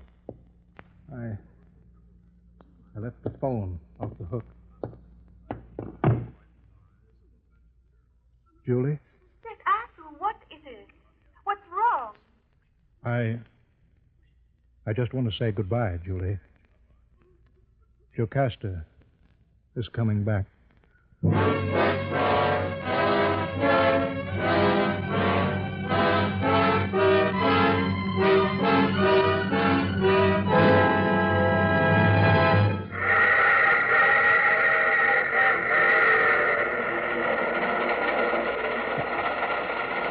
This is the mysterious traveler again. Poor Andrew. Even in death, Jocasta had him under her thumb. Yes, they both left the house inside 48 hours, just as she had sworn. That's the trouble with a house just built for a murder. Too many people may have the same idea. So, if you're ever tempted to dig a grave in your cellar, make sure no one else had the idea first, or you may get into trouble. In fact, it might be better if you just forget the whole thing and... Oh, you have to get off here. I'm sorry. But I'm sure we'll meet again. I take this same train every week at this same time.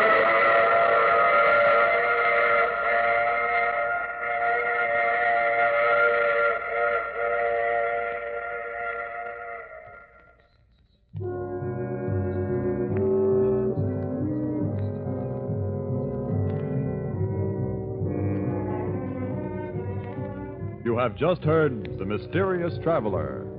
Now you can enjoy other tense and exciting stories of the Mysterious Traveler in the current Mysterious Traveler magazine. In our cast were Jan Miner, Wendell Holmes, and Owen Jordan, with the title role played by Maurice Tarplin. Music is under the direction of Emerson Buckley and was composed by Richard DuPage. All characters in this story were fictitious. The story itself was dramatized from the pages of the Mysterious Traveler magazine. Russ Dunbar speaking. This program came from New York.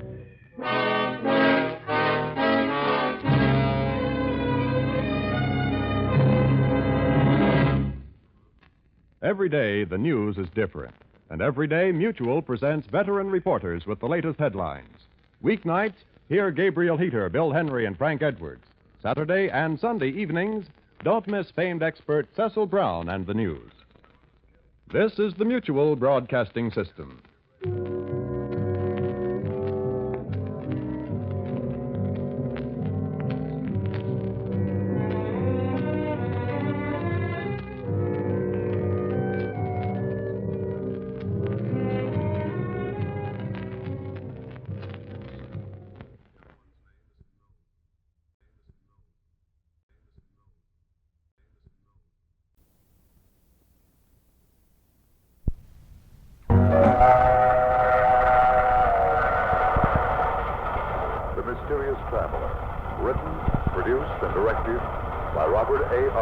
David Cogan, and starring two of radio's foremost actors, Clifford Carpenter and Lawson Zerbe, in Strange New World.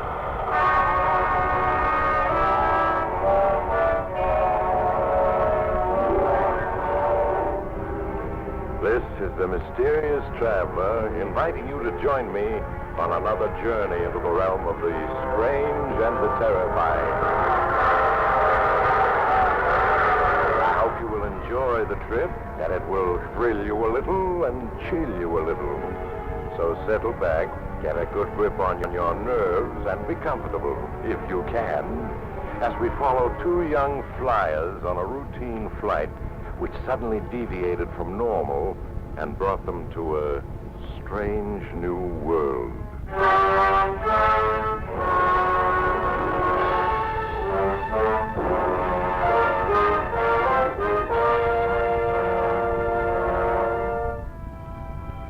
Our story begins aboard His Majesty's ship, the submarine Valiant, somewheres in the vast Pacific. Captain Farnsworth, commander of the Valiant, makes his way along the narrow passageway of the submarine to the sick bay and steps into the small cabin. No, Pete, no. You're wrong.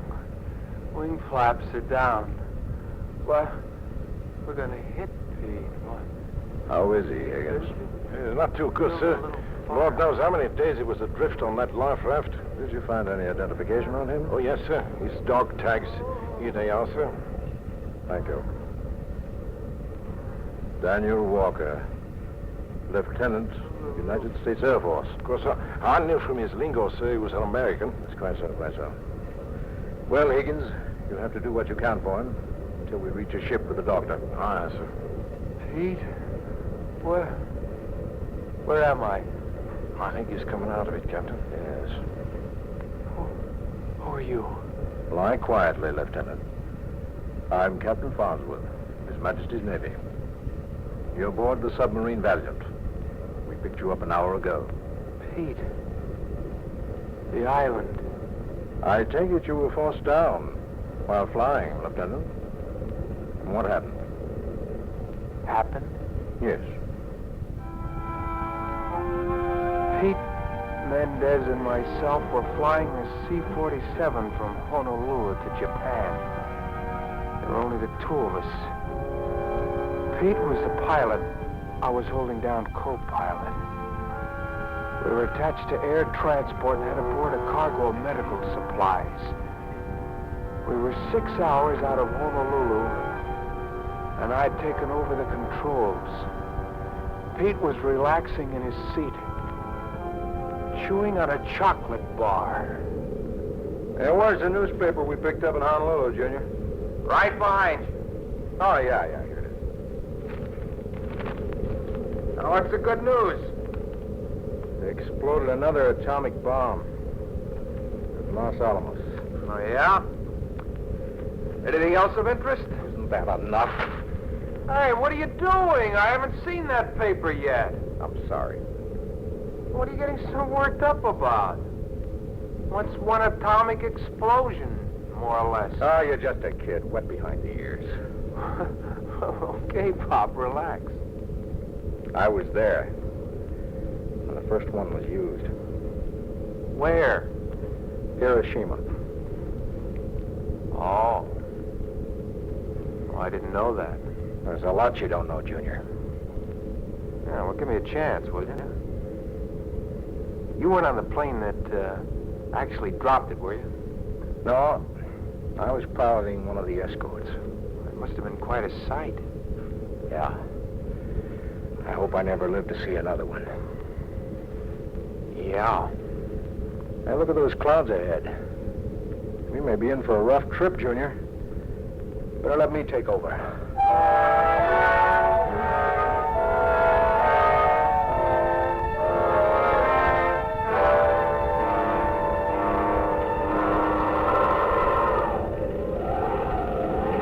Pete, look at our rate of speed. 125 miles an hour. Yeah. This typhoon we're bucking must be hitting peaks of 150 an hour. We're right in the center of it. Wide open? Wide open. How about turning back? We can. We're an hour past point of return.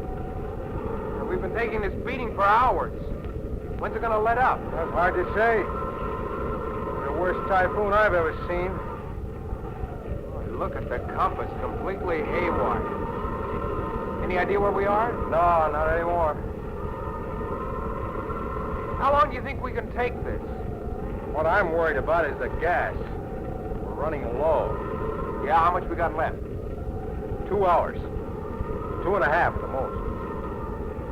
Well, that means we're going to have to set down on the drink. Yeah. Our one hope is that this lets up and we find a ship to sit down there. You better prepare a life raft. Stock it with plenty of water and rations. Okay. I'll take care of it right away.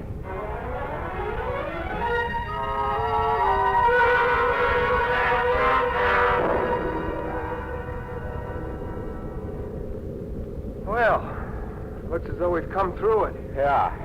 Well, that was one to tell your grandchildren about. There go the engines. Okay, Junior. Get back to the raft. Be ready to launch it when we hit. All right, Pete. Put us down nice and easy. Those are my intentions, Junior. What's the altitude? 1,600. 14. Water rough? Oh, not too bad. 800. 600. 4. Wing flaps are down. Get ready with the hatch, Junior. Right. We're down to 100. Hang on. You okay, Dad? Yeah. Now, but you're still fast. Here, give me a hand with the raft. Right. There sure is a lot of water out there. Climb in, will you? Huh? Oh, yeah. That's... Okay, let's shove off. So far, so good.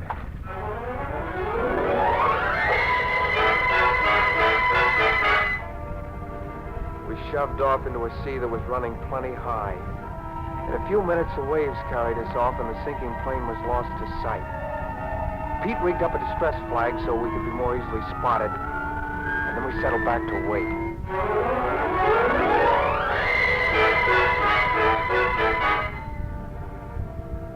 For 2 nights and 1 day, we drifted in a fast-running sea with a heavy overcast. There wasn't a sign of a plane or ship. By the dawn of the second day, the overcast lifted and the sea became calmer. It was around noontime that Pete spotted the island. We rigged up a small sail and began paddling for it. You recognize the island, Pete? Any idea which one it is? No. Your guess is as good as mine. Looks fairly big. Yeah. Hey, look.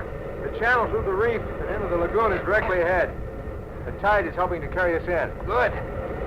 Sure we want to end up on those reefs. Brother, we're really moving. Yeah, another minute or two and we'll hit the beach. You think there might be some natives on the island? There should be. Certainly looks big enough. I don't see any huts or anything. No. Hold on, we're going to hit the beach. Yeah. Oh, that does it. Hop out and give me a hand. Let's drag it out of the water. Yep. Right. Oh, it sure feels good to be able to walk. All right, pull. Okay. That's it. A little more. Okay. There. Oh. Hey, look at those coconuts. Yeah. Let's begin looking the island over, Junior. See if we can find any natives. Pete took some food and a canteen of water from the raft, and we started walking along the beach, now and then cutting inland to look for water. It took us 6 hours to walk around the island, and the sun was just setting as we got back to the life raft. Sit down, Junior. Take a load off your feet. I don't mind if I do. Cigarette? Yeah, thanks. Well, we found fresh water, signs that natives had once lived here, but they sure aren't here anymore. No. That's strange, considering the island is 3 miles wide, almost 2 miles long. I've seen natives living on islands 1/2 the size. Wonder why they left. Got any ideas? No? Well, it's just you and me. Sit tight and lead the right Riley. So we're picked up. Yeah. The first thing we'll do in the morning is run up a distress signal on one of the palm trees. We'll also get brush together for a fire. Check. What do you say we have supper and turn in? It's been a long day. Okay, Junior. Sounds like a good idea.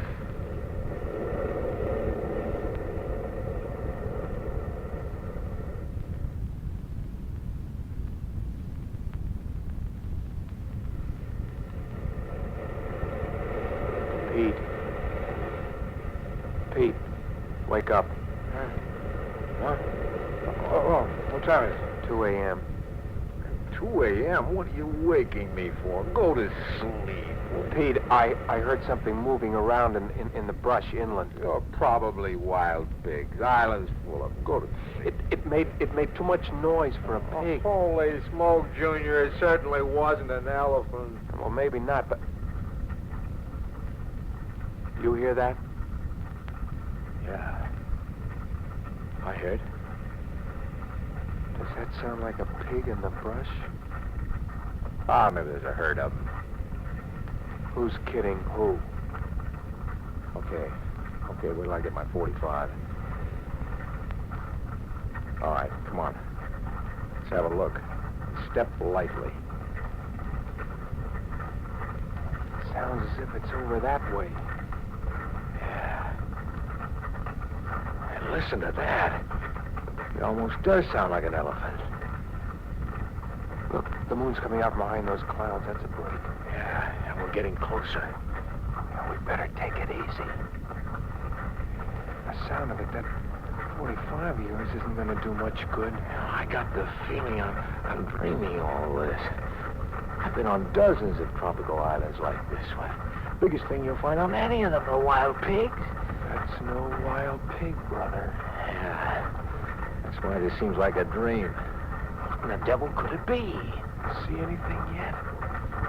No. Look out for those palm leaves. They're sharp. Yeah, okay. Hey, listen to that. Good Lord. Look.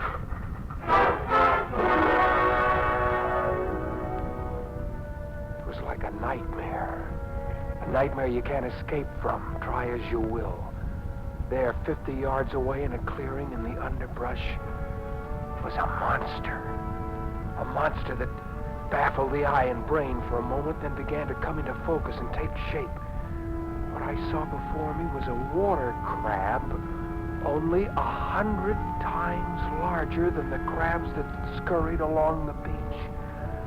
The monster crab in the clearing stood fully 20 feet high, with legs the thickness of palm tree trunks. The antenna on its frightening head was yards long, and its eyes were unbearably evil, even from a distance. Its 12 legs carried it slowly but lightly through the underbrush. Don't move, Dan. We don't want to attract its attention. Pete, what is it? I don't know. It's a crab of some sort. Only 100 times larger than any I've ever seen. Yeah, that's what I was thinking. Oh, the size of it. It must be at least 18 feet high. And those claws. You could park a car under its belly. I can't believe it. It's moving off. Yeah. Do you think there may be others like it around? I don't know. No, I hope not. Look, it's moving toward the beach. Yeah, I see it. Yet I still can't believe it. Maybe it's an hallucination. Both of us having the same hallucination, hardly. Well, how do you account for it? I can't. It's on the beach going into the water. Yeah. There it goes. God. Look. We better stay here, Junior. And just sit tight for the rest of the night.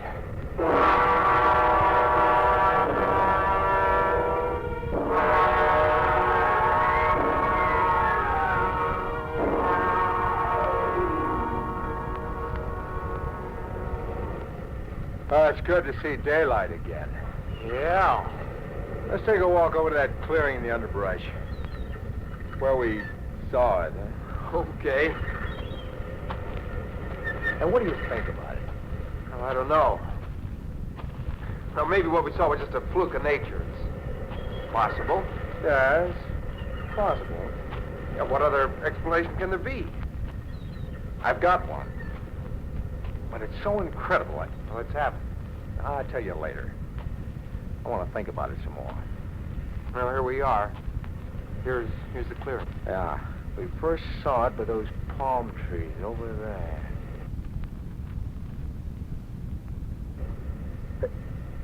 Look. Tracks of the monster. In the sand. Look how large and deep the tracks are. Yeah. It was a beautiful morning. Until now. Come on. Let's follow him. Okay.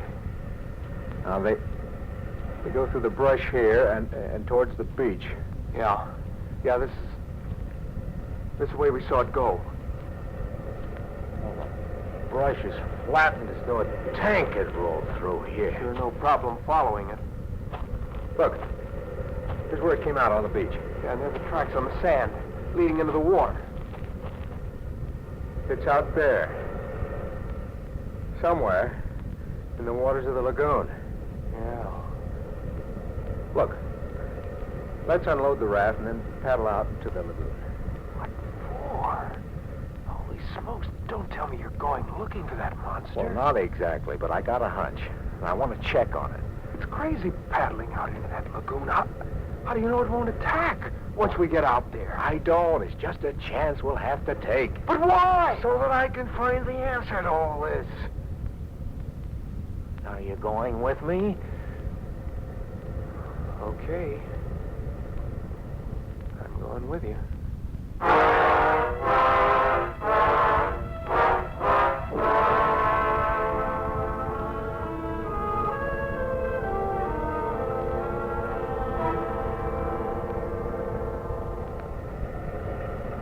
Pete, for an hour I've been paddling you across the lagoon. All you've been doing is peering down into the water. Are you trying to spot the monster? No. Well, if it isn't a monster you're looking for, what then? Stop paddling. I think we found it. Found what? Take a look over the side. Into the water. I don't see a thing. Oh, the sun's been in your eyes. Keep looking towards the bottom till your eyes get used to the water. I don't see it. But wait a minute. I can hardly make it out, but there seems to be a wreck on the bottom. A big one. It is a wreck. That's a battleship you see on the bottom. A battleship? Yeah, don't you understand? This island. It's Bikini. Bikini? You mean when they dropped an atomic bomb on those old battleships? Yeah. A dozen ships on the bottom here. All sunk by atomic bomb tests. Pete, you don't think the island's radioactive, do you? Well, not enough to do us any harm. It's been years since the test. You said you had a crazy explanation for that monster we saw last night. Does that tie in with all this? Yeah. How? Now, look, you'll think I'm nuts, but here goes. We dropped a bomb into this lagoon to see what an underwater explosion would do to those warships. Now, what are you getting at? We know what the atomic bomb did to the ships. But do we know what effect it had on the fish life here in the lagoon? Are you saying that the monster crab we saw last night was the result of the bomb dropped into this lagoon? Well, what other explanation can there be? Remember, Dan, the effect of the bomb on the survivors of Hiroshima left wounds and illnesses that doctors had never seen before. Now, who's to say that the radioactivity in this lagoon couldn't have caused fish life to multiply in size 100-fold? It can't be. It just can't be. Well, why not? Radioactivity causing a crab to grow 1,000 times bigger? Well, how else can you account for that monster crab we saw last night? I don't know. Well, think about it. Meanwhile, let's paddle back to the beach. The two of us paddle silently across the lagoon to the beach and drag the raft out of the water. Time and time again, I found myself turning to look out over the waters of the lagoon as Pete's words ran through my mind. His explanation seemed an impossible one, and yet, what other answer could there be? The two of us sat on the beach smoking, watching the moon come up over the lagoon of Bikini. Sure is a beautiful night. Yeah. Do you think they'll send search planes this way, Pete? Well, sooner or later, they'll find us. As long as we have fresh water and fish, we're okay. Yeah, I guess so. Pete! Look at the water of the lagoon. Holy smoke. Why, it's being churned up as though there were a dozen whales out there. Could it be whales? Not in these waters. Pete, there's something enormous out there threshing around. Maybe it'll break through to the surface and we'll be able to see it. Could it be that monster crab we saw last night? Oh, it's something bigger, much bigger. Bigger? Well, that would make whatever it is a couple 100 feet in length. Yeah. The way the water's being churned up, there must be a fight going on out there. Pete, look. Coming out of the water. The monster crab we saw last night. There's another one following. There's still others. Dan, some of them are coming this way. Come on, we've got to get out of here. What about our supplies? There's no time to grab them. Get a move on. This way. There were dozens of them. Coming out of the water. They came out of the lagoon, as though fleeing the fight that was going on out there. Whatever it is, it's in the lagoon. I never want to see it. Well, it must be the side of the destroyer. Where are we running to, Pete? Getting bushed. Oh, let's stop for a minute. Get our bearings, huh?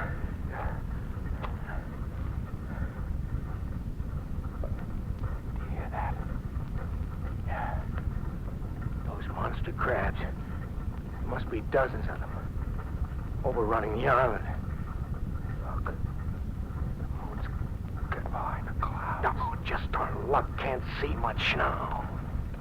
Those crabs. It sounds like they're all over the place. Yeah. Think we're gonna push on? No. We might run into one in the dark. We're better off staying here. One of them seems to be heading this way. Can you make out from which direction it's coming? No. The moon had come out from behind those clouds. Hey, listen. It's coming closer. What are you doing with that 45? It's better than nothing. Maybe the sound of shots might frighten it off. It's getting closer all the time. But I can't see it. Can you? No. Keep your eyes open. Sounds almost on top of us. Pete! There it is! Look out! No! Pete! Right near the claw. There's a red fast. My chest. Oh, lie quiet. Hey, let me look.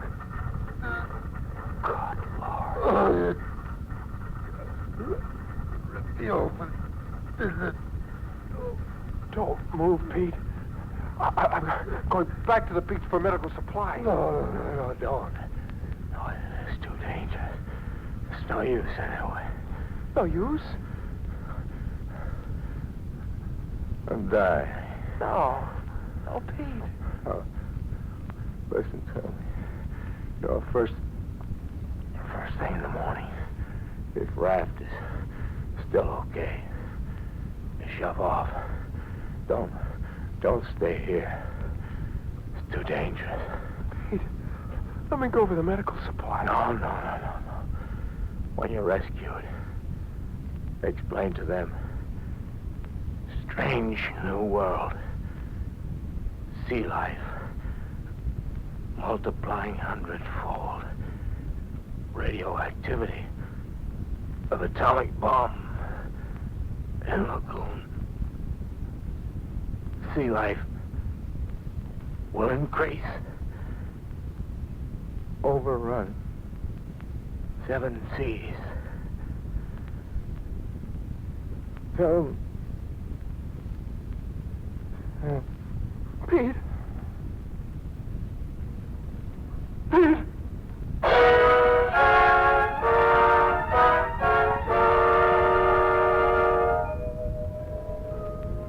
I sat there beside Pete's body for the rest of the night. Several times I heard monster crabs passing in the brush nearby, but I didn't leave. In the morning, the island was once again peaceful, tranquil. I buried Pete on a high hill and then returned to the beach. The raft was overturned, the supplies gone. I overhauled the raft, gathered coconuts and a supply of water. By noon, I was paddling across the 3-mile lagoon to the channel through the reefs that led to sea. As dusk came, I was several miles out to sea.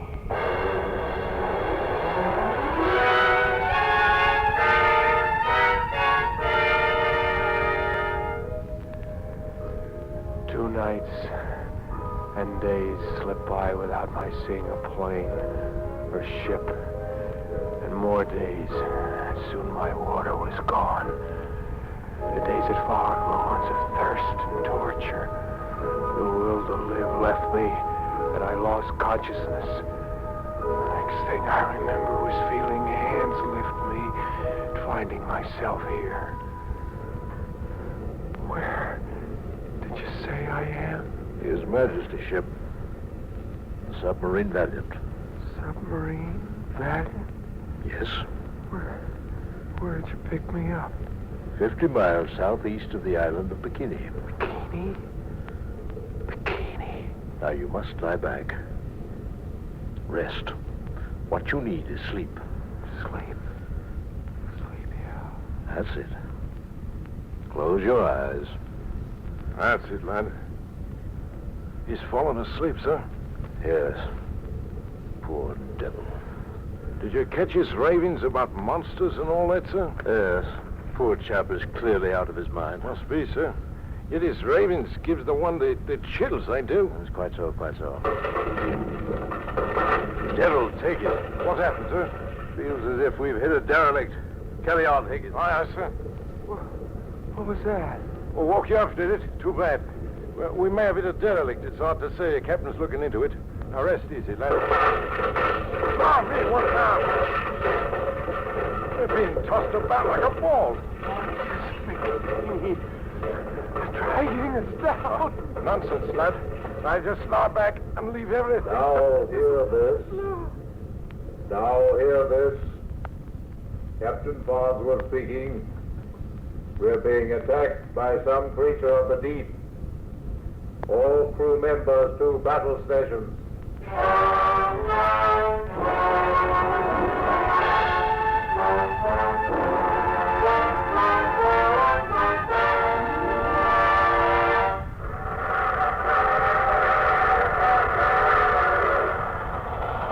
Mysterious traveler again. Did you enjoy our trip? Oh, what happened to the submarine Valiant? Well, after a 2-hour battle with an unseen enemy, it managed to escape. But at a naval court of inquiry, Captain Farnsworth was at a loss to explain the nature of the enemy his submarine had been in battle with. Well, of course, there was Lieutenant Dan Walker's testimony, but obviously the poor fellow was out of his head. Who ever heard of monster crabs 20 feet high and denizens of the deep as large as a destroyer? The court could reach no verdict in the matter of the submarine Valiant, and there the case rested. Oh, now, if by some chance you should happen to take a voyage across the Pacific, and one night as you stroll on deck, you see a giant... Oh, you have to get off here. I'm sorry. But I'm sure we'll meet again. I take this same train every week at this same time.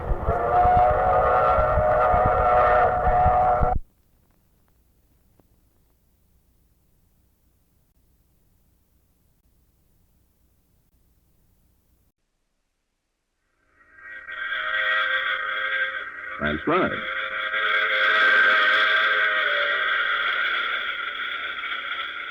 The Mutual Broadcasting System presents The Mysterious Traveler. Written, produced, and directed by Robert A. Arthur and David Copeland. And starring one of radio's foremost actors, Cliff Carpenter, in Murder in 2952.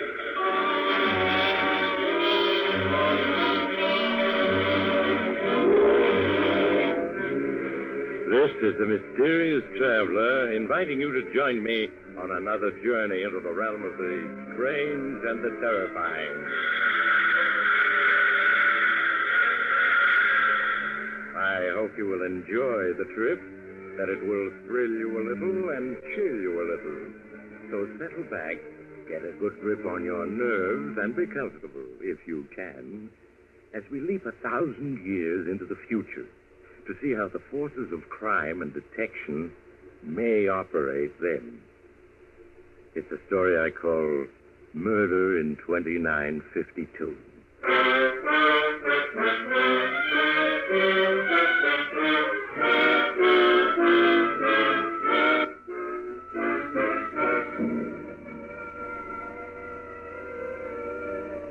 The date, the year 2952. Mankind has colonized the planets Venus and Mars and is mining uranium on Mercury while making trips of exploration to the more inhospitable celestial bodies, Saturn, Neptune, and the moons of Jupiter. But still, life is not so different from life today. There are still men and women, which means love, jealousy, hatred. And there are still crimes and criminals, which means a police force. People still live in houses, even though they're very different from the ones we know. In the living room of one of these houses, a young woman is playing an ancient tune on an ancient musical instrument to an appreciative audience of one. John Malawan, a field researcher for the World Biological Institute.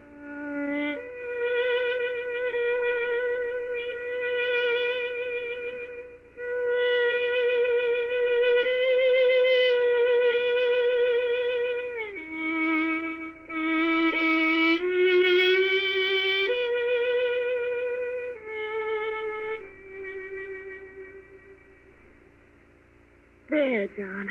How did you like it? I liked it very much, Trina. But I never heard it before. What in the world is it? It's so different from the music I'm used to. It's at least 1,000 years old. Maybe older. I found the score in the musical section of the Library of Congress. You play it very well. Oh, I'm glad you think so. I hope Randy will like it. Randy Morgan? He doesn't go in much for music, does he? Oh, Randy doesn't go in for music at all. I wish he did. But it's just because he's never been exposed to it. He'll learn to like it yet. Any man would if you played it for him. I wish I could be here for the music competition. Nobody else will have anything like that 1,000-year-old tune of yours. What's it called? Liebestrong. In one of the old languages, that's supposed to mean love's dream. Well, if Randy doesn't appreciate it, I'll personally blast him down. He'll be at the competition to hear you play, won't he? Oh, yes. He's promised, even though he hates music. I do wish he enjoyed something besides catching criminals. Well, that's his job. After all, he's the lieutenant of the World Police, Interplanetary Division. Yes, I know, but if only he didn't seem to enjoy it so much. Catching murderers and space pirates. Well, I'm being silly. He's nice. Sure he is. Also very handsome.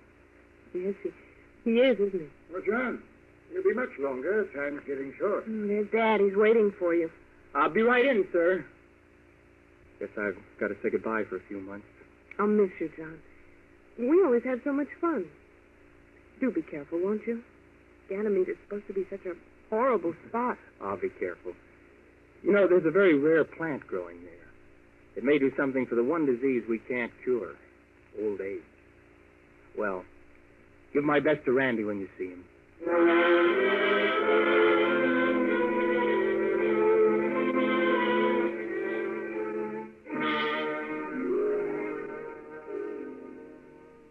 So you're off to Ganymede, eh, John? Leaving the field clear for Lieutenant Randolph Morgan to marry my daughter. Well, I guess that's how it is, Professor Fergus. She's in love with him. He's in love with an illusion, John. An illusion 6 feet tall, broad-shouldered, beautiful teeth. An illusion that can dance the Venusian jump perfectly. She thinks the illusion is a man. It's a very convincing illusion, Professor Fergus. Randy Morgan is everything that I'm not. I can't blame Trina for preferring him. Yes, you're a cerebrotonic type. Intelligent, skinny, stoop-shouldered, nearsighted, and twice the man Randy Morgan is. Well, thank you, Professor, but I don't think you're being quite fair to Randy. After all, I know all about Morgan, John. I tell Trina, but women are one thing that haven't changed in the last 1,000 years. When they think they're in love, the devil himself can't convince them that they're wrong about a man. Well, I hope she's not wrong, sir. If I thought there was a chance for me, but I know there's not. I'm not so sure. What if Morgan were out of the way? What do you mean, sir? I've been quietly investigating. I have some facts that would get him dismissed from the service, maybe jailed. For one thing, he's a dream apple addict. Randy eats Martian dream apples? Oh, that can't be, sir. Why, those things are worse than heroin or cocaine. I have the proof. So, John, Randy Morgan may be removed from the scene after all. Professor Fergus. Yes, John? Take my word for it. You'll just make Trina hate you. She'll believe all the evidence was framed. Framed? It's an old word meaning falsified. She's in love. You yourself said a woman in love can believe no wrong about a man. Nevertheless, I'm going to the authorities. So, John, if you could possibly stay on Earth for a few weeks. I wish I could. But the harvest season on Ganymede won't wait. I have to blast off tonight. Goodbye, sir. I'll be back as soon as I possibly can.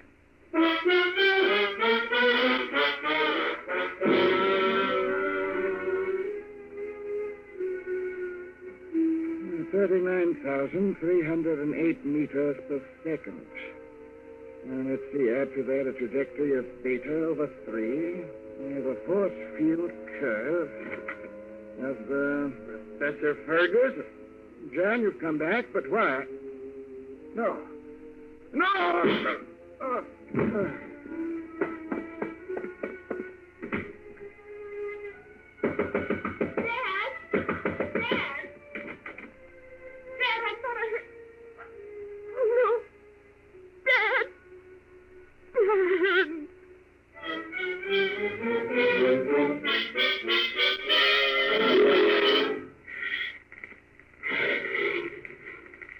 John Malawan, field researcher speaking. This is my final transcribed report on my 47th day in the Ganymedian jungle. I am almost ready to blast off, but an hour ago, a small police rocket sat down in the dense jungle about half a mile away. And now I see a man approaching. He seems familiar.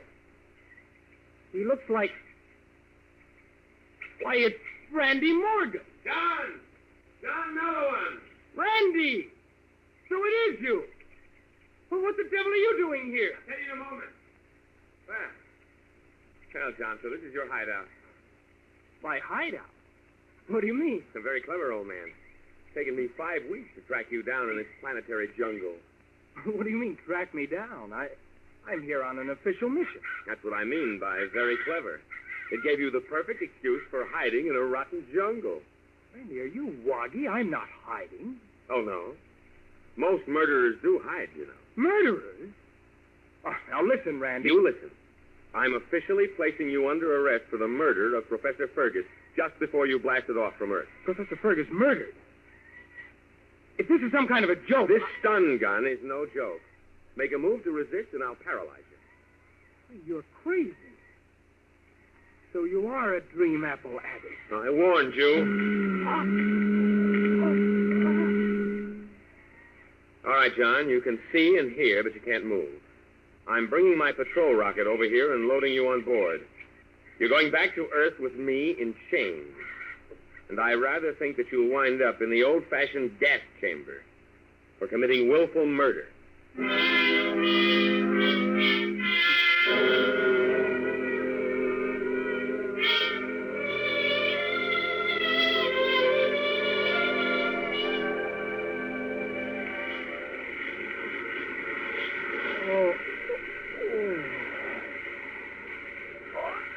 I feel as if I had a toothache at every muscle in my body. Coming out of it, are you? Those are muscle cramps from the stun gun paralysis, John, in case you've never had them before. Oh, I never have. I suppose you dealt them out often, though. A few hundred times, that's all. Here's something to make you forget your troubles. Catch. What is it?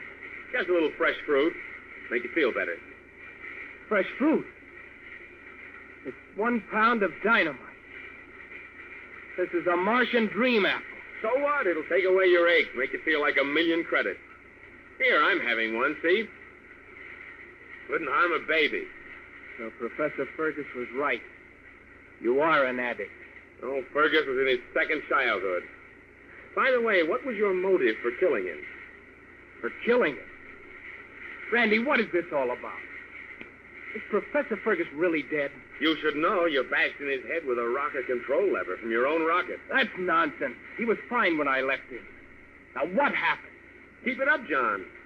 It's a good impersonation of innocence. But all the same, that chain around your ankle doesn't get unlocked until we blast in on Earth. Very ingenious way to keep me confined. I can't quite reach you, or the rocket control board. But I still have some freedom. No, I can see this chain won't come off. All right. I'm not going to make any fuss. Now tell me what happened. Well, half an hour after you went into her father's library, Trina heard a groan and a fall. She hurried in, and there was the poor old boy dead on the floor. She ran to the front door screaming for help, and I was just coming up the walk. I had a date to see her, fortunately, and I took charge of the case. I can just see it. Amazing how you just happened to be there. Very lucky, wasn't it? Well, Fergus was dead, but I had some of our technical crew bring over our finest instruments. With the atomic pressure recorder, we analyzed the stresses still present in the molecules of the air in the room. And we were able to reconstruct Fergus's last words before he died. And what were they? I took off a recording and brought it along so you'd see that your case was hopeless. Here, I'll play it for you. John, you came back? But why? No. There you have it, John. Testamentary evidence by the victim himself to your guilt. How did you fool him, Randy? How did you make him think it was I? Oh, John, I don't know what you mean. You go in for amateur theatrical. It gives you a chance to show off that handsome physique. Easy for you to imitate my voice well enough to fool a deaf old man. A pretty weak defense, John. You'll really have to do better than that. He did have evidence that would get you court-martialed, so you killed him. And being a world police officer, it was easy enough to falsify the evidence to make me look guilty. Especially since you assumed charge of the case. A world police officer falsify evidence?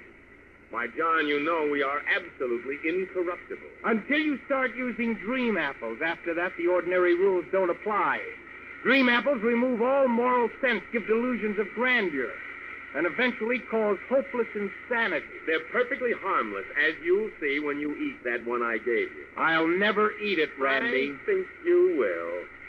It's a 3-week trip back to Earth, and you're getting nothing else to eat or drink. By the time we blast in, you'll want nothing else. It won't work. I'll hold out. Against hunger, maybe, but not against thirst. 2 days from now, you'll eat it. After all, why not? If you're going to die, you might as well die happy. You've constructed a very tight case against me, haven't you? I think it'll hold up. We have Fergus's dying words and the weapon, which we found in the bushes between the house and your rocket. Your spare rocket control handle. Which you must have stolen. But one thing you haven't got. That's a motive. John, by the time we hit Earth, you're going to be a confirmed Dream Apple addict. And Dream Apple addicts don't need motive. Remember?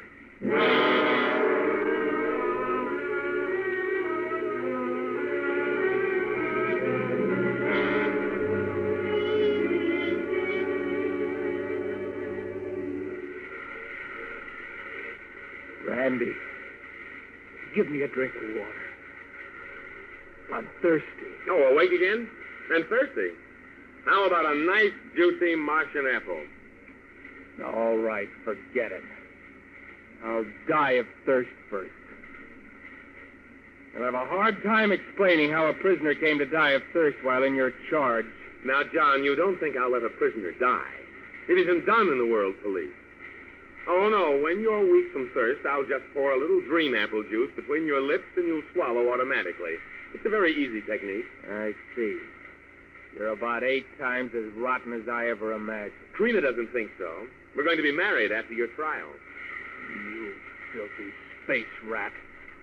If I could reach now, you... Easy, old boy, easy. You'll sprain an ankle, and that chain won't break. And suppose you could reach me. I can handle you with one hand, and you know it. Maybe, but if I could reach that control board... What would you do? Well, that depends on where we are. I don't mind telling you. At the moment, we're heading directly for Calypso, going to make a brief landing. A landing? On Calypso? Are you crazy? Calypso is one vast swamp.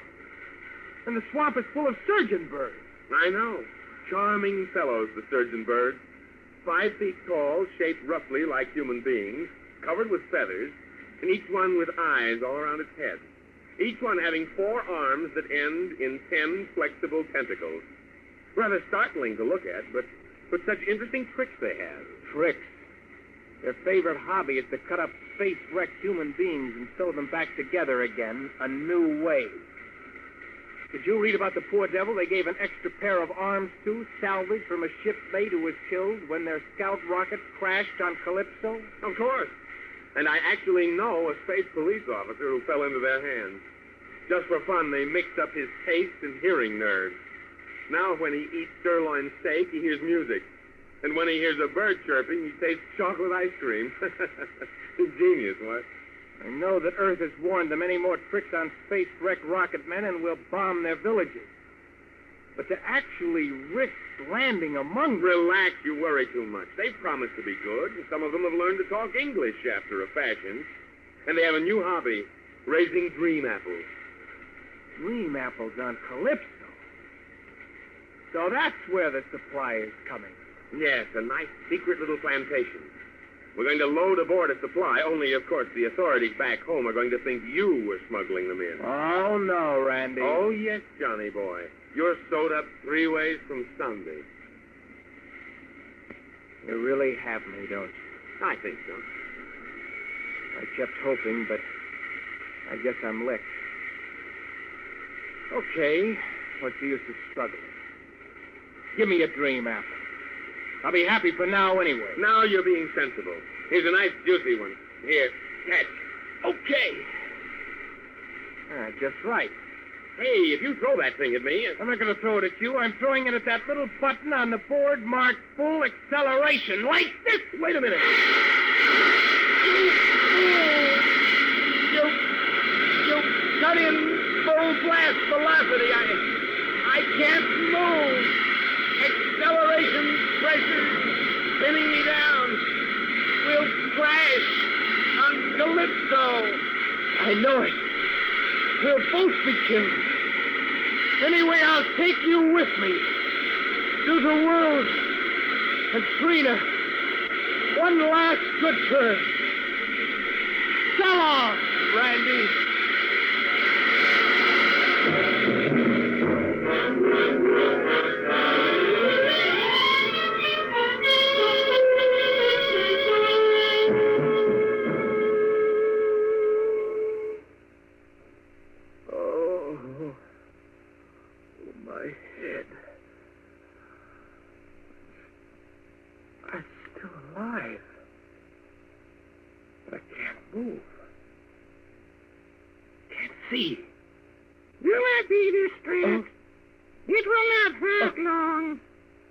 Who's that? It is Rick Real who speaks. I'm chief of the 7th village of Quavery. Surgeon Bird. You are a surgeon bird, aren't you? It is the name you humans call us. Oh, no. Go away. I'm dead. I have to be dead. We hit at full acceleration. Braking rocket acted automatically. Cushioned your fall. But you are dying. Accept Rick Real's regret. Randy. The other man. What about him? He is dead. His brain was badly injured. I see. Now, I'm in bad shape? Your body is crushed. Rick Real is so sorry. But it will not hurt long. Rick Real will ease the pain. Sleep, Earthman. Sleep. Sleep.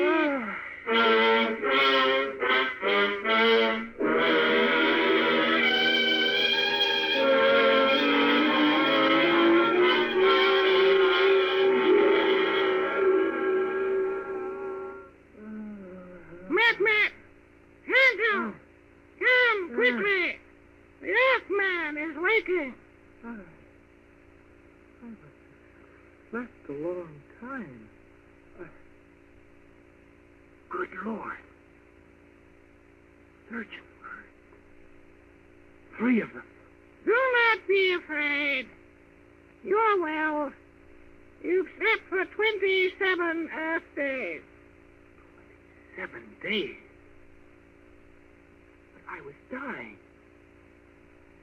You said I was badly crushed. We saved you. Please accept apology. Rick Real, very sorry. Sorry? You saved my life. We break the law. We operate on you. As long as you saved my life, I'm not complaining. But what about the other man? He's dead. We could not save him. The brain, it was injured. I see, so I'm alive, and Randy is dead. But I'm still framed into a murder charge. Excuse. We must hurry away. The rocket is landing. We are going to hide. We do not want to be punished. But I tell you, you won't be punished for saving my life. You will be angry. So we must hide. We will put you to sleep until your friends come. But listen, then you cannot tell where we hide. So we will not be punished. Apology, please. The temptation was too great. Never before has such an operation been tried. Look, you don't make sense. Goodbye. So sorry we saved life. Please accept apology. Sleep now, Earthman. Sleep. But if you'd only listen to me. If you'd only...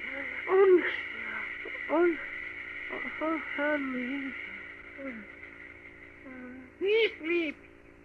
Come, we must go. You'll be angry. I know you will. Earthmen get angry so easily.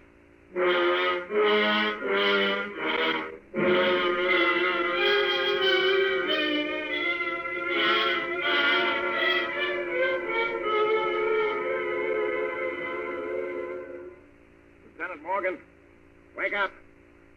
Wake up, Lieutenant. Wake up. That's it. What? You're coming out of it. How do you feel? You're Captain Phillips of the World Police. I know you. Of course you do. You ought to. I'm your superior officer. My superior officer? Of course. What's wrong, Randy? Well, don't you remember that you're Lieutenant Randy Morgan? Me? Randy Morgan? Look, are you crazy or am I? I'm John Mallowan. You're the one who's crazy. Mallowan is dead. John Mallowan dead? But we found his grave outside when we landed an hour ago. Been searching for your rocket for days, you know. You found John Mallowan's grave? You're sure? Of course. We checked. It's he, all right. Badly smashed up from the crash, though. But it was me who was badly smashed up. I remember. Good Lord. Good Lord, my hands. But these aren't my hands. You're still groggy, Randy. I understand. It must have been rough. My face. My hands. They're Randy's. I better call the doctor and have him give you a sedative, Randy. You're in bad shape. It may be a form of amnesia. No, wait. It was those surgeon birds. Do you realize what they've done? From the evidence, operated on you and saved your life. So this time, I guess we won't punish them. No, but more than that, Captain Phillips, could I have just a couple of minutes to pull myself together? Then I'll be all right, I promise you. Of course, Randy. I'll bring you a drink. You can use one. Yeah. I'll be back in a minute. These hands, Randy's hands. My face. My body. Randy's face. His body. I'm Randy now. Me, John Mallowan. Those surgeon birds, they found my body smashed, his brain damaged. They couldn't resist an experiment. They put my brain in Randy's body. So now I'm Lieutenant Randy Morgan, and John Mallowan, framed into an airtight murder charge, is dead. The case is closed. I guess I've got to be Randy from here on. I'll resign from the World Police. Feeling better, Randy? Here's some whiskey. It'll do you good. Well, thanks.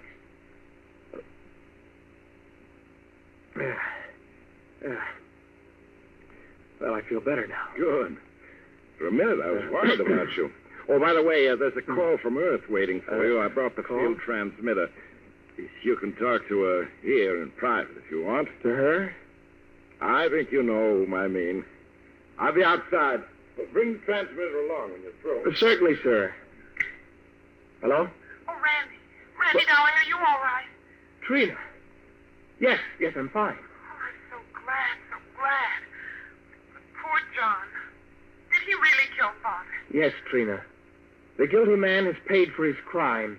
And you'll be back soon, Randy? As fast as the rocket can make it. I have a lot to tell you. Some things to explain to you. I'll be waiting, darling. But, Randy, they said you were hurt. Had to be operated on.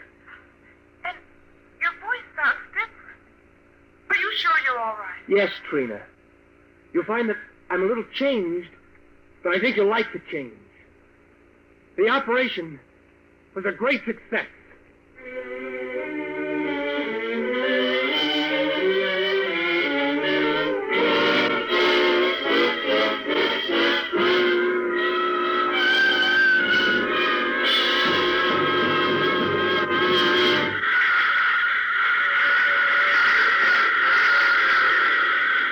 This is the mysterious traveler again. Dear me, that's the most original method of escaping from a false murder charge I ever heard of. To exchange bodies with the man who framed you. But don't try to make use of it. You'll have to wait 1,000 years before it'll be practical. Of course, if you have the time and don't mind waiting, then we... Oh, you have to get off here. I'm sorry. I'm sure we'll meet again.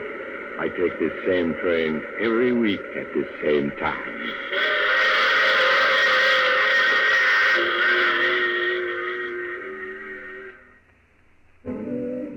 You have just heard The Mysterious Traveler. Now you can enjoy other tense and exciting stories of The Mysterious Traveler in the current issue of The Mysterious Traveler magazine, now available. In our cast with Chuck Webster, Gene Carson, Sidney Fall, and Robert Donnelly, with Maurice Tarplin starred in the title role. Music is under the direction of Emerson Buckley, composed by Richard DuPage. All characters in our story were fictitious. Any resemblance to actual persons, the name or otherwise, is purely coincidental. Phil Tonkin speaking. This program came to you from New York and was transcribed.